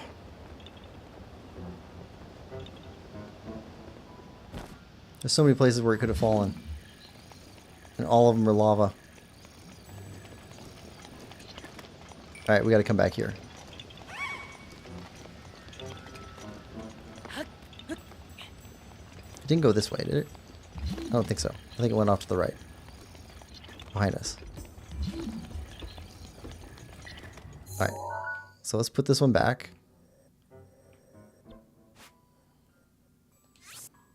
We'll have to come back here. Keep going after yellow.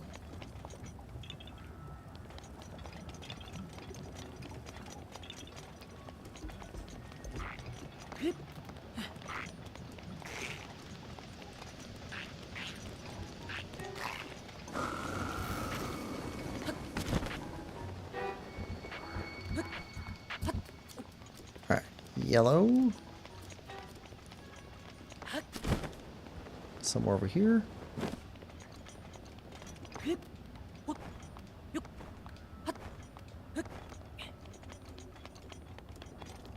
And it'll be down below us, I think. Or...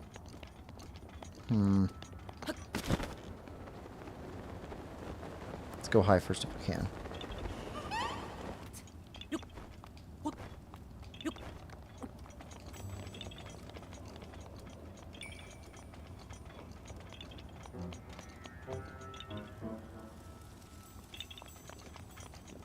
Up on top of this. Check out top first, then drop down.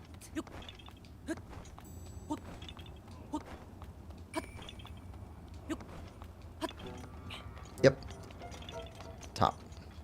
Always go up first.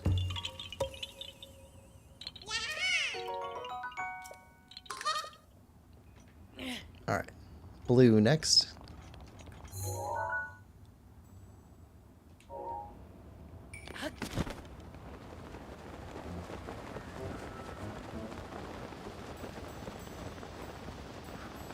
That's the last of the ones on the mountain. Except we gotta go back to the other one we just missed.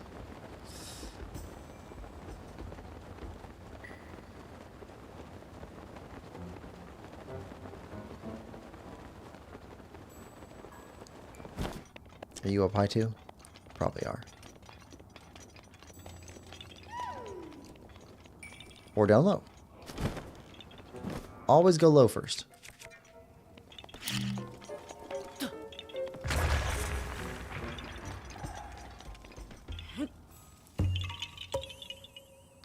Yaha. Alright. So that's those. Now we need to go back here. But let's go from here. And drop back down on you. Hopefully that stone's back. By traveling up here. Force a stone reset.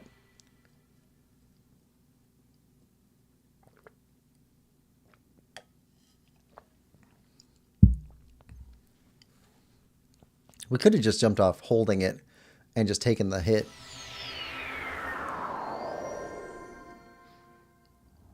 Alright. Pink. Okay, we got to stay away from you. Well, let's fall down this way.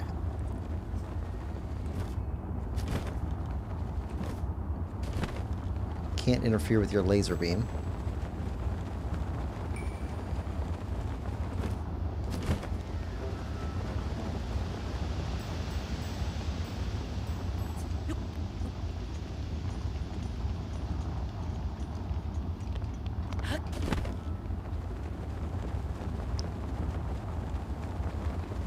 Where is his laser beam? Okay, we're past it.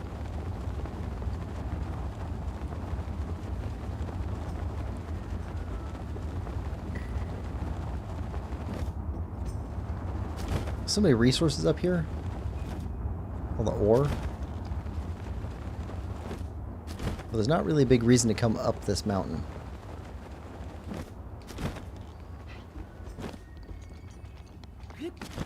Alright, rock reset.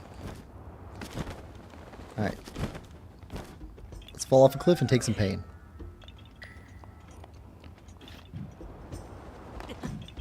Alright.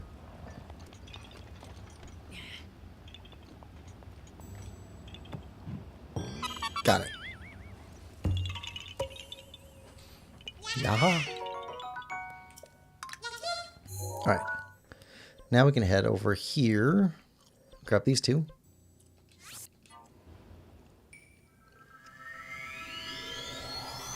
How many seeds do we have?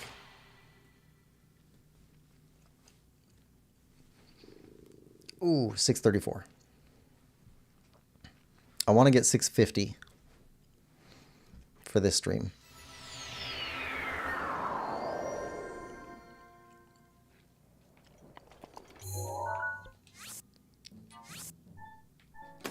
Okay, get you and you marked out.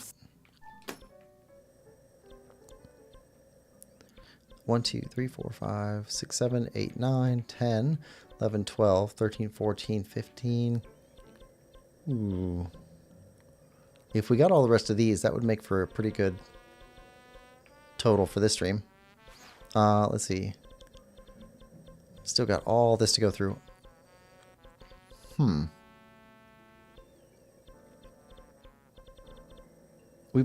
We've got about half the map done.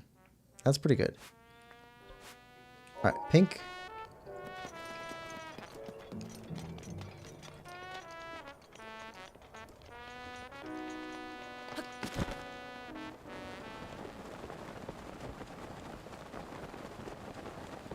All right, get through.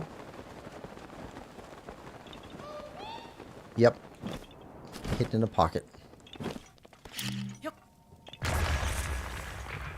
They don't have proper caves in Breath of the Wild, but we've got some alcoves.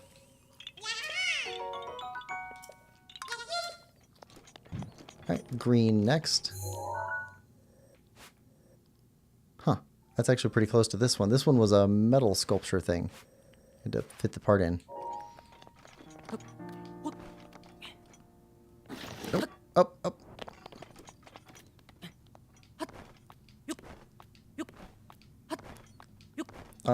Little Link and Lemon Lover. Did either or both of you check out the simply.lo-fi SoundCloud from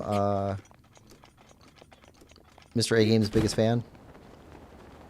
I listened to the first 10 tracks so far, and all of them are pretty good, but like there's 2 of them that are just fantastic. I was really surprised.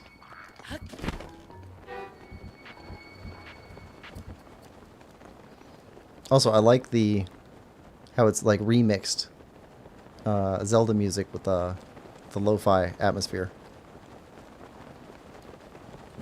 So it felt familiar. Some of the songs didn't actually feel familiar, but they, based on how familiar several of them were, I assume that they're based on music from games that I haven't played yet, like the Oracle games or Minish Cap or something. Ah, you found me. Lemon Lover says, I don't have SoundCloud. I don't either. I just went there on my PC. I'm not signed in or anything, but I can still listen to them. So if you get a chance and you're interested in it at all, I think they sound pretty good. So I was surprised pleasantly. All right, grab a couple more. If you're looking for lo-fi Zelda beats, music.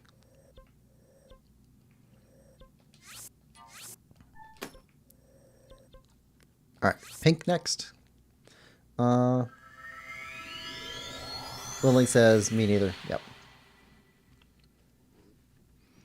Yeah, so I couldn't sign in and follow or subscribe or like or anything like that for the SoundCloud stuff, but I've been listening to them.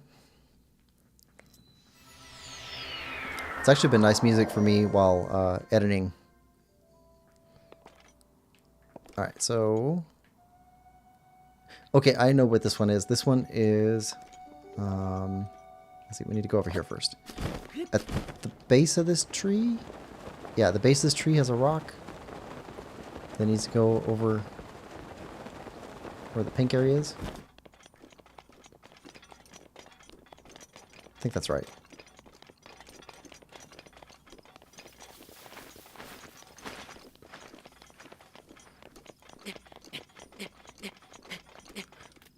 Yeah, if you're not interested, like don't feel any pressure at all. But I thought it was pretty cool.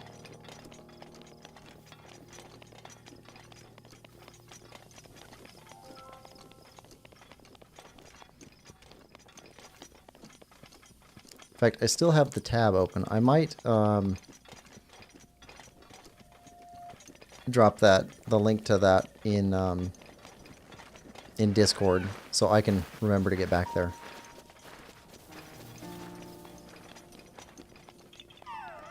Yeah. So, opening points towards the tree, and at the base of the tree there's a rock.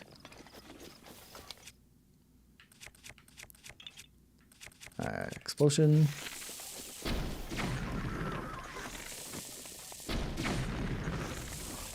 And you guys have explosive arrows or fire arrows or something.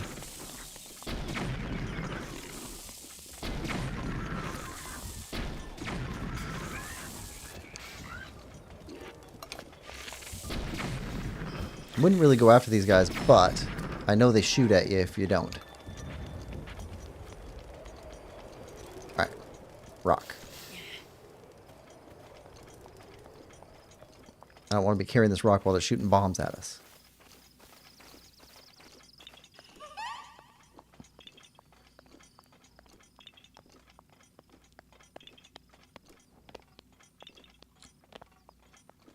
There we go.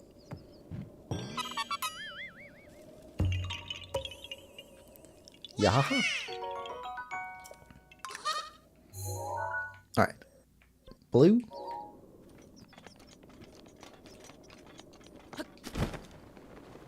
Alright, where's this one at?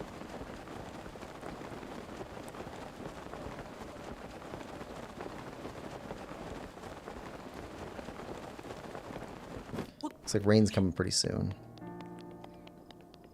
Might have to get away from these vertical ones and go after some of the more horizontal ones. Oh yeah, plate. It's got to be under that. And we got an easy way to get rid of these. Always keep a supply of Octorok balloons.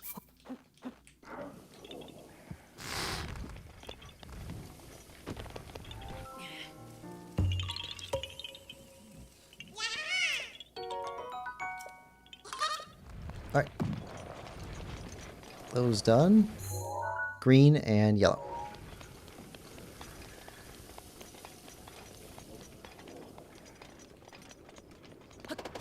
Okay. Green.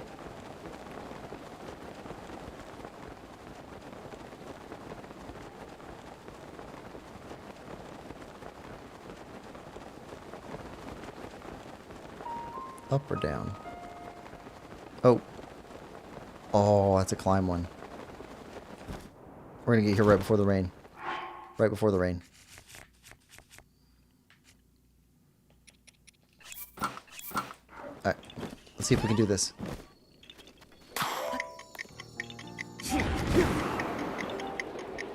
Oh. Yeah, we got that.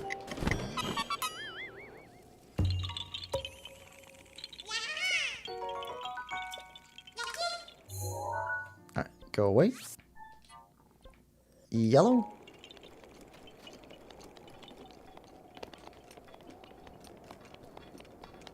Where's yellow? So we've got 150-ish more Korok seeds to find.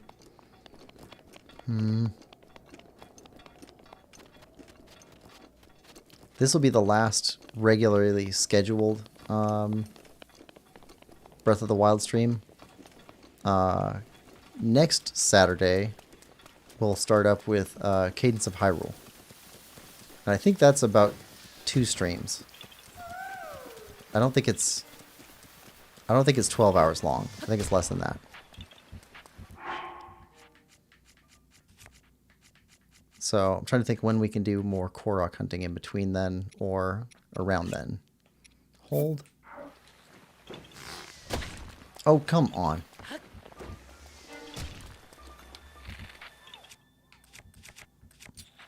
Where are you?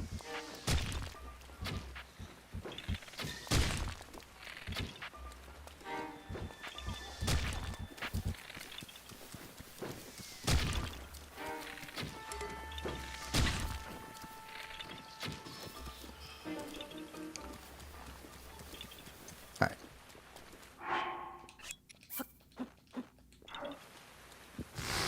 Alright. Yeah, so I think we'll have 2 Cadence of Hyrule streams, and then after that, Tears of the Kingdom. Oh, I'm looking forward to Tears of the Kingdom too. Be my second playthrough of Tears of the Kingdom.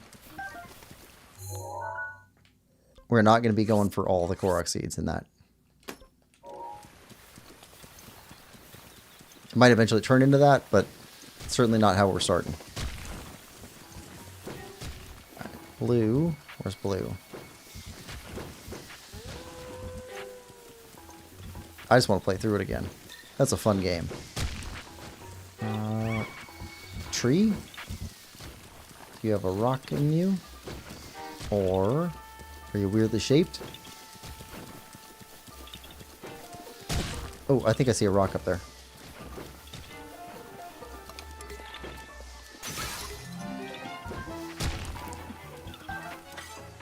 Hey. Stop being jerks.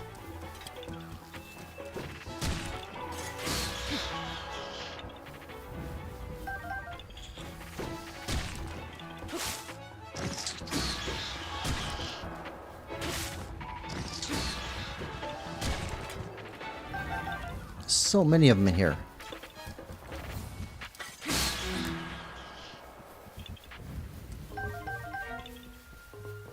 We're refilling on octo balloons. Alright, can we climb you in the rain? It's not that far. Alright, rock.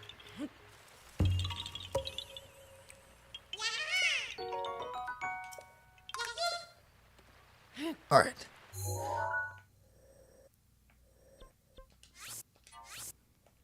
Red. Blue. Yellow. Get these completely off the mountain, then we can go after these. Start clearing some of these up. Alright, red first.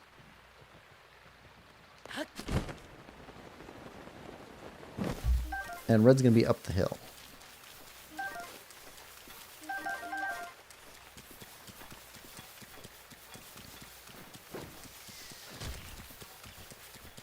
More Octorok jerks. These guys are awful.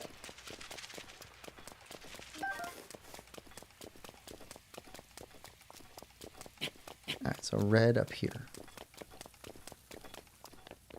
At least we got above the rain.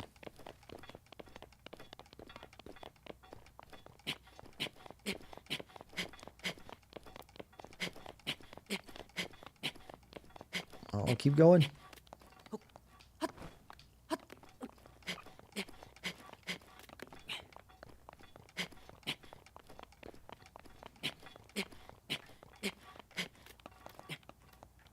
I think it's further up.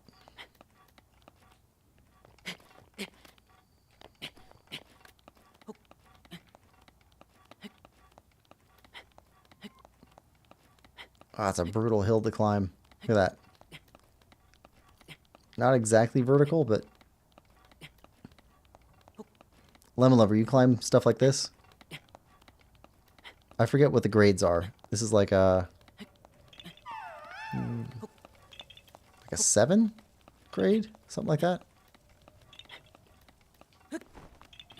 Little Link says, did you get all the side quests, by the way? Yes.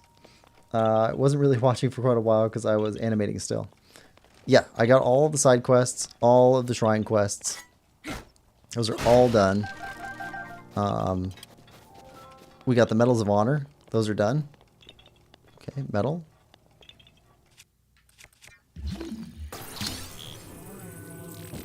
Yeah, everything's done except for Koroks. It's the last thing we need.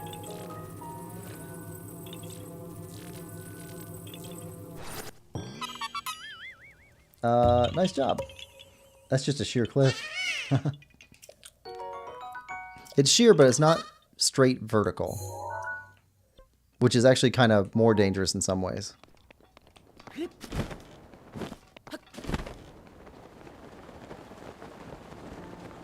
I don't think I could climb that. Not without holds. Yeah, I don't think so either. Like, for me. Not for you. I'm not saying I don't think you could climb that. I'm saying I don't think I could climb that. Alright, blue. And then yellow. All those guardians. And so blue. Where are you at? Down here? Sneaky Korok? Yep. There's your piece. Alright, where do you go? Do you go in this sculpture? Yes. I see. That's a double sculpture.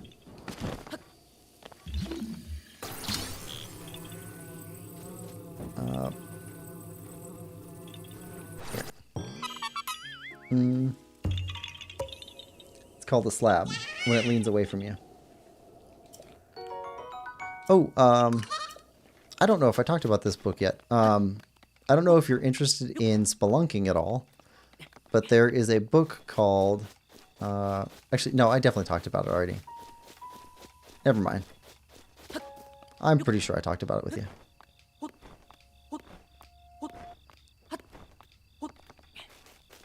Alright, yellow.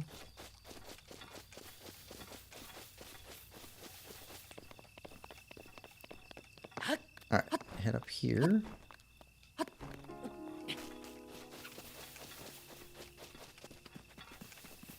No way you're still alive.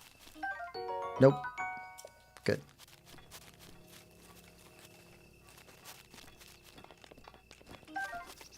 Alright. I hate the idea of spelunking. Oh, dealing with all kinds of different fears at the same time.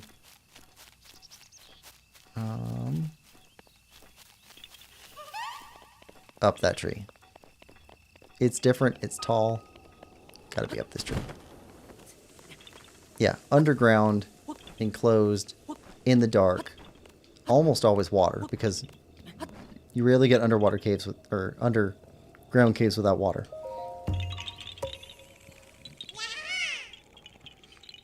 Trivia. Spelunking in Latin means cave. That's why it's called spelunking. Or spelunca in Latin. Nice. That is something I didn't know. I always wondered where the term came from, but never looked it up. Lemulover says, even if a low chance the cave could collapse at any point, or, depending on the cave, could be a high chance of it flooding while you're in it too. So like, that's big too. Red and blue. Yeah, it's dangerous. I don't think you've mentioned it though. Okay, so there's 2 books about climbing, like climbing a mountain, and then 1 book where spelunking features heavily from a guy named let me see, make sure I got his name right. So the spelunking book is called Shibumi, and the mountain climbing books are called the Eiger Sanction and the Lu Sanction, and the author's name for all 3 of those books is Trevanian. Trevanian.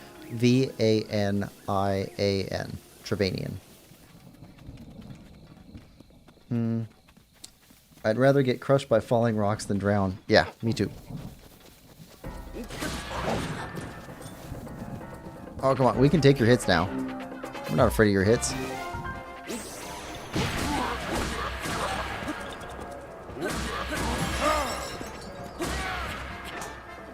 Out of here. Give us your bananas.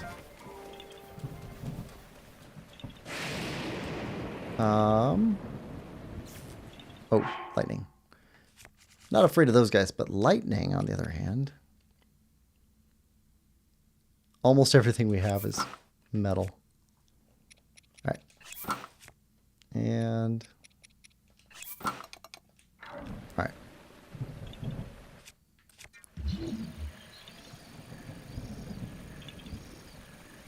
Somewhere around here. Ah, right there. Where is your missing piece? Oh, it's in there. Oh, that's easy enough. This just goes right over here. Right? Yeah. Box Fan. Hey, welcome to the stream, Box Fan. I'm here. Hi, Box Fan. What did I miss? All side quests and shrine quests completed, and a little bit of Korok hunting. Oh, cool. And presumably 2 bots visited. And hating pickles. Yep.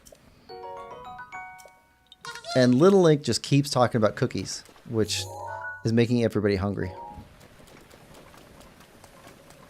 So food, Zelda, and bots. And spelunking.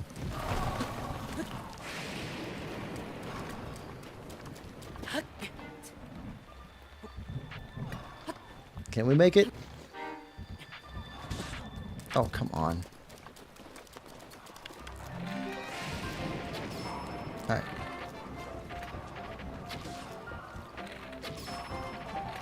Wish I had some Dazzle Fruit.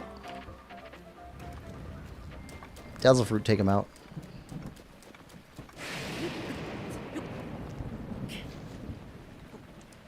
Little Link says, that was you. That was all me. Thank you.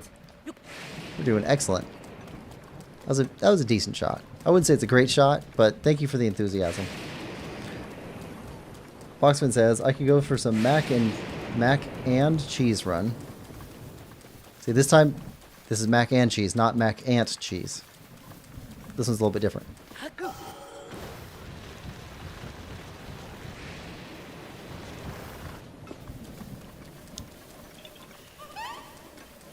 Okay. Come on. We see you. We see you. Don't run. Don't run.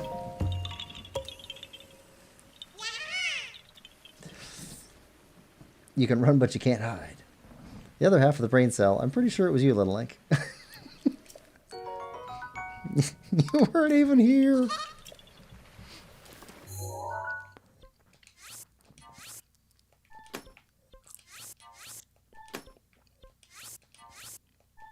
Fine. Yellow, blue, red.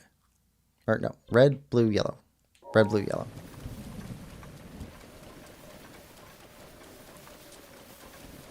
All 4 of us make 2 whole brain cells. You should try mac and cheese, Box Fan.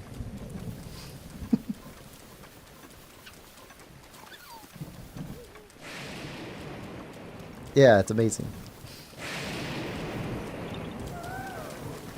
Alright.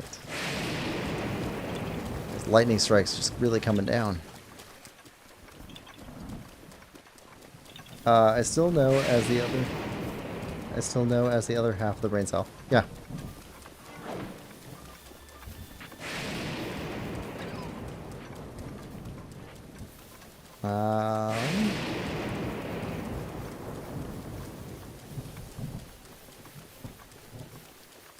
Okay.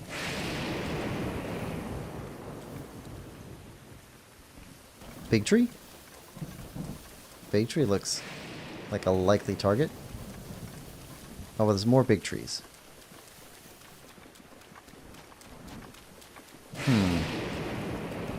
Where would we find a Korok?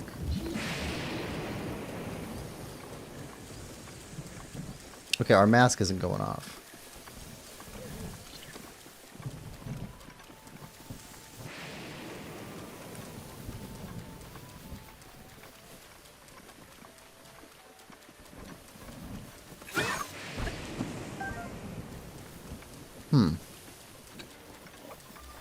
Alright, so we must have to travel here from somewhere else.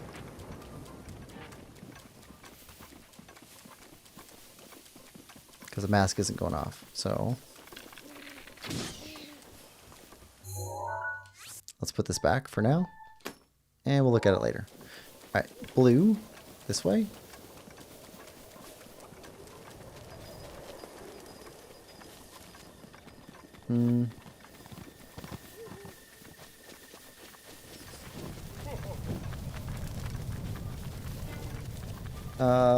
Little Link says fair enough. Boxfan says actually 1.5 because Little Link has no brain.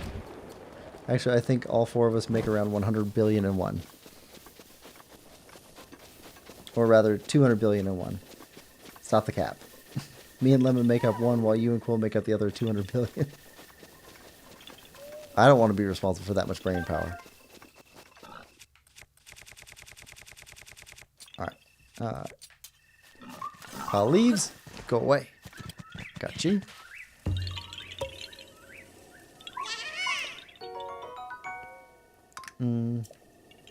No, me and Lemon are one brain cell. We are united, but the rest of you are smart enough to not need another person.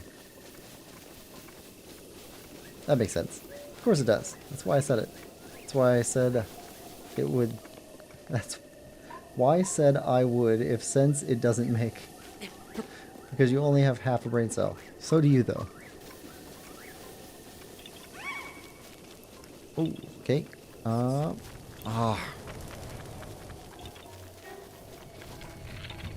We're just trying to get Korok seeds here, guys. What's with all the hostility? 1, 2. 1, 2.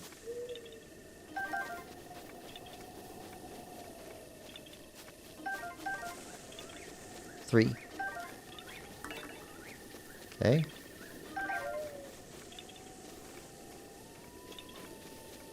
4, 5. There we go.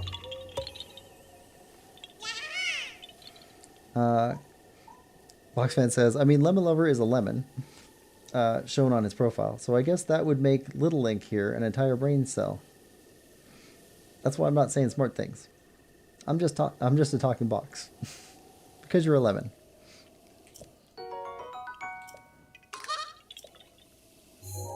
Alright,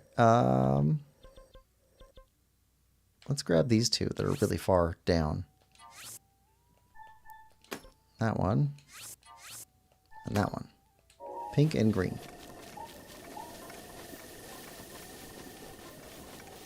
No, I stole half a brain cell. I'm so confused. I need another brain cell to help me. You know what they say.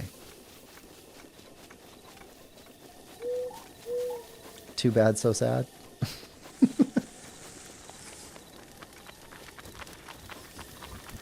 They say a lot of things. 2 brain cells make the dream work. Because you don't have one.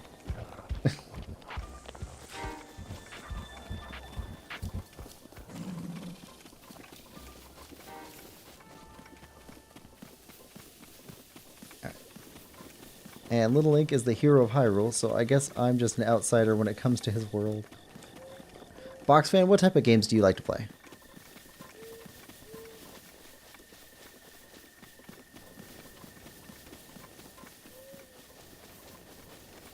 No, Link can't talk, therefore he is unintelligent.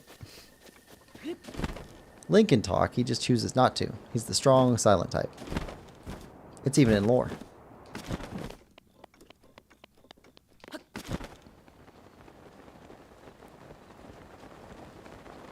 But me and Lemon Lover are both inanimate objects.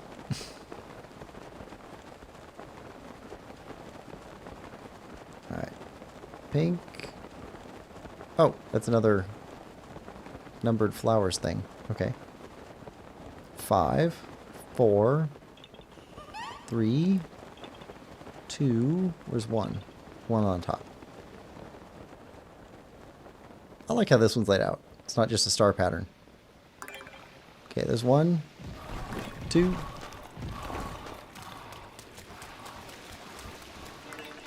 3. Nice good loop. 4. 5.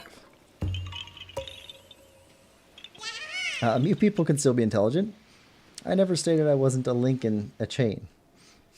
In the old show, he can talk. Therefore, I could be inanimate too. Your PFP is Link. So, I like Zelda. Box fan? Ooh. Lemon Lover, inanimate objects don't have feelings. Ooh.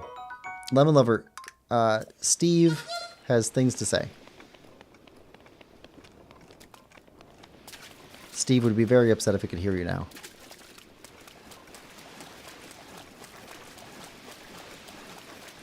Also, your name was Harry and you loved Harry Potter, you would surely make your PFP Harry Potter. So my point is proven. But we're inanimate objects. Yeah. Think of Steve.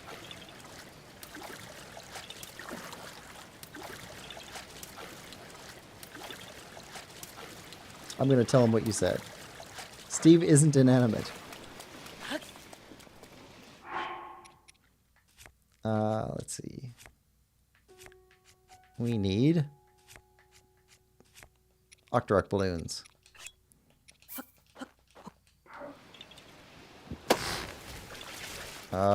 Two of them just exploded. Yeah.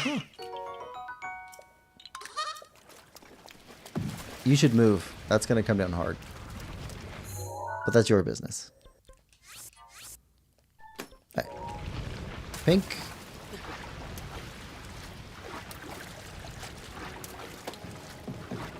I'm going to buy a copy of Dark Cloud just to say this. He's Steve. I'm kind of just a human, but I went to Moisty Myers in late OG Fortnite, so I became a box.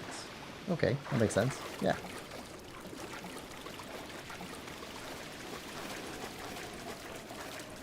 What is Moisty Myers?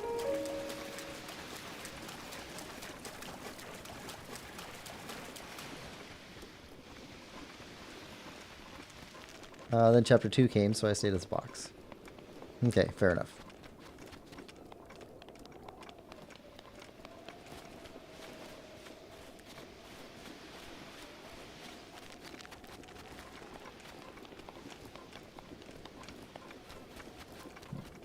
I have no idea. It's POI in Fortnite. Replace? Oh, I haven't played Fortnite. It looks fun, though. Let's see. What is a POI? A place. Place of importance? Maybe? I was a human, but I became a lemon because I was scammed out of one. Alright, let's drop this. Grab that. Travel back up there. Let's see how many Korok seeds we have. Oh, Box Fan, I think Lemon or Little Link was trying to ask you earlier about what your favorite cookie was. But then he I think he deleted it or something because I don't see it on up here. Point of interest. Yeah, point of interest. That makes sense.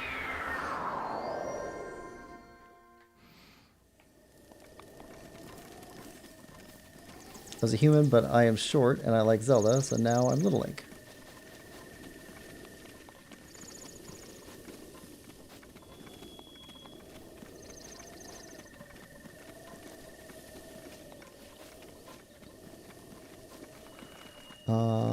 Okay, so we got another one here somewhere.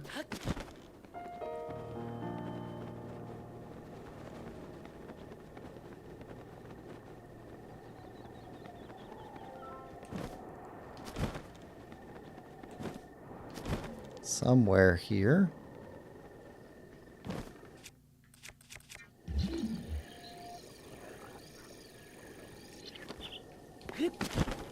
Somewhere here. Oh, I bet it's a travel one. I bet we have to go to the other side to come over here. All right, put this one back. It's probably over there. I travel back up here again. I didn't hear what he said. I'm going to leave if you say anything about cookies again. Little Link's talking about cookies again. Lemon Lover says, my favorite cookie is lemon and white chocolate chip. That would taste pretty good. Bruh. And then I'm going to copyright claim you for all the Harry Potter streams. I think you're the one who keeps mentioning cookies, Little Link. No, I'm not. Goodbye. I mean, you did just mention cookies.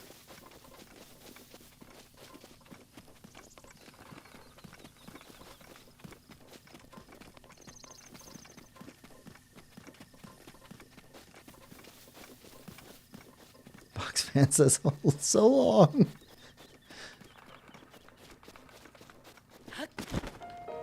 I don't think he means to. I think it's just like a tick or something.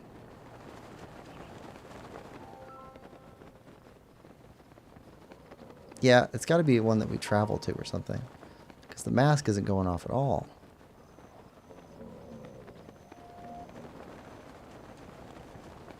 Hmm.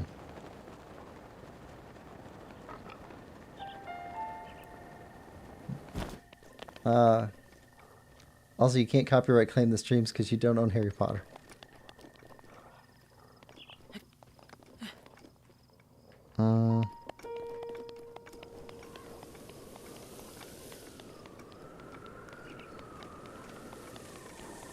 Boxman says, eat your vegetables.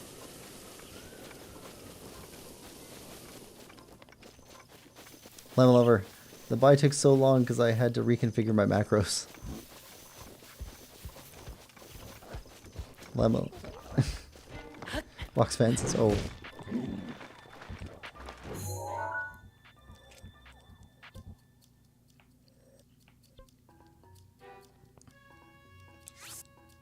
Little Link, you don't need to leave. It's okay if you want to talk about cookies. We can talk about cookies if you want to talk about cookies.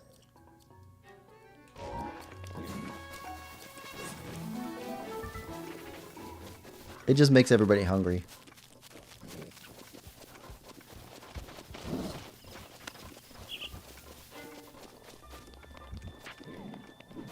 I mean, there's nothing inherently wrong with talking about cookies.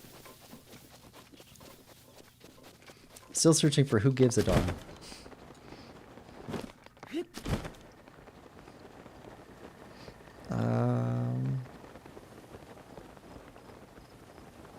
Big tree, maybe?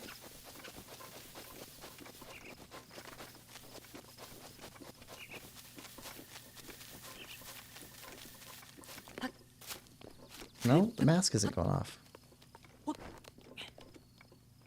Wait, further? Ah. No, we already got this one. Yeah, he's sitting right there. So what is up here?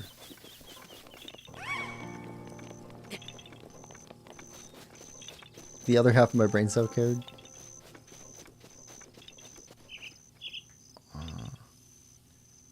Oh no. This is a golfing one. Yeah, it's a golfing one.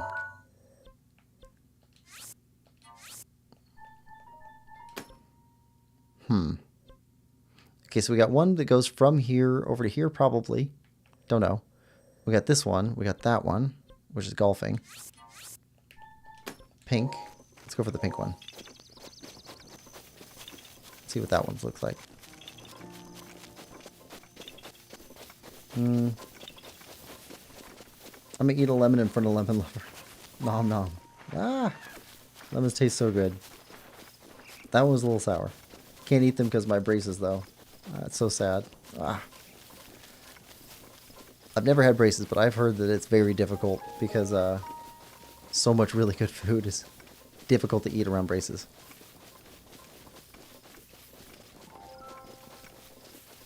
You can always have milkshakes, though, right?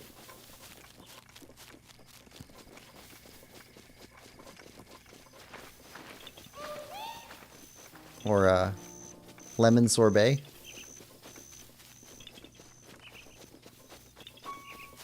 Alright, where is this one at?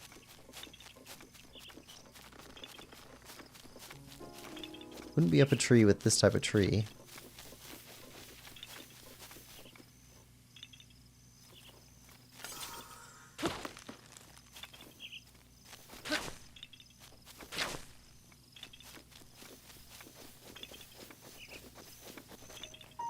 That tree's taller. Do we need to climb this one? It's not a rock in a tree. That's what I meant to say. Oh.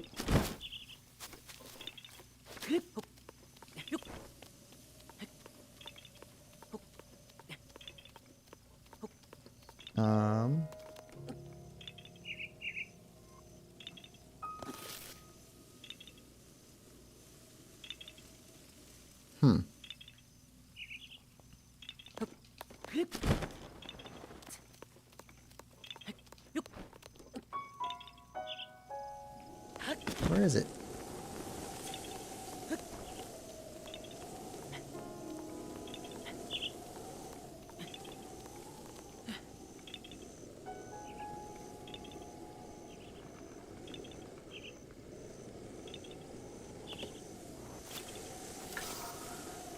Wait, is this a runner one on the ground? Those are hard to see in the daylight.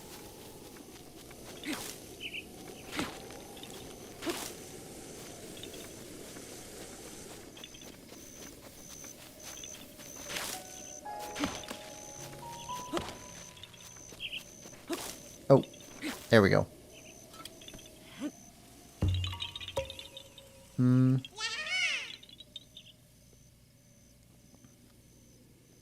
So sad. Bye, little link. Bye, little link. That took too long. Oops. Poop emoji. I forgot to change my macros back on my GAT. No, that word is banned. A wacky waving inflatable arm flailing tube man. I love those things. Alright. So we need to find out how this one gets there. This one's a golf one. That one's probably a travel one. Is there a start point at the top of this hill? You also love the wacky moving inflatable arm tube flailing tube man? They are pretty funny.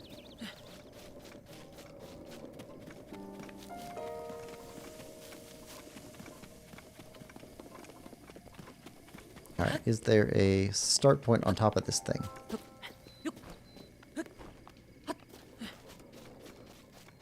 No? Oh, right there. Right ahead of us. And we have one Rivali's Gale left.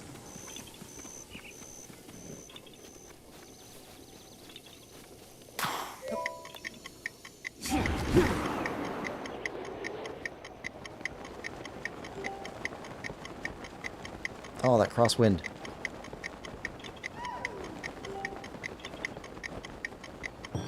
Got it. Grab the cliff, please.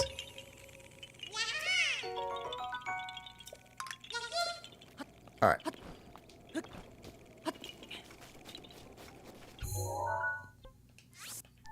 Delete stamp.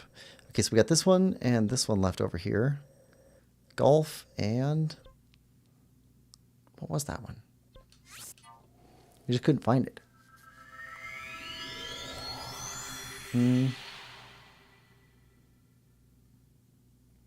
The red wacky waving inflatable arm flailing tube man is the most iconic.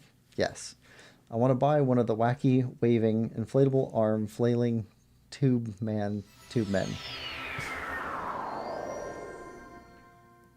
Alright, so it was over here.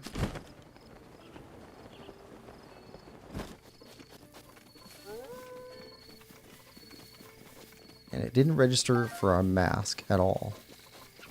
So what's the deal?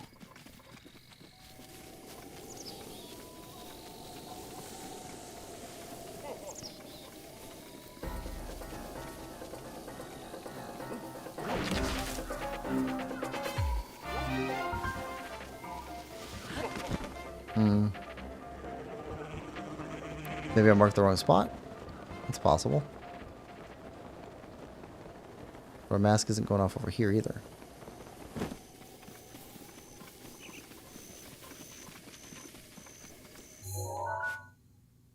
We already got one down there. I don't know. Don't know what the deal is with that one.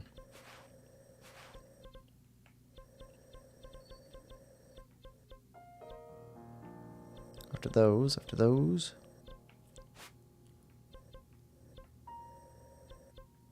Gonna go after some of these.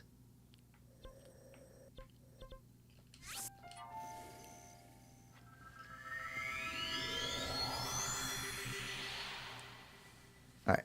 How are we doing on... oh, we got 653. Alright.